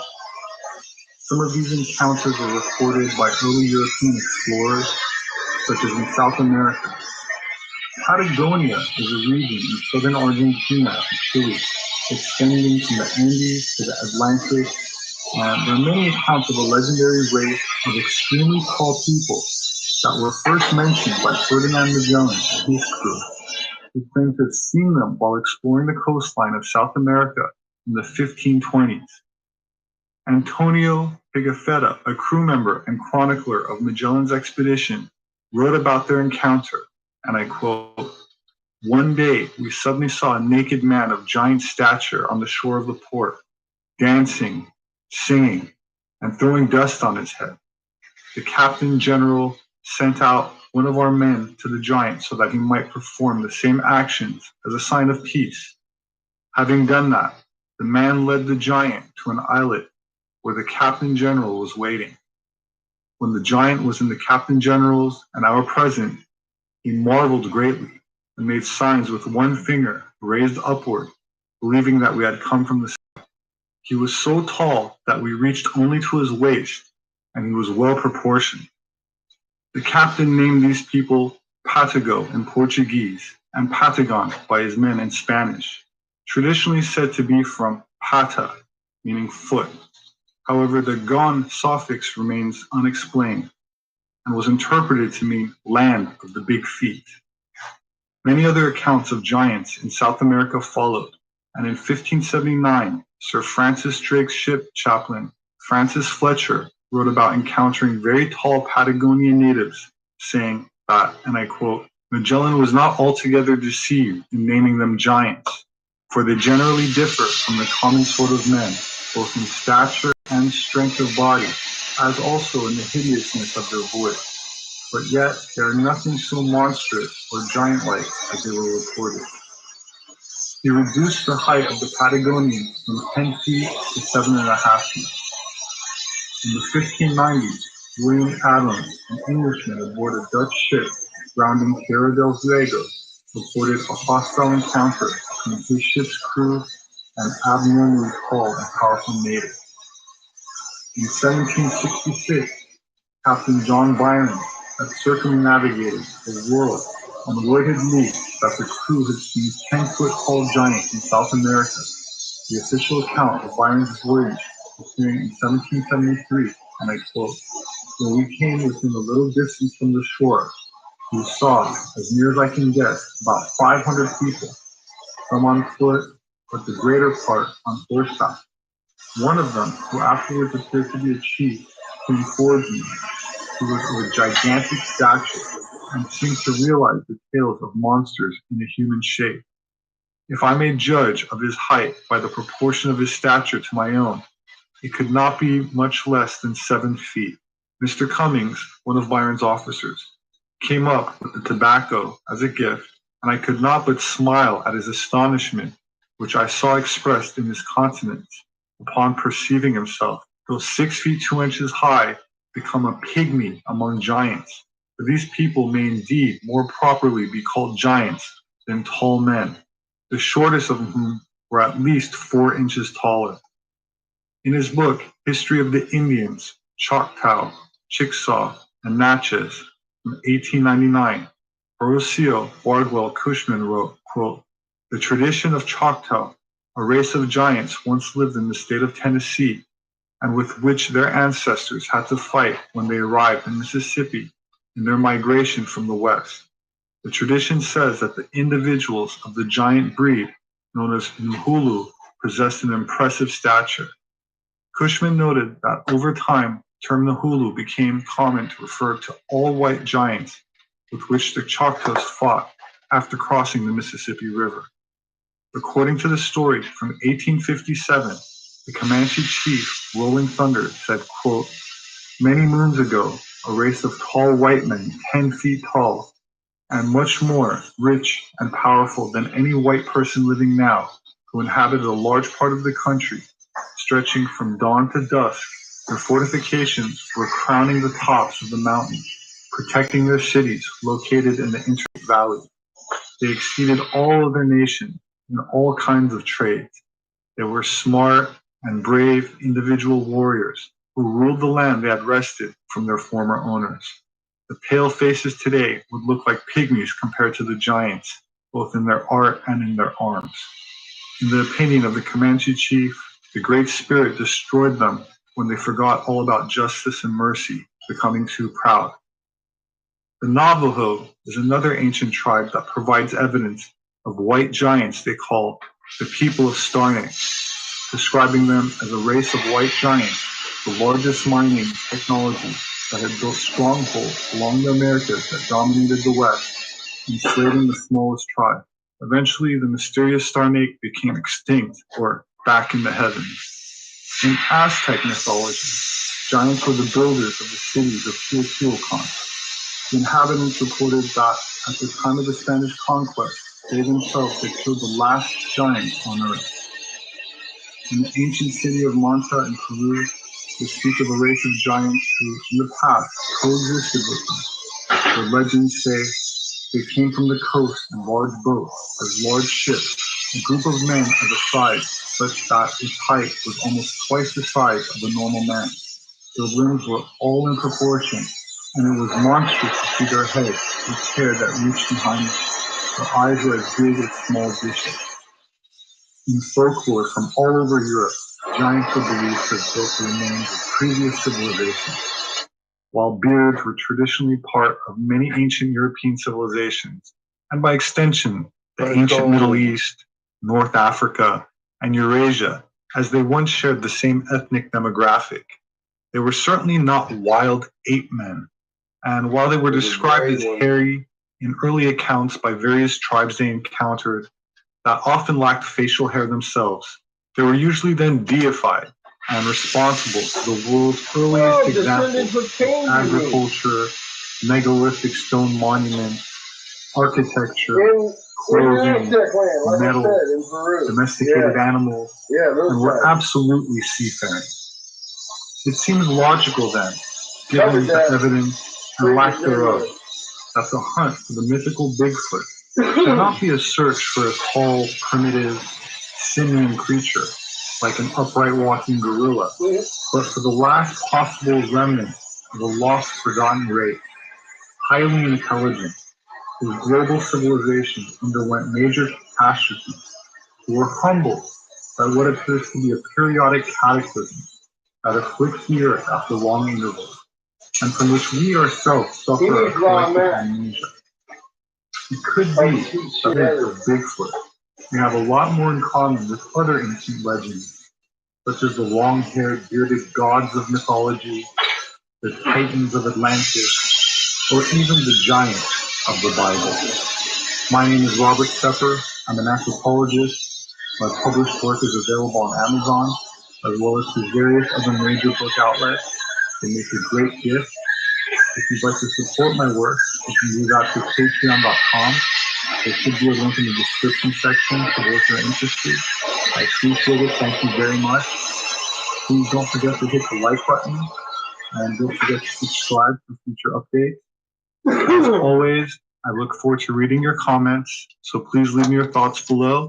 Please have a wonderful listen, Fox, buddy. A little bit of raw. They relied on guerrilla warfare. We'll leave a little bit of raw in your fucking centers, Be like, often using riverboats in raw Niger to deliver large amounts of troops right where they were. He's gonna be like attacking swiftly by what's surprise.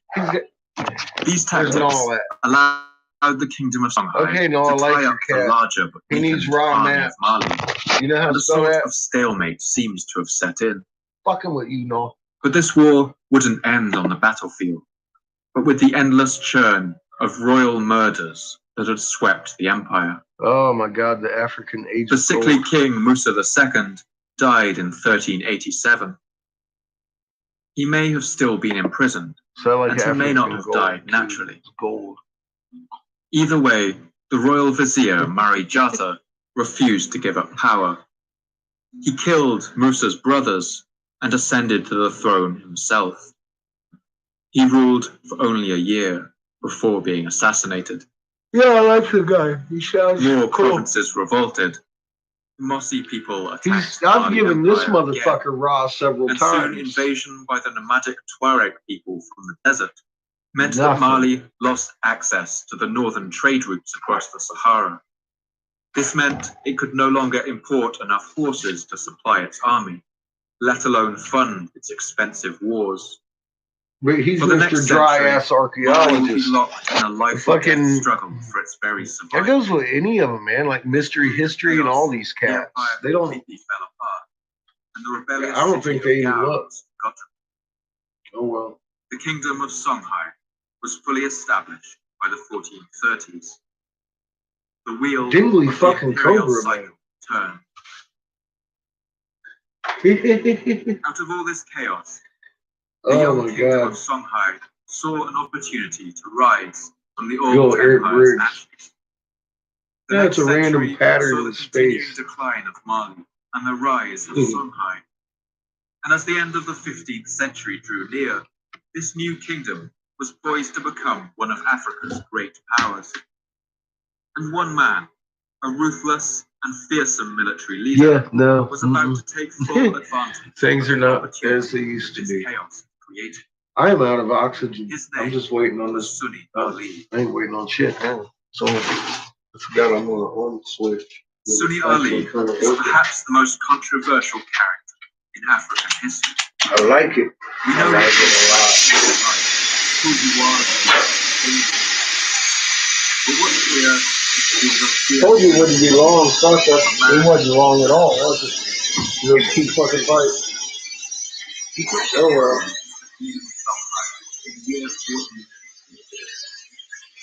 I'm using a warm kiln for it for once this week.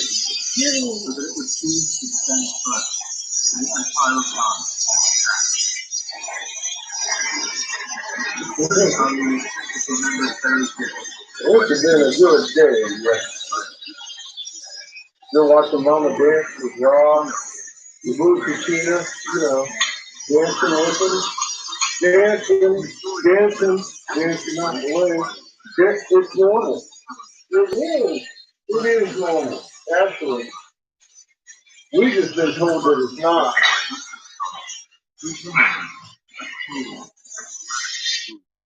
So I guess Eric Briggs is actually right, because it is normal if you live in a three-sun system for us to be on our side and the moon to be flipping, and Ma to be dancing with a blue kachina, because she's dancing the night away all day today.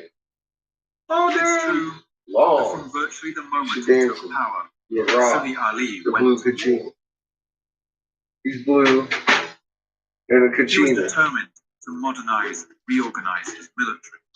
I would say whatever the fuck a kachina means, but I think we all know it means a sun at this And so he point. resolved to begin So the there you go. large-scale breeding That's what a forces kachina in is. Africa. It's a fucking sun. He built It's a living large sun, stables to shelter these forces from the elements unlike anything and I the was led to disease-carrying imagine insects. exists. He pioneered the use of crossbreeding to generate a breed of sturdy horses, well suited to the African environment. He also introduced the use of cavalry soldiers wearing iron breastplates beneath their tunics. These must have been difficult to wear in the African heat, but they would have greatly increased the weight and strength of his cattle. Being as how I got the same magnet, and that's my source of power, according to the cuneiform, according to physics, according to God's law, the creator, not God, the creator of all. He's the one that made that law. Ra got the same damn fucking magnet. If he ain't alive, I ain't alive. That's all there is to it, because that's the spark of life. Ra just grew his a little bit. We began as babies, like Horus of all the gods. He began as a baby. We're babies. Cavalry. We're little baby gods. One of his great passions was also the And use that's of a river creation navy. in a bow. He expanded the raiding boats that the Songhai had used in their rebellion until the Songhai commanded a large fleet of 400 boats that could transport I'm gonna troops go up turn and off down that the tank. Niger Even River though at it rapid mean shit speeds. to me. He named one of Out his of generals oxygen the now. admiral of this fleet, with the title I gotta Master go of get the some more Water. in the morning. He loved these boats so much And I've that got during new one glass siege of coming the in the city of Jenny, mail. lying many So I'm gonna kilometers work my away ass from the off till river, it gets here, Sunni and Ali then I had will a work long canal double dug so that time. his boats Because I could gotta continue make this supplying his fucking men colored on the glass siege lines. real quick, like.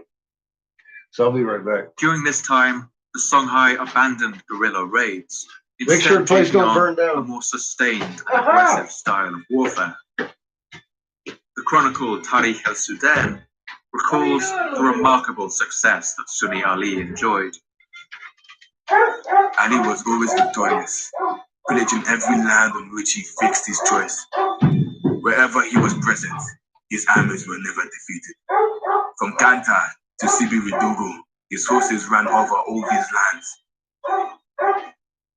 Part of the success of his campaign seems to have been his extreme ruthlessness, which we get some sense of through the Timbuktu Chronicles. From the Mongols to the Assyrians, military leaders throughout history have used terror as a weapon, and it can be an effective military tactic. If your enemy are terrified of you, they may be more likely to run away and throw down their weapons, saving you time and resources in your conquests. Ali seems to have used this tactic to great effect, but I think some of the acts attributed to him go beyond this use of tactical brutality. One example is his treatment of a tribe known as the Fulbe, and he seems to have reserved a particular and unexplained hatred for these people. When they rebelled against their Songhai conquerors, Sunni Ali marched on them and had them executed en masse, so that if the chronicles are to be believed, their remaining population could fit beneath the shade of a single tree. His mood changed rapidly. He flew in and out of rages, sometimes condemning people to death, only later to change his mind and let them go free. Because of this unpredictable and at times brutal nature, Sunni Ali is described using an astonishing array of nicknames in the great chronicles of Timbuktu. Ali the merciless, the degenerate, the accursed, the great tyrant, arrogant one, Ali the godless, the profligate, cold-hearted, the despotic one, arrogant one, the shedder of blood, the notorious evildoer, the killer of so many people that only God the Most High knows the number. The chronicles even attribute to him a number of actions that begin to sound almost cartoonishly villainous. His heart was so hard that he once threw a baby into a mortar and forced the mother to grind it, even while the baby was still alive. The flesh was then fed to the horses. His acts of cruelty were so numerous that it would be impossible to record them all in a single volume. It's at this point that I should introduce a note of caution about these characterizations. It's certainly possible that Ali was just as ruthless and bloodthirsty as they say. History, after all, is full of kings like this, and it's not hard to see why. Recent research has found that today, up to 20% of people found in the upper echelons of the corporate business world exhibit signs of psychopathy, compared to only 1 in 100 in the general population. And when violence was so often the key to power in the Middle Ages, there's no reason to believe that this number would be any lower among medieval kings. But to give Sunni Ali some credit, it's worth pointing out that these chronicles were written after his death, and on the order of kings who were trying to legitimize their own line of succession. Part of the way they tried to do this was to trash Sunni Ali's reputation. We should always bear in mind that these chronicles were very much political tools, an early form of propaganda for a new regime. And at times, Sunni Ali does seem to have understood the value of mercy. Conquered tribes were ordered to join his army, swelling its numbers until the Songhai kingdom soon commanded a force of 40,000 infantry and 10,000 cavalry. But whatever else we can say about him, it's clear that Sunni Ali was a complicated man. Some historians have even questioned whether he suffered from a personality disorder. But I think the least we can say is that the violence of this king appears to have stemmed from a number of deep-seated insecurities. Chief among these seems to have been a hatred and distrust of scholars and their learning. It's not clear why exactly Ali felt this way. Perhaps, like some politicians today, he cultivated a kind of anti-elitist populism, which held knowledge and expertise in contempt. There were many rumors circulating about him too. Rumors that he was not really a Muslim, that he only paid lip service to the religion.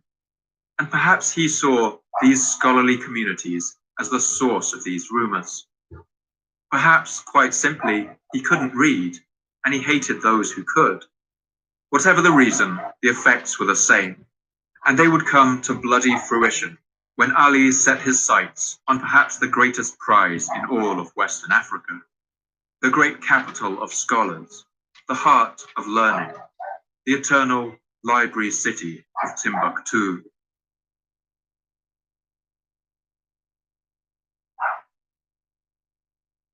Timbuktu is an ancient city. In the European imagination, it has become a metaphor for remoteness. When we say all the way to Timbuktu, we mean a place as far away as it is possible to get. In fact, a survey conducted in 2006 found that over 30% of British people believed that Timbuktu was a mythical place, like Atlantis or El Dorado. Timbuktu began as a seasonal settlement, about 15 kilometers north of the Niger River. It was a place where traders could come in from the desert and exchange salt, gold, ivory, and slaves. Legend has it that this camp was centered around a well owned by an old slave woman called Buktu, and so it became known as the place of Buktu, Timbuktu. It became a permanent settlement around the year 1100. And under the Mali Empire, it grew to house a population of well over 100,000, which is double the population today and made it one of the largest cities in West Africa. At its height, it was home to Arab, Italian, and Jewish merchants, and the city taxed around a tenth of all the goods that passed through it, a vast wealth that led to an astonishing flourishing of culture, and above all, literacy. Timbuktu has the perfect climate for producing and keeping books. Books here were written on sheepskins, on tree bark, and on paper imported from Italy. And the dry desert air meant that their pages never warped or cracked. Books were written here in countless African languages, like Songhai and Fulani, but also in Arabic. Some were even illuminated with gold leaf. Timbuktu's people saw these books as symbols of wealth and power, and so an active trade in literature began with the rest of the Islamic world, until hundreds of thousands of manuscripts were collected here over the course of centuries. The city of Gao was the administrative center of West Africa, but Timbuktu was its intellectual center. If Gao was the heart of the Sahel, then Timbuktu was its brain. And this was the city against which the ruthless Sunni Ali, the great hater of books and learning, marched in the year 1468.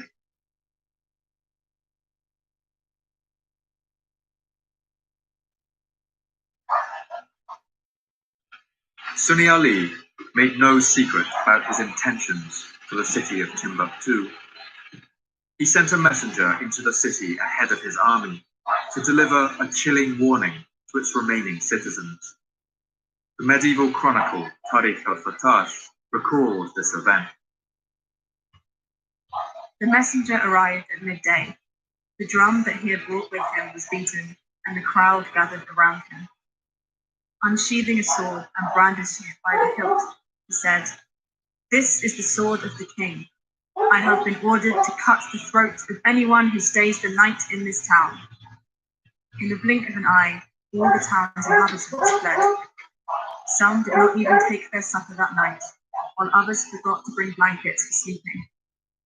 The sun had still not set before Timbuktu was completely evacuated. Most of the townsfolk fled without bothering to close the doors of their houses. After the flight of its defenders, Ali succeeded in capturing Timbuktu without much resistance. And he was not merciful with the community of scholars who lived there. Ali immediately ordered his soldiers to gather together all the books he could find in the city and burned them in great bonfires. Luckily, many of the scholars and wealthy families who fled had taken their collections with them, saving some proportion of this ancient collection. Some also managed to hide their books in secret places. But Sunni Ali executed any scholars who remained behind. The timer? This is another time when Ali's cruelty just didn't seem to have a point to it. Heater. There was no tactical reason behind these scholars. It seems to have stemmed from something rooted deep in his personality, something that we as historians can only guess at. Right? In fact, over the remaining 24 years of his reign, Ali would embark on no fewer than 5 incursions into the city, attacking its local families, destroying its books and schools. Okay, I gotta explain that. So, I did some finagling on my kiln today. Seamus is up there, he's looking at me, it's like, Dad. So I take it our little oven finally bit the dust. I said, well, it's running my kiln.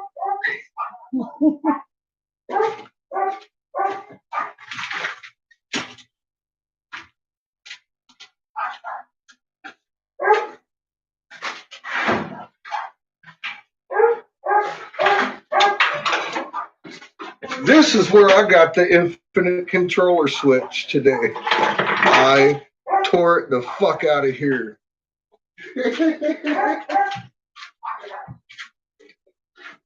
So, yes, the oven finally bit the dust. It will no longer be with us. But, jolly. And right there, it's doing its fucking job. It's running my fucking oven. Now, tell me something about getting the fucking job done. Uh-huh.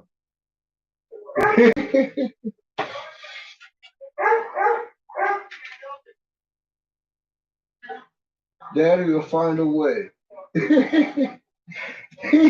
He laughed. What would the glass blowers say? I said, you don't want to know. We're harsh to each other to begin with. They'd be at me like patches on top of the steps up there yelling, you fucking crazy son of a bitch! Look at this motherfucker over here! No, they're having fun with me. And they probably will, because they'll be watching this.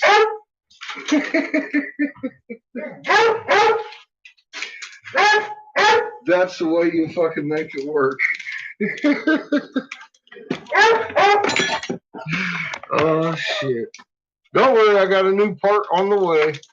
It's in the fucking mail with my glass today. She's not giving you enough love. She's laughing at me because of my kiln. Look at her. She's giving me shit. So we're gonna go upstairs with cooking with catfish. We were making hamburger, cheeseburger. Oh my God, cheeseburgers! We're making cheese. Look at these kids. Oh my God. This fucking guy.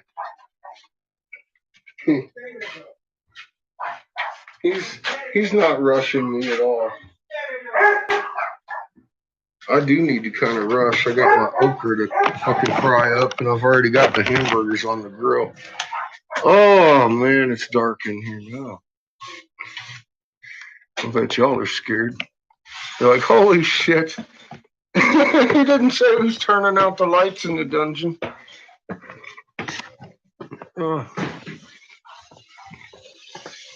What is that nasty noise I'm hearing? Coming from my room. Like someone's Just having their sweet old way with my trash can. Yep. She's having her sweet old way with my trash can. That's what I thought. Welcome to my other dungeon. We call it the kitchen around here. I spend a lot of time in here. So deep into the trash can. I heard her in the trash can. I was wondering what the hell she doing in there. She got herself so deep into the trash can, she actually had to work her way out. The funny thing is, there ain't nothing in there. I know. I just emptied it. She had to work her way out, though. That's funny shit. She's literally at the bottom of the fucking trash can. Just like, where's the stuff? Where's the stuff? This is me hoping we got a can of cream corn somewhere. Just somewhere. I got beans. There's sugar. Oh god. There's a big can of maters. Oh dear. Carrots. We got carrots. Oh god. We got beans. Oh Jesus. And we got beans. Oh, Jesus. And more carrots. Oh god. Fuck. No corn in sight. Alright, look. We're gonna fight. There's some. Guess what I found? Beans. And there's some beans and some 2 cans of refried beans. Oh dear. I fucking think we got enough beans today. What about in your can drawer? What? What about in your drawer? Oh, I've emptied that motherfucker, haven't I? This one? Yeah. Nope. No, I started buying more rice and shit. It's more portable. I suppose it's about time I started stocking up on the fucking canned goods, but those motherfuckers are expensive now. God dang it, I'm out of cream corn. All I wanted was a can of cream corn. Look at this. Look it. We're going to have okra. Cut okra and fried because that's the way he likes it. Get the baby! Oh shit. Oh shit. We've upset her. We had physical contact. Well, she might as well get used to it because we had physical contact. How dare we? How dare we? Because that's just what it's going to be. Dear! Give her love. So we're out of cornmeal and flour. I'm down to pancake mix. So I'm going to go to the grocery store. She got hugged. I got to go to the grocery store, boy. She got hugged. I'm blaming Patches. It's your fault, Patches. I told him to hugged. give you love.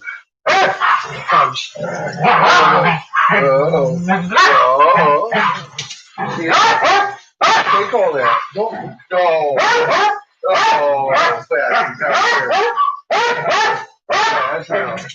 That's enough love for one hound dog. She got tortured. Yeah, she sure did. She got tortured. She likes torture. Fucking upset. Can you tell? She's very upset. Yeah. How dare I hug her? Did I hug her? Oh, she's upset. The hound dog barking. Barking hound Nobody dog. likes a barking hound dog. Nobody likes a barking dog, Patches. Especially one with your face. Look at her face. Oh. She's looking in 2 different directions at once. Is he picking on you? 2 different directions at once. Oh, he's picking on you, Patches. You should bite him. She barks at 2 directions at once. You do. You do. You know you do. You're excited. Chico has knockback from his barks. Chico has recoil from his barks. Little shitball. Look at him. Look, he's too happy to eat. Yeah, I'm just happy. I'm happy for you. What are you barking at, Miss Patches? She got hugged. Stop. She's still upset. Stop. It's not that exciting. She's still upset. It's not that exciting. She's still upset though. Ow. Oh. She's still very upset. He just loves you. Look at her. She's like, fuck you. You're so cute. Alright, I'm trying to do stuff. Try to do stuff!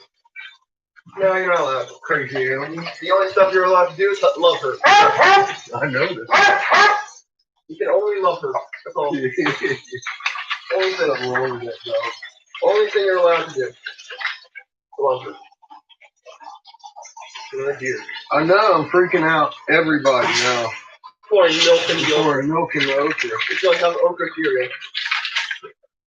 Okra cereal coming up. Okra cereal patches.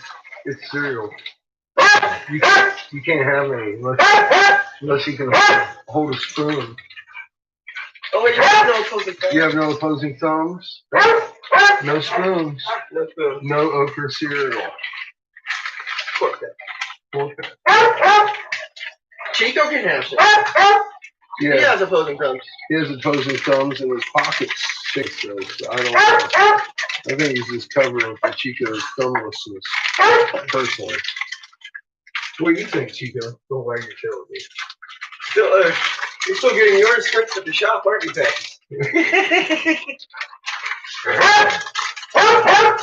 Is that where yes. These things are still frozen. Which is adding to my fun. Have you not gotten any word from the shop? No, Oh, fuck.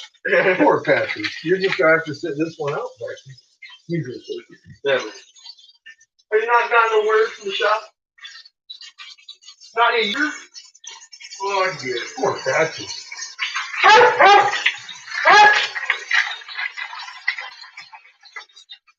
She keeps saying her opposing thumbs are in the shop. And I can't help that. The rules are rules, Patches. Without opposing thumbs, you're fucked. You're fucked, girl. Fuck.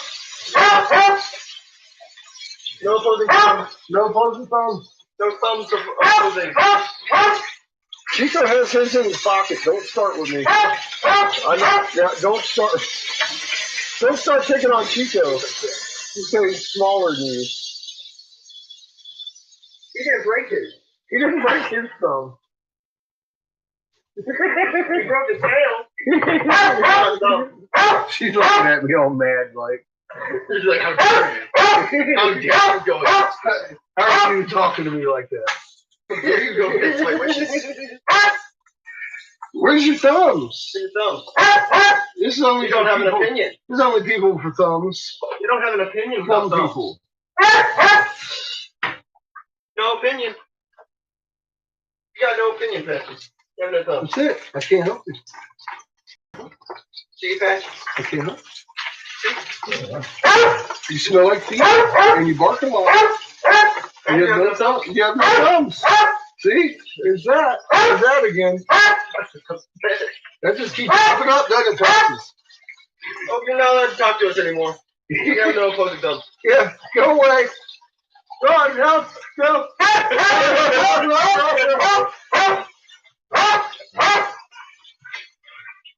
You hear something? Here's somebody with opposing thumbs wishing they had some right now. Like, God, you guys suck. You won't even share your thumbs. I can't, Patches. They're attached. They're attached. I didn't break mine. I've taken to the shop. Well, you can break yours. I did. But they'll heal. They're healed. They don't need to be fixed. They fix their own. Routine. She's pissed. She wants some cheeseburger. Fuck your okra. You'll have no thumbs. You need to grab cheeseburgers. Yeah, you need to hold them. You need to grab them. You need to hold them, Patches. You need to grab them. Not with your mouth, with your thumbs. But you have none. You have no thumbs, Patches. She's so fucking pissed. She's like, I know you're making fun of me. If I had a thumb, I wouldn't like where I put my thumb. Fucking breathing. I know. She's like, she's upset. She's upset. She knows. She's the roof of the house. Fuck me, you ain't got no thumbs. Got no thumbs. Chico made up the rule. I was surprised. Then I found out he's got thumbs in his pockets. She's going back and forth, just barking. Where are you barking at? Because anyway. Why are you yelling? You ain't gonna change it. I can't help you. Look, there's stuff on my hand. Ain't fixing it. You might want to get that position out of my way, boy. No thumbs opposing. I see you. Dump your food on the floor. How's that going to help you? Did she have enough in her bowl to throw that root juice in? She had enough. She threw it on the ground and go. You're bad. You put it back in. I'm about ready for it. Good job. I am going to show you a job. Well done. Good job. Go flip your hamburger.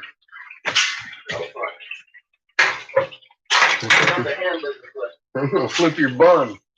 How's that? I got a spatula. The bun. Your bun.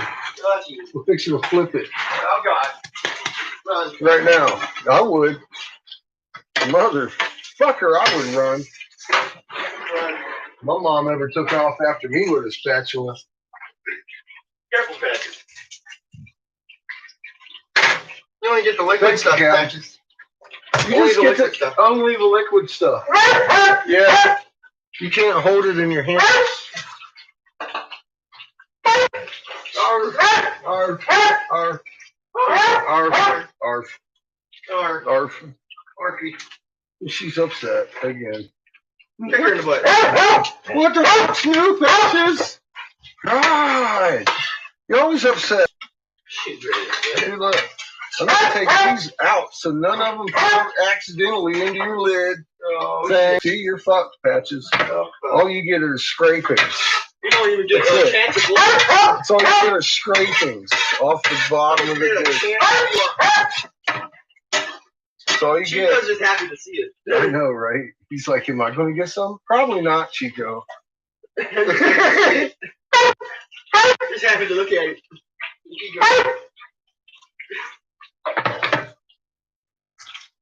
I want hamburger. There you Not go, you some hamburger.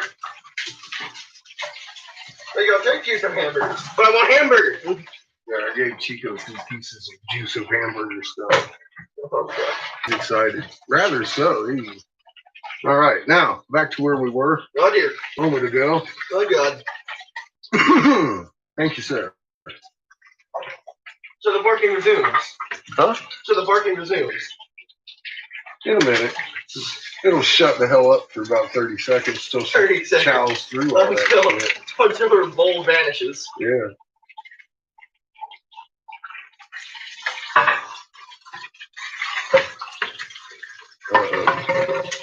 Excuse me.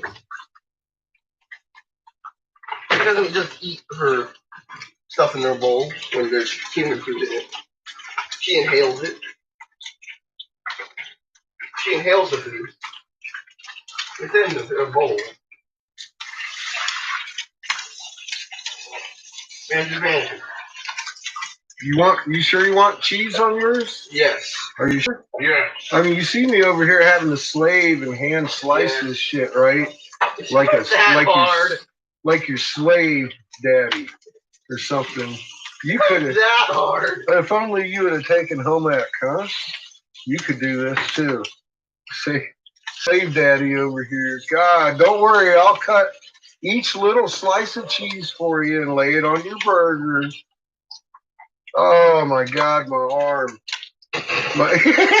Bullshit. Hang on. Cheese. Oh shit. I forgot I don't have fucking teeth. He's trying to chew without the proper equipment. Well, I don't have any goddamn teeth. Trying to chew without the proper equipment. I bit right down into that cheese too. Well, He's trying to chew without the proper equipment. Knock it down. I got proper equipment. Give you a swirl. And then the baby turns the water on, takes the sprayer and sprays it with the water. I love mother. He's getting himself in trouble.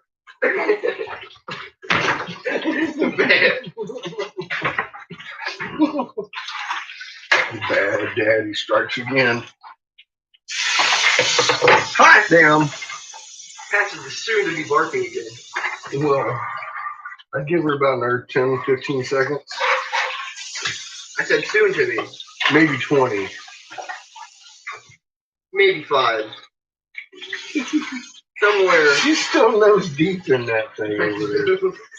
She's gonna eat the entire bowl. She's guarding the fuck out of it because look at Chico. He's all like, oh, I wish I had some of that. She's like,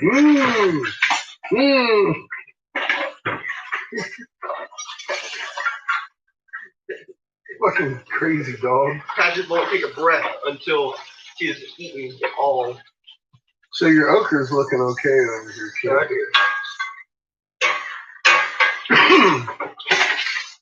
Like it might be appetizing later. Oh dear.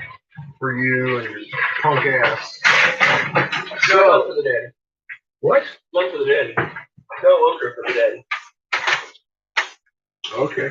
No okra for the baby. You're gonna be that way. Ready. I'm gonna let it just. Oh dear. Patches is choking. Patches is choking on her tiny feet. Patches. You're embarrassing yourself. You're not a Chico. Look at you. You're not a Chico. You're not supposed to hack at food like that. And yet you are. Chew your food, Patches. He's looking at us like, fuck you. Poor dog. I gave him his own food. He scarfed it up. It ain't like he didn't have any. What's funny though is he knows what she's scarfing on. He's like, I want some more of that. She took some, And actually, yeah, while she was I saw hacking. while she was hacking, he jumped right in there, didn't he? Yeah, he did. He was like, this is my chance. Boom. Chico on the scene.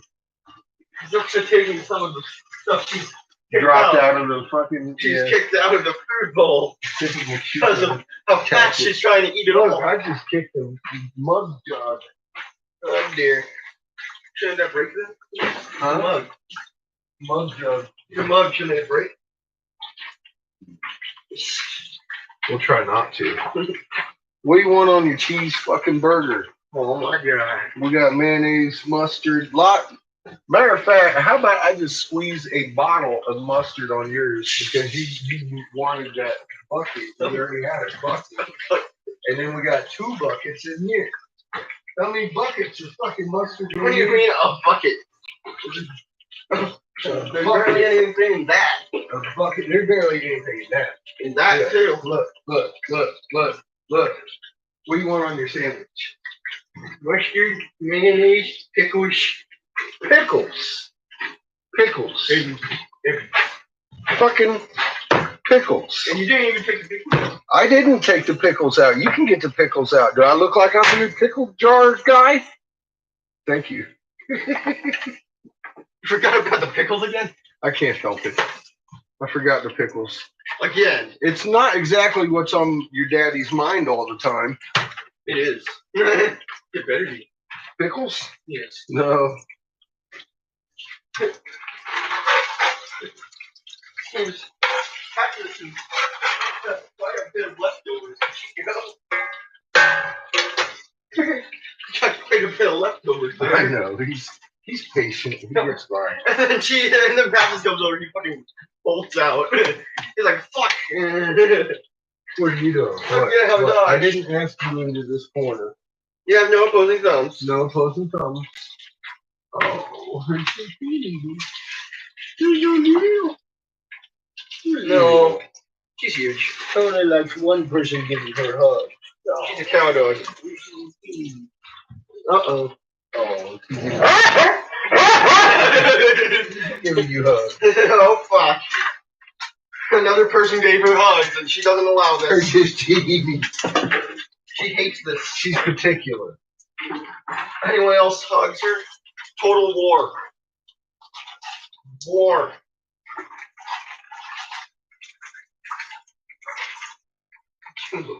That. A plastic. The plastic. Hey, it's the first one I found. The plastic. A plastic knife. A plasticine knife. A plastic knife. Mm-hmm. Yeah. I like a lot of fat on my burgers. Lots of fat. As much fat as I can put on there. I like. So, break out the real mayonnaise. Fucking Miracle Whip. I want the fattiest, nastiest, fatty, ickiest, fat shit I can get on my burger. I would like some mustard too. You want mustard? What? I like mustard too. No. Yes. I'm doing them all at once. Boy, don't stop telling me how to do hamburgers. I'm gonna tell you. How old are you? 100 million. Oh. Well, maybe. Excuse me, do you have something to add? He has something to add, man. God. As soon as we speak, she has something else to say about it. Because every time we speak. Fucking that. That's what it is. Bark. God. I know she's always got an opinion. And no fucking thumbs. Without opinionating thumbs. That's like telling me what to do with my channel while you ain't got no content on your own. Or even a YouTube channel. Or even a YouTube channel, Patches. The fuck? You're just a guest on YouTube. Yeah, you're just a guest on YouTube. Look at you. You don't even have a You're awful. You don't even have a channel. Wasteful, aren't you? What's your channel? You're glad to make a patch. You just hitchhike on other. my own channel. She just hitchhikes on other computers. I want my own channel and cheeseburgers. She doesn't understand how to. Cheeseburgers. I see your motivation now. Look at her. She eyeballing my shit. She wants to find out how she can steal the cheeseburgers best. Look at her. She's so excited.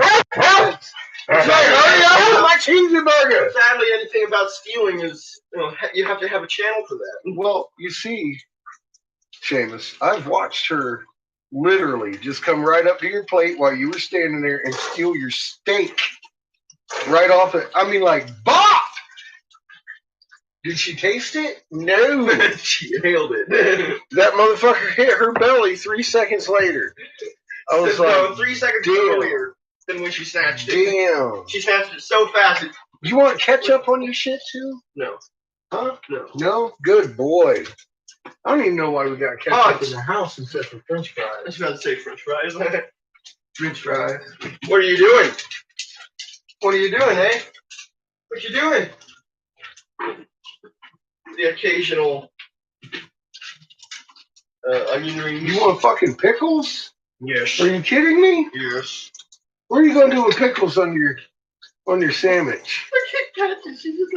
Just I want pickles. You don't like pickles, Patrick. No, she's all like, just throw them on the ground. That's all I want. Just the ground. She wants the ground sandwich. She wants the ground burger. Got it. She wants the ground. Well, Patrick, once again, you're fucked. I made an invisible and senseless one for you. Invisible, scentless one, yeah. Go find it before Chico gets it. Go find the invisible and senseless burger patches. Hurry, Patches, ready, go. Get it. Chico's going to find it first. If Chico finds it, it becomes small. Chico, yeah, it's going to be his. I can't help you. I can't help you then. You need to find it, Patches. I can't help you, Patches. You need to find it. You have to do it yourself. Just like the green butter bunny. Just like the green butter bunny, Patches. Yep, you got to find your own green. You find your own patches. He's like, where the fuck is my burger? I forgot to cook you one, Patches. You never asked for one. You never heard you say anything about it. Yeah, I just heard you over here yelling about something. I wasn't sure exactly what. How you're opposing culture in the What? shop. I can't help you. I can't help you. It's like, fuck. Here, look out. Look, I'm going to give you this hot ass. This Oh, fuck. Oh, he's draining it too, Patches. I'm going to help her out. She's going to fucking. Yeah, it's hot. It's fucking hot. How dare you? No shit. How dare thee give me a hot pot? You're on her with a tool in your hand. What are you doing? It's just like, fuck. You see that shit? Is that what you're tripping on? I cooled it off as cool as it's getting. She's like, it's so fucking hot. That's She as backed cool off. as I know. She backed off. That's as cool as it gets, woman. Like, what the fuck? I feel how fucking hot that is.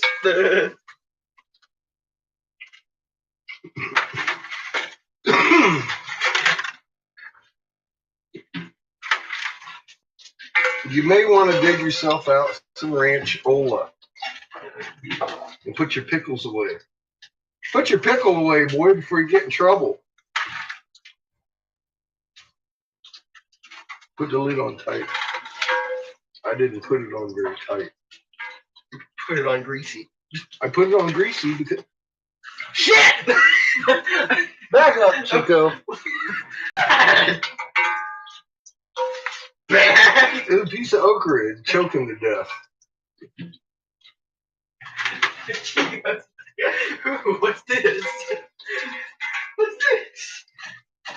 It looks tasty. It's ready. Yeah, too bad, Chico. You're fucked. That Chico's just like... He's like, God damn it, man. Here, look, Chico, give me a minute. Here, I'll rip throw it it in on the half for you. floor. Do you want it? Look, he sniffed it. Oh. He put it in his mouth. It might be a little hot for him. It is. It did just come off the oven. He's trying. Oh, looks like he got He's it. like, okra? Okay, I'll take it. It looks like he got it. Well, I guess Chico likes okra. Either that or he likes the bread on you. I'm sure that's what he likes. That's why I'm peeling this one. Either that or he likes the bread on you. Yes. I'm guessing you're correct. Wait a moment. Chico's in my way. Excuse me, Ito. I'm going to step on you. We'll step This is my on ranch. you. You're not allowed to have it. What? Okay, cool. It's I'm cool with that. See? my ranch. That's cool. You can have all your ranch you want. My ranch. You also having yourself some applesauce. And deer. Like it or not. Not sauce of apples. Applesauce, boy. Oh, Jesus. Applesauce. Here's a spoon. Fucking applesauce. Here's a spoon. Fuck your spoon. I got a Get spoon. some applesauce. I got a spoon. Oh my God! Look, it's pouring. It's pouring. Oh shit! It's more chunky. See, it poured chunks of applesauce Chunks of on his applesauce. plate. Hold on! Don't touch it. Oh, it's too late. I touched it. Here, hold it. No. Oh shit! You've upsetted her. I got my ranch though. Fucking made her neurotic again. Look at her, she's chowing down more now. Get back, Chico. She's chowing down more now. She's like, oh fuck, they're attacking. They're all like, shit, they're after my food. What are you doing? She's crazy. She lost her mind. She's done lost Her it. mind is just filled with burger. Okay. Her mind is filled with burger at the moment. I'm taking my spoon and my fucking applesauce. And leaving your viewers. I'm leaving them. He's a bad YouTuber. YouTubers never leave their followers. I just did. Look out! I'm gonna leave you somewhere. Uh-oh! Look! Look! Look! Look! Look! Look! I left the milk out over there. I should be punched. Hey! Only been out about 20 minutes.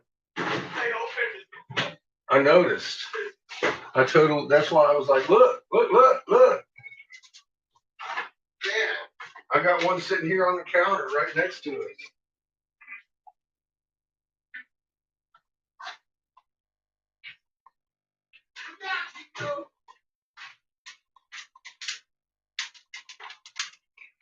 I'm hot okra, Chico. My hamburger okras.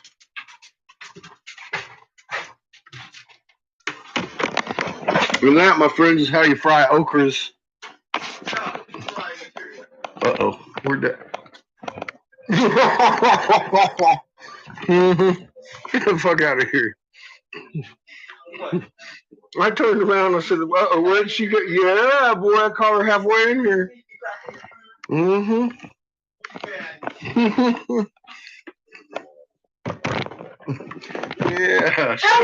Yeah. Yeah, I caught you.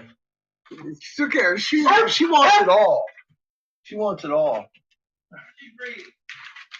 She is greedy. You know what really pisses off Patches?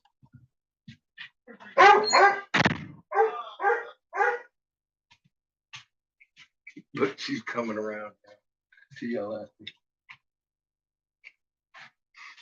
Chico, get out of here. You're twice as bad as she is.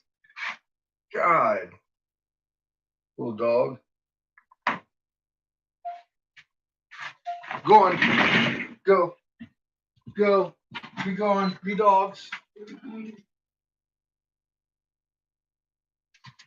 gonna make me yell at you. No, I mean it. Don't you lay down. Right over there. Go lay down. I don't even want to look at you. I'm eating my dinner. Dog. I'm gonna listen to some anthropology. If I can find my plug.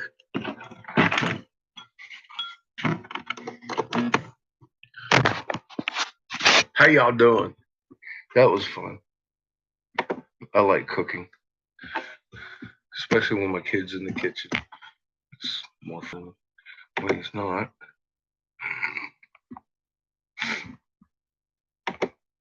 Oh my God, wait a minute. Hold on. Shit. We're back on Bigfoot.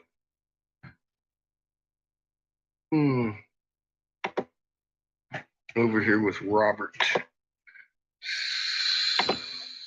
Seper. He's got some cuneiform. Somebody needs to give this man language of the gods. Where I'm at. 3 strikes and you're out. Some rules I might have to agree. myself. John Hickenlooper repeatedly violated ethics rules and was held in contempt. Now he could change the rules in D.C. so radicals can ram through an extreme agenda. John ram through something. Way out Get of balance. over your ad.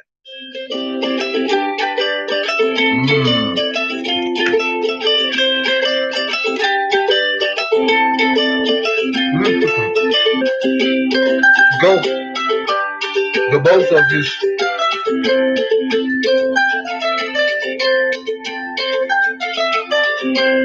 Good dogs.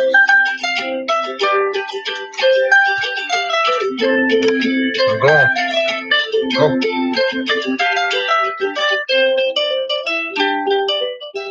It's a hazy day today, and smoke from the recent California fires seems to have blocked out the sun. The central part of many philosophies based on astrotheology, a term that means the influence that celestial bodies have on religion. This got me thinking about the ancient Aryans. The Magi and ancient Babylonians, or Mesopotamians in general, were well known for their astronomy or astrotheology, meaning they studied the stars and planets, interpreting the meaning behind cosmic events. Although Magi is usually translated as wise men, in this context, it more accurately means astrologer. And it is in the pattern of the stars where the real meaning of the word Aryan stems from. While the year is divided into 12 months, there's a larger cycle of roughly 25,920 years known as the precession of the equinoxes. There are 12 astrological ages of about 2,160 years each. Ancient civilizations often depicted cultural references to the ages. So, for example, the age of Taurus spans approximately the period between 4,400 and 2,200 BC. It is the age defined by the sun being in the constellation of Taurus on the spring equinox. If you look at civilizations that flourished during this time, you'll notice a lot of bull symbolism. An example is the ancient Sumerian golden lyre of Ur, or bull's lyre, which is over 4,500 years old and is currently in the Baghdad Museum, with a head made of gold and blue eyes made of inlaid mother of pearl and lapis lazuli. The age of Aries, or the ram, spans approximately the period between 2200 and 100 BC. Aries is the Greek god of war, one of the 12 Olympians. Hasn't responded to one of these. Where the preceding age of Taurus was a very matriarchal and feminine age, in which fertility cults and agricultural civilization flourished, the Aryan age was one of incredible change, with expansion and conquest. Venus is the planet ruling the sign and age of Taurus, and in ancient Babylon, Ishtar was the goddess of this great age. But the name changes depending on the civilization. But the venerated animal was the bull. 3 strikes and you're out. Where the...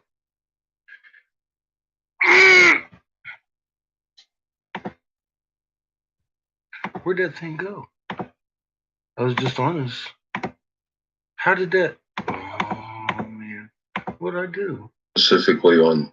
That's not even the page I was on. 3 strikes and you're out. Some rules we all agree on. John Hickenlooper repeatedly violated ethics rules and was held in contempt. Now he can change the rules in DC so radicals can ram through an extreme agenda. John Hickenlooper is way out of bounds. No, I don't know how I did that. Age. But the name changes depending on the civilization. No.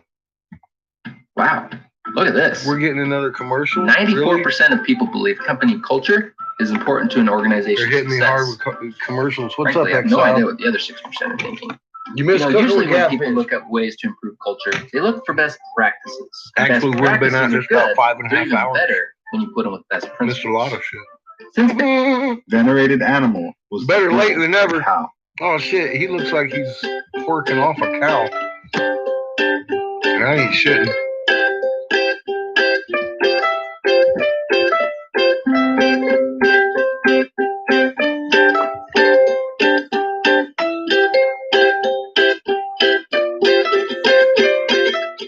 The official ending of the Age of Taurus occurred when the Israelites made their exodus out of Egypt, and Moses symbolically destroyed the golden calf, ushering in the great age of Aries. Religions depict the start of this period with the solar deity symbolically slaying the bull, whether it be Mithra's statues killing the bull, ending the Age of Taurus, or the Minoan bull leaping, which later became the bullfighting, where the bull unfortunately is barbarically killed, or in mythology such as the Epic of Gilgamesh, where he and Enkidu killed the bull of heaven. Of course, Hercules also fights the bull during his 12 labors, which symbolically represent the passage of the 12 zodiac signs, as in a prior age he fights lions, as does Gilgamesh and even the biblical Samson.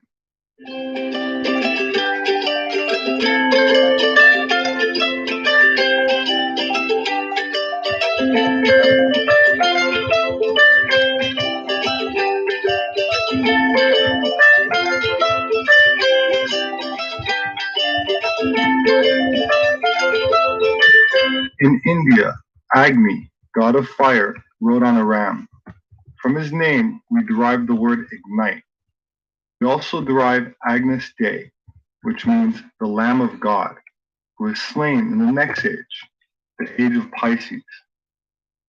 Polarity is at the very heart of the symbol of Pisces, which is two fish swimming in opposite directions, yet fused together in union. The merging of opposites is the archetypal pattern of the age of Pisces.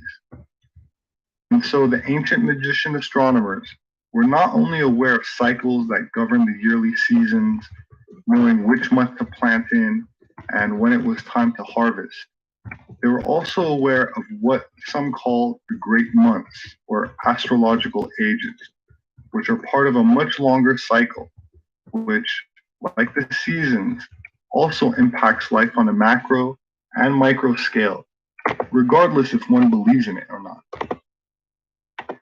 When you're fighting to save America's family farms, every decision counts. That's why at Moy, we trust NetSuite for all our numbers. With NetSuite by Oracle, you get a full picture of your business. Schedule your free product tour right now at netsuite.com/farm.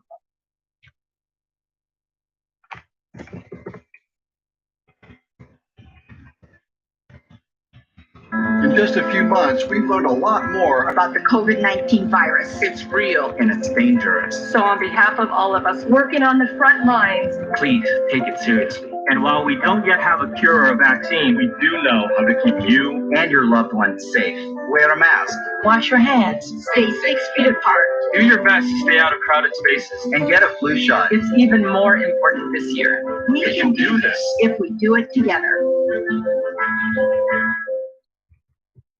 So the ruling class used astrologer priests in guiding the way they govern, from the timing of great wars to events used for social engineering, to the schedule of magical rituals, which involved prolonged carnal activities, consumption of psychoactive ingredients, trance-like states of consciousness, and the spoken word in a specific way, similar to chanting, which in today's terminology could be considered spell casting. There are about 445 living Indo-European languages, and all of them are descendants of a single prehistoric language, reconstructed as Proto-Indo-European or Aryan, spoken sometime in the Neolithic era. Neolithic means Stone Age and starts around 12,000 years ago, but I'm confident the Aryan tongue stretches back into the Pleistocene or Ice Age. It's just harder to prove. Semitic and Indo-European languages are not classified as being in the same family because neither group of language has an accepted identifiable common ancestor. But writing itself, which most scholars go by, is only about 5,000 years old, and what script a language is written in is not necessarily connected to the family of the language that the script is used to transcribe. For example, Hebrew script, which is nearly identical to Phoenician, has been used to write both ancient Hebrew, which is Semitic, as well as Yiddish, which is Indo-European, or High German to be more specific.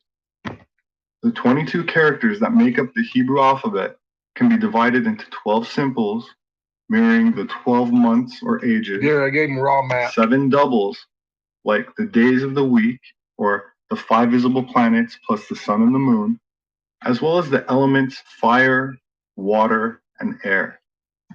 But where did this alphabet come from? Man, he's got a lot of fucking Old Hebrew, comments.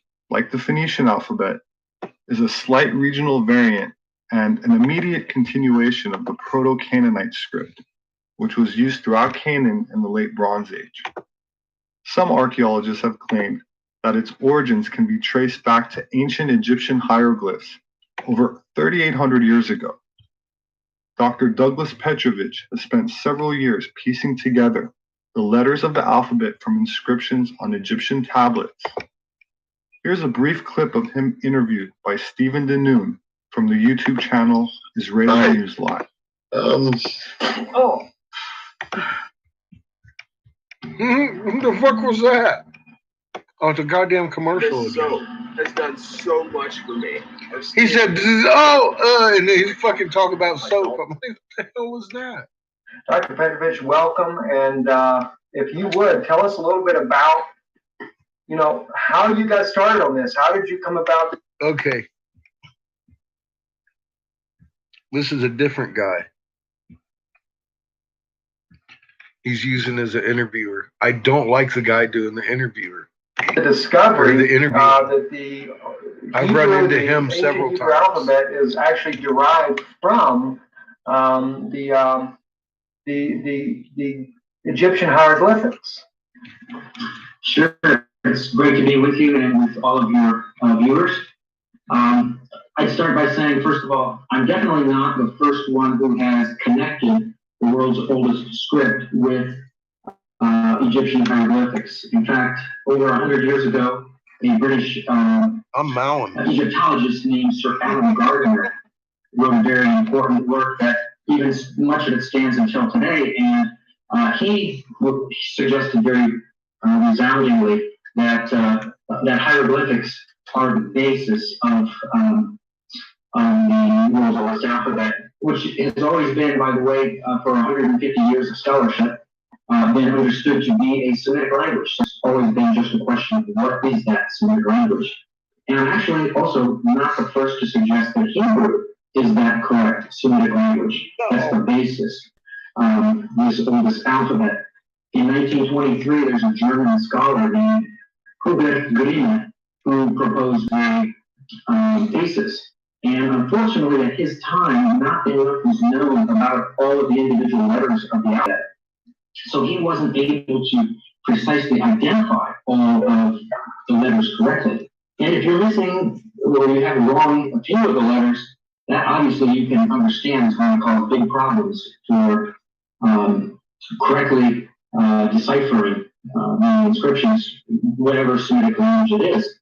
And the other mistake that Grimm made was he didn't always accurately draw the inscriptions.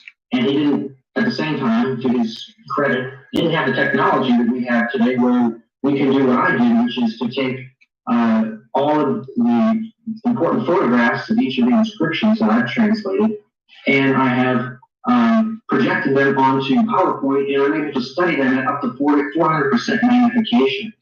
And that allows me also to make a very precise computer-aided drawing that can be manipulated after you first try to draw it. So you can keep correcting it until you have it exactly right. As for how I was able to make these connections, it's really kind of by accident. I like my bean soup. My kid asks for bean soup all the time. He likes it too. Kind of stumbled into evidence for the Israelite occupation in Egypt before the Exodus, which translates to 1876 to 1446 BC. And that led me on a long archaeological trail in which I was able to identify just an amazing amount of evidence that really exists that's never really been documented or provided by scholars up until now. And probably part of that is because very few scholars are really careful in their study of the field of Egyptology and the biblical studies and the archaeology of the Levant, which is Syro-Palestine and Israel. So in my case, I was able to not only find material cultural evidence such as ceramics and tools and weapons and architecture, but also inscriptional evidence with which I was able to identify several very important biblical figures. We have a picture both of the or a photo of the inscription and then a representation of my drawing of it as well. And in Sinai 361, which reads top to bottom in columns from right to left, this inscription actually names Moses, in Hebrew named Moshe, which is the final two letters on the first vertical line on the fragment that's joined together to the main part of the stone featured in the inscription. And what it says is, how it reads is, our bound servitude had lingered. Moses then provoked astonishment. It is a year of astonishment because of the lady. And the lady refers to a foreign deity, also known as Ba'alat, the she Baal. So she is the consort of the storm god from the god, who's considered the chief of the gods. Mm-hmm. And she was connected to the worship that went on at the site of Sir Beit Hadi. In fact, she had a temple there under her Egyptian name because the Egyptians connected her with Hathor. So there was a temple of Hathor at the site where a lot of these inscriptions were found. And the inscription is extremely important because it mentions activities that went on for the Israelites, for the Hebrew writing people. The consonants of the Hebrew language itself, as well as Phoenician, correlates to an ancient magical system where letters are assigned a numeric value, a crucial part of Kabbalah, and more specifically, gematria or numerology, which was practiced in all ancient empires from Assyria, Babylon, Greece, Egypt, and likely even earlier. This numeric value can also be applied to other languages, such as Arabic, Spanish, Greek, and English. These alphabets were not based on random sounds, but instead on mathematics, as the language of the gods appears to be linked to number and sacred geometry, which by extension can also be seen in the architecture of many of the ancient temples, as well as more modern cathedrals and mosques. That said, some researchers have also linked the Proto-Hebrew alphabet to the Germanic runes, as there was contact with ancient Phoenicians and Northern Europe, as not only was Europe itself named after Europa, a Phoenician princess, but the Norwegian ethnographer and world-renowned explorer and archaeologist Thor Heyerdahl claimed that the Scandinavian god Odin was actually based in part on a historical figure who had originated from the Caucasus and then migrated with a large number of his people to Scandinavia, and that Scandinavians are the descendants of the people who once lived in the region now known as Azerbaijan, near modern-day Turkey. Almost 12,000 years ago, Göbekli Tepe, the oldest known human settlement using megalithic stone architecture, located in southeast Anatolia, was used as a calendar sanctuary and site of ritual gatherings. In the center stood a massive stone and what I interpret as symbolically representing a tree of life. Around it are 12 stone poles with carvings of a zodiac of 12 animals that symbolize the solar year of a dozen months, of 30 days each, a total of 360. The same calendar division of 360 for the solar year was used by the ancient Egyptians and in Mesoamerica. On the left is an image of the Egyptian omphalos, a word which is used to describe a religious stone artifact, and as you can see, is divided into 36 sections. And on the right is an illustration of the outer rim of an Aztec calendar wheel, also divided into 36 sections, with 4 sections on each of the inner arms for a total of 52. Other examples of omphalos stones have been found at sacred sites such as Delphi in Greece, and one dated to 7,000 years ago from the Vinca culture, housed at the Sofia Museum in Bulgaria. These sites were used for rituals on dates of astrological significance that culminated in divination, a term which means to be inspired by God, and was an attempt to gain insight into a question or situation, a method of seeking divine knowledge through trance-like, ecstatic states of consciousness, or through supernatural means that would seek knowledge of future events by means of prolonged tantric sexual ritual, sometimes before or after a sacrifice, while reciting certain mantras. Knowledge of these rituals have been retained through the ages and are still practiced by secret societies until today.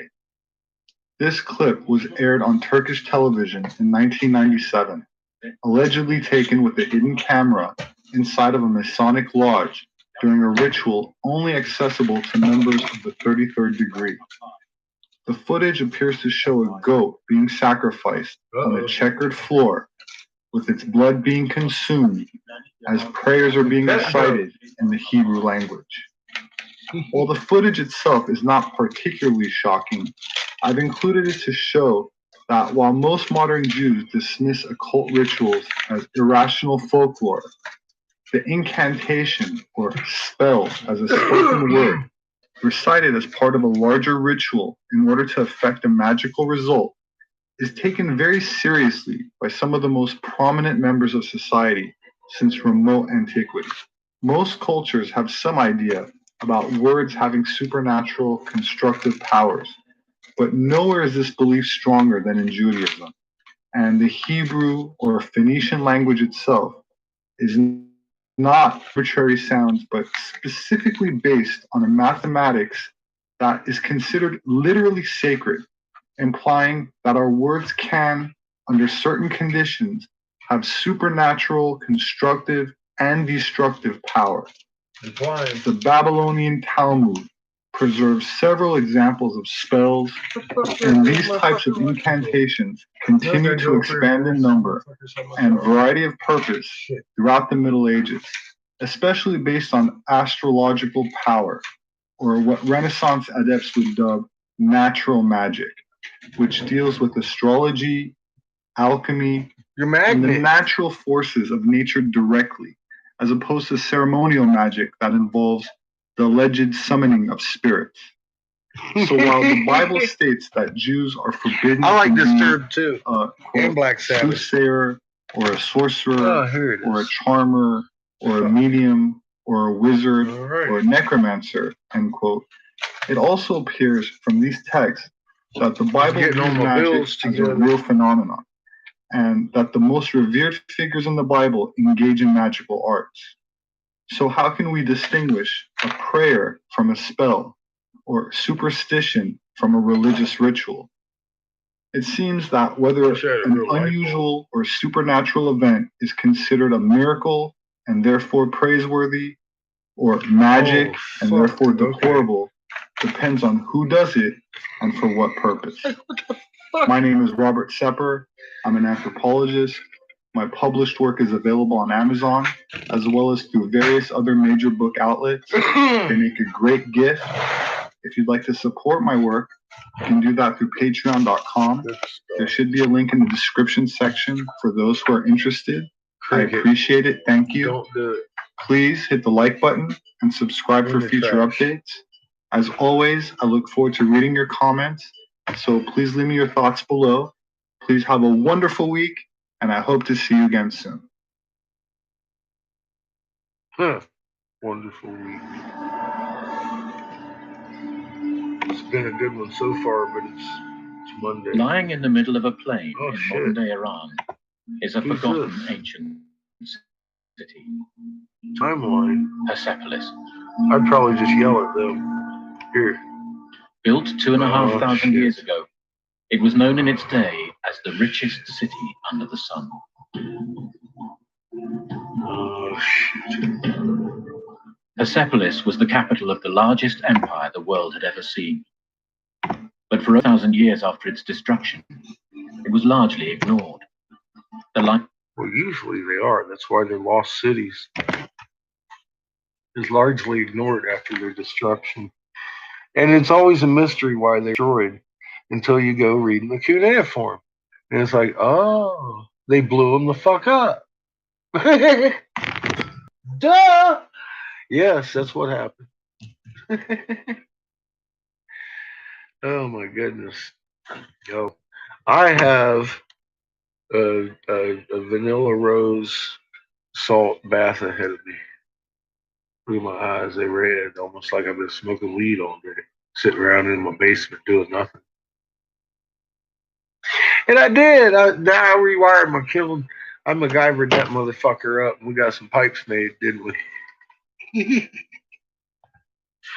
Oh shit.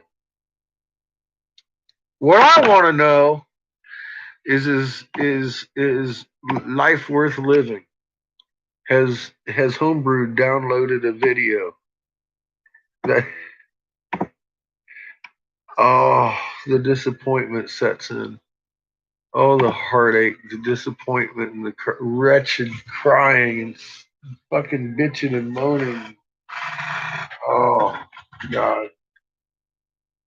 I hope you're on here, John, so you can listen to me twice. Oh my God, my refresh button hurts. It's like, no, he didn't make another video. You suck. But life just isn't worth living if I don't have a homebrew video to watch it at least once a day. At least once a day. I just don't know what to do with myself. I hope you're having a good night there in Pittsburgh, sir. Oh, no, it ain't too late. I was like, I hope it ain't too late. Shit, he's in the bar. He's in the bar. He said, fuck these guys. I just did, Glenn. I just did. I went on for 30 seconds about lots of words I could have typed. I love that fucking messenger thing, man. You just hit that button and you can talk. John probably hates it.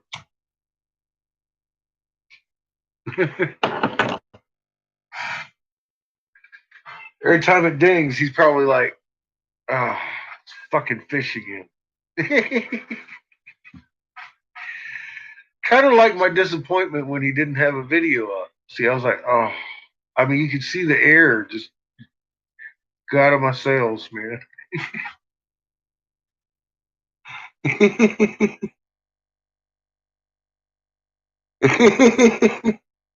See, he needs to make that video. I fucking hate you. And welcome to my channel.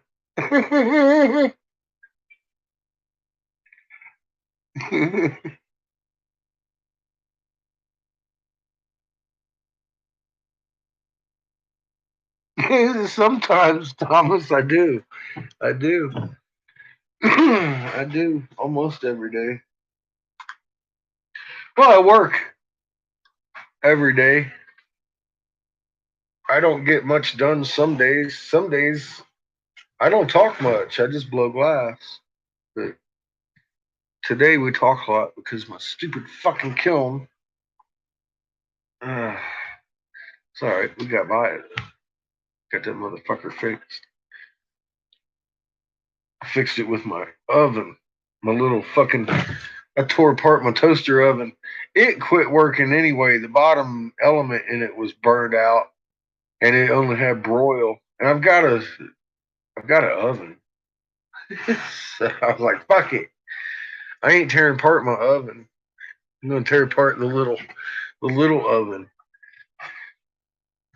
Made it work.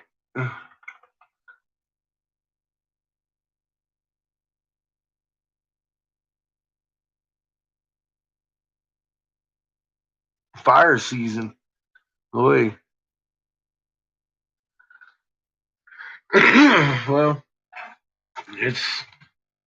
I guess it's that season everywhere. From what I can tell. Amazon, South America. West Coast of America. Where are you at thereabouts, Thomas? Are you sweeping chimneys?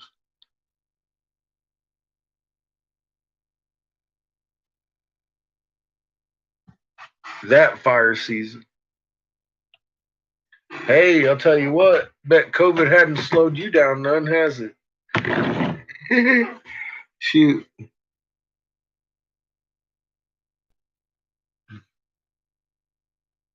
It is getting to be fire season. Starting to get chilly. I'm holding off turning on my office as long as I can. Well, I turned it on there for about 5 or 6 days and jumped my bill up from $8 to 40. I was like, oh yeah, that's right. That heater costs money. Lots of it in this house.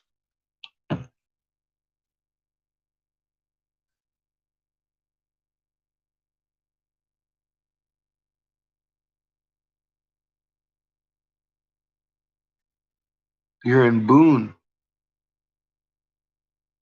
Okay. Yeah, you're right in the middle of Chimney area.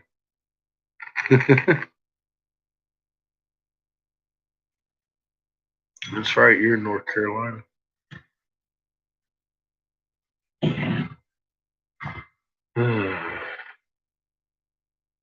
I liked it out there on my mountain. I needed to get the fuck out of there, though. I loved hanging out on the mountain. I'd go out, I don't care what time of day it was. I'd go out, fucking set me up a milk jug, just fucking blow the fuck out of me. Boom, boom, boom. Just fucking sit there and shoot that fucking thing all day. Ain't nobody care. Nobody ever cared. Sheriff come around one time. I said, "Well, you mad I'm shooting off my gun?" He goes, "No." He goes, "What kind of gun you got?" I say, "Ain't much. It's just a little 12 gauge." He's like, "Cool." That's all. He didn't give a fuck. Nobody gave a fuck, man. We was out in the middle of motherfucking nowhere on a mountain. It was great.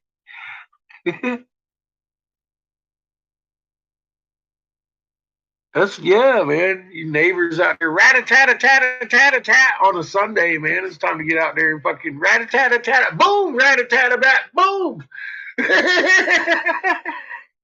Get the fucking mountain fucking dancing, man. I kind of like that shit. That was all right. I could do that. That's the way to be, man. Fucking enough dead trees laying around, you could heat your fucking house forever. I know that much too, man. There's oh man, there's enough lumber laying on that mountain. I could have heated that damn house forever. Got a little potbelly stove. I'd take I didn't even have a chainsaw. I'd take some of the bigger ones. It'd be about like that. Well, some of the bigger ones I could handle. But they're like, what, 40, 50 foot fucking long? And sling them down the mountain. They fucking land in the middle of the road. I get out there with my skill saw, cut them motherfuckers into chunks. I never went cold, man. I love that shit. Speaking of chimney sweeping, I had to do my own, man. Yeah, it was rough. Wish I had you around. I had creosote dripping. It was a mess. I had to clean that shit up. The landlord never cleaned that damn chimney, I don't think ever. So I did. I was like, man, I ain't gonna burn down because of this shit. Ain't. I've read about that. It ain't gonna be me. So I cleaned that shit. As soon as I saw it was dripping out of there, this shit was clogged the fuck up too.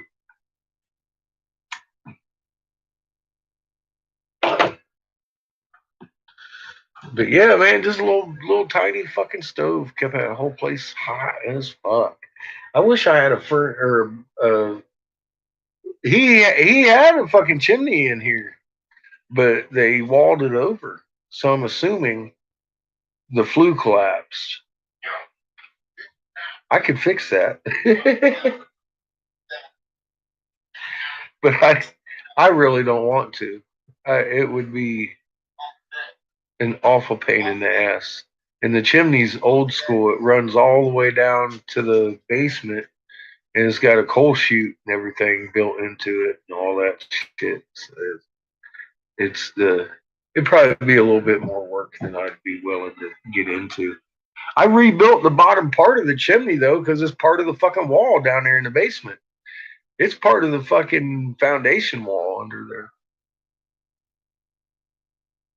Not the actual chimney, but part of the surrounding wall of the chimney and the supporting part of the coal chute.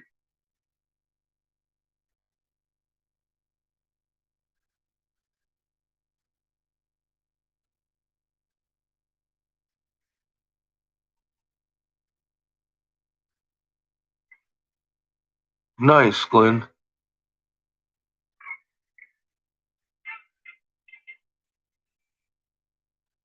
Put a liner in the chimney?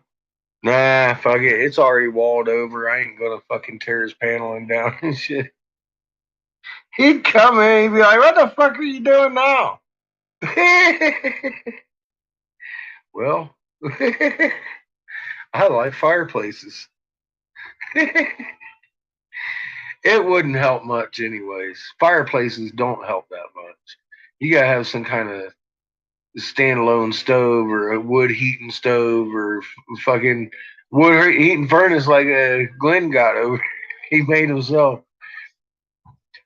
out in Hesperia this one time. We got this, sheds you can have delivered there or buy for like, I don't know, $1,200 or something. Cheap shed. Had a cheap shed and cut a hole in the one side of it and put one of them 50-gallon barrels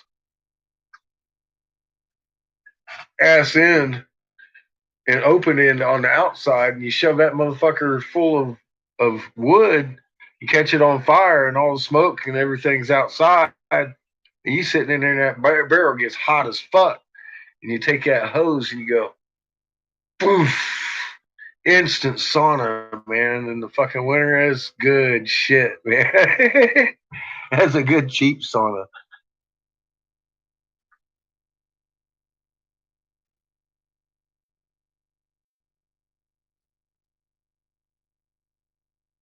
Yeah, that's why I say it's gonna be a little bit more than I'm wanting to fucking spend on it there, Tom.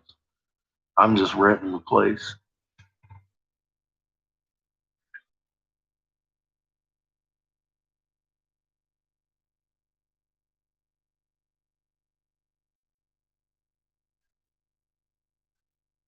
Heat induction. Hell yeah, Glenn. Barrel on a barrel. Exactly. Yeah, that is shit, man. That worked for fucking heating your water too, huh? Shit. That ain't such a bad idea. Barrel on top of the barrel.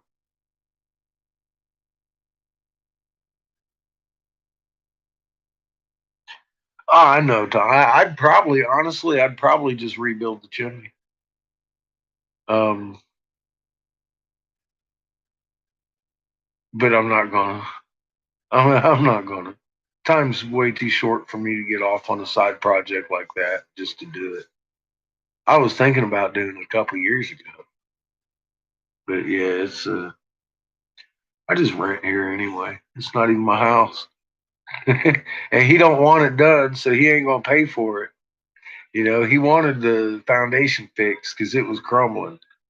Yeah, it needed it.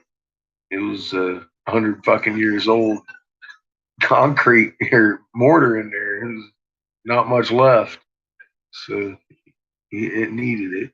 But he paid for that. He paid for the paint.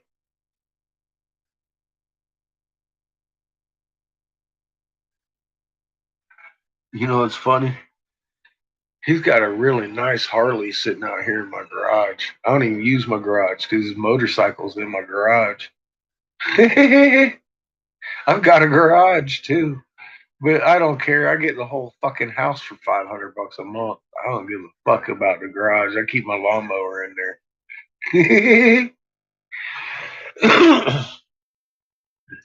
So, you know, I'll just park out on the street. Oh, your Harley's in the house? Yeah, his been in the garage since I moved here. He ain't never started it up or nothing. He ain't never moved it. He got a big old bike at his house too.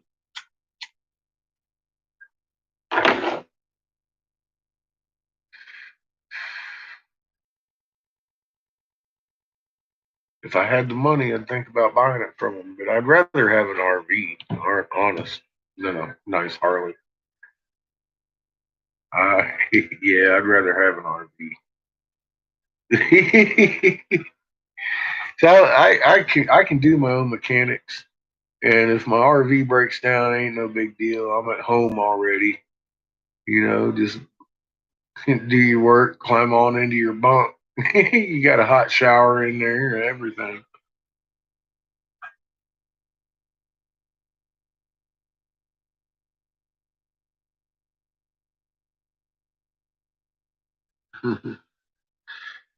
He's bartering for an RV right now himself. He's a wheeler and dealer. I bought my car off of him, as a matter of fact. When they destroyed my truck, he gave it to me on time. I paid for it that day, though. I was like, nah, I'm going to pay for it before I get home. And I did. I sold a lot of glass that day.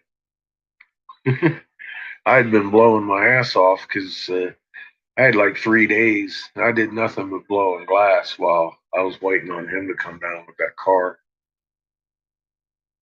So I had both cases full. I mean, if I need to, I can produce some fucking money. I'm due 3 to 5 a day. I only paid 15 for that car. It's lasted me years now.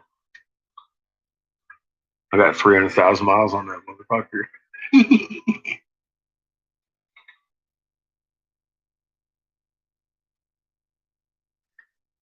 I ain't got no fluids. Oh, you're just putting, what'd you do? Tear it apart and put it back together? Try and build it right?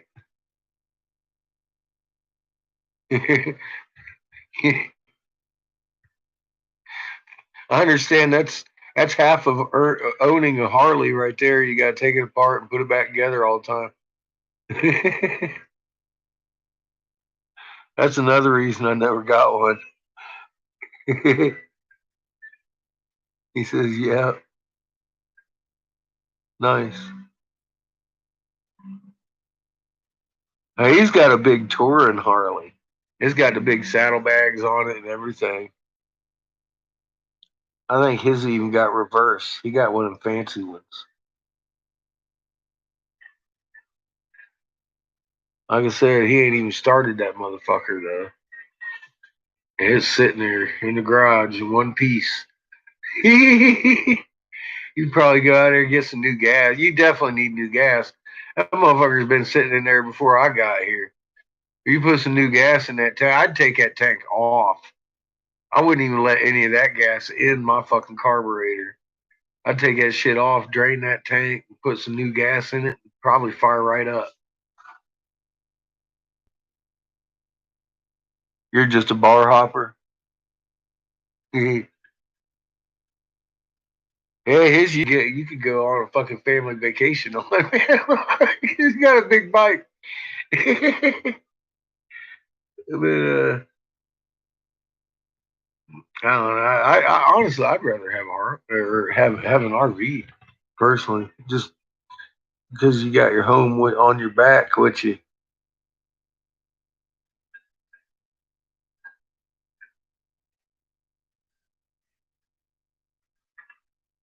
Yeah, I wouldn't trust a new one either. Fuck, none of the bolts have been tightened. You ain't took it apart and put it together yet. That's the deal.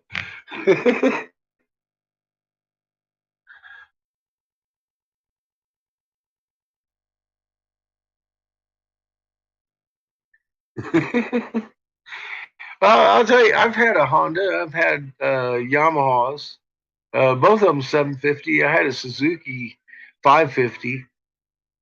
Never had a problem with any of the bikes. You know how many Harleys I passed? I'm a little rice burner.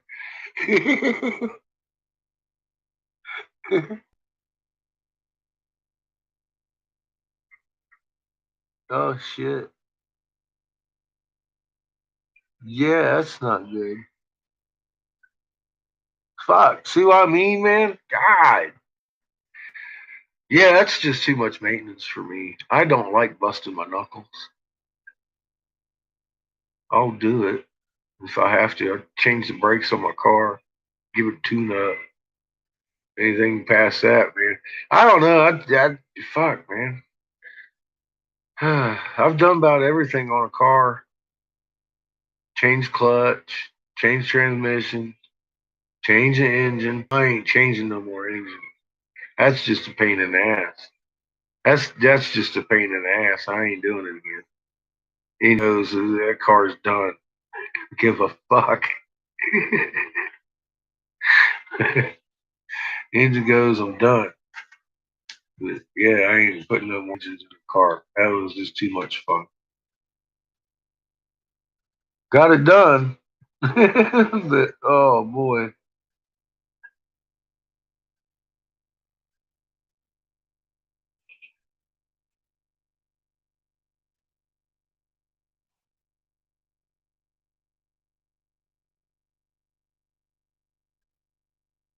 You build it, balance it, and intrude the flywheel. Oh, you turned it. Turned it yourself. So I ain't got no kind of equipment like that. I couldn't turn the flywheel if I had to. I turn it this way.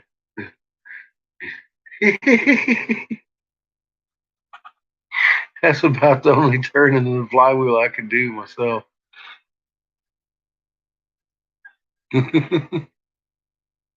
I took out a Spicer 60 in a fucking RV rear end once and put another one back in the same housing. The housings were cast, so I figured they were all the same. But the guts inside of them weren't. They were all machined, and they had them spacers in them. And I was like, So I took out all the works from one Spicer out of the U Pullet. I took all of it, all of the little fucking shims, everything out of there. I just put it in my housing just like it was in that one, and lined them motherfucking gears up and drove. Yeah, the old gearbox.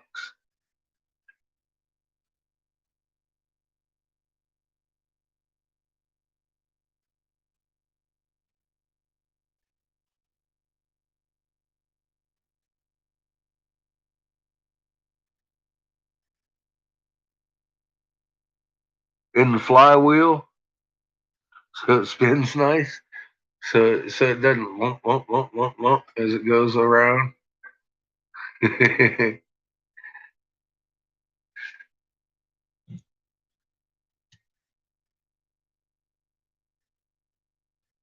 That's pretty important, especially on a motorcycle.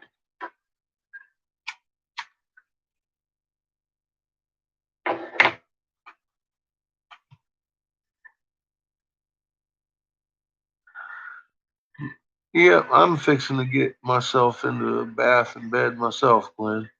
Have yourself a good evening. Thank y'all for coming and hanging out.